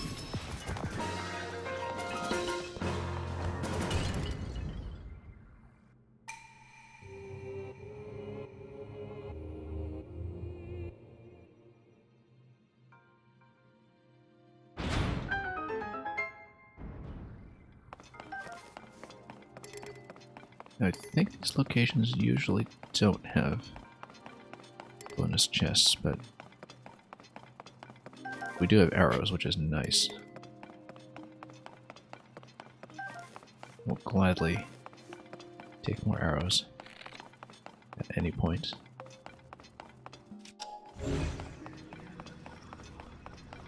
Okay, nothing more. But a couple of Zonite swords are not a bad idea. I guess you can get some mid-range attacks on them.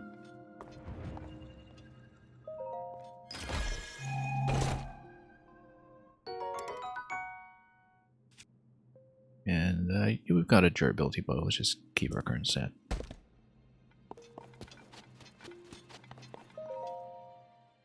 And of course, an archery tutorial would give you a bow.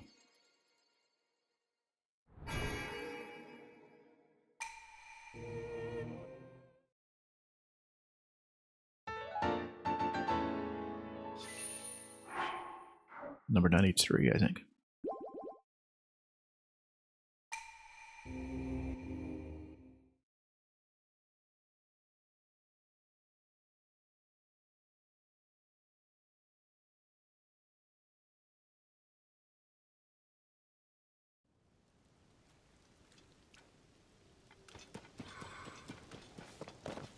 Okay. Well, that's done. And I think we are going to call it a stream. I guess maybe we should put some attachments on the Zonite weapons. We'll just leave one or two open for something decent, but this is the weak Zonite base, and so it doesn't make sense to be putting the best stuff on it.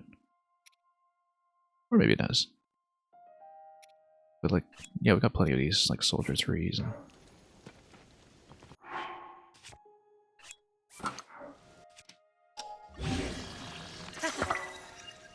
Yeah, you can kind of get a mid-range sword out of it. It's okay. We might just as easily trade these out later on, or put their attachments on it, so... I think we'll just leave it as is. You know, like use one of them temporarily as a mining weapon. Because we always do want mining weapons available. That we just don't care too much about.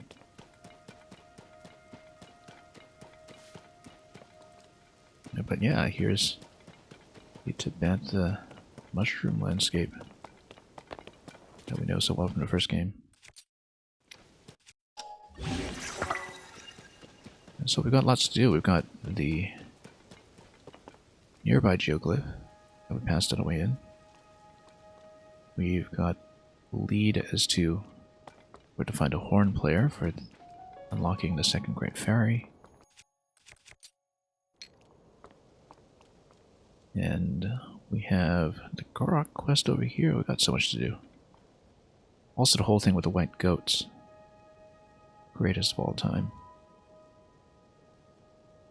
I think we're just going to have a nice view here and call it a stream. And we will be back in a couple hours' time. I hope. Given that this was just a bonus double session today. We'll see if it works out. But until then, we'll take this chunk of progress with us, put it in the bank, and once again, wish you a very good day ahead of you, whatever it is you're watching or playing. Thanks so much for watching and coming by. and enjoying some of these moments. And until we meet again, as always, have a great day and fare thee well.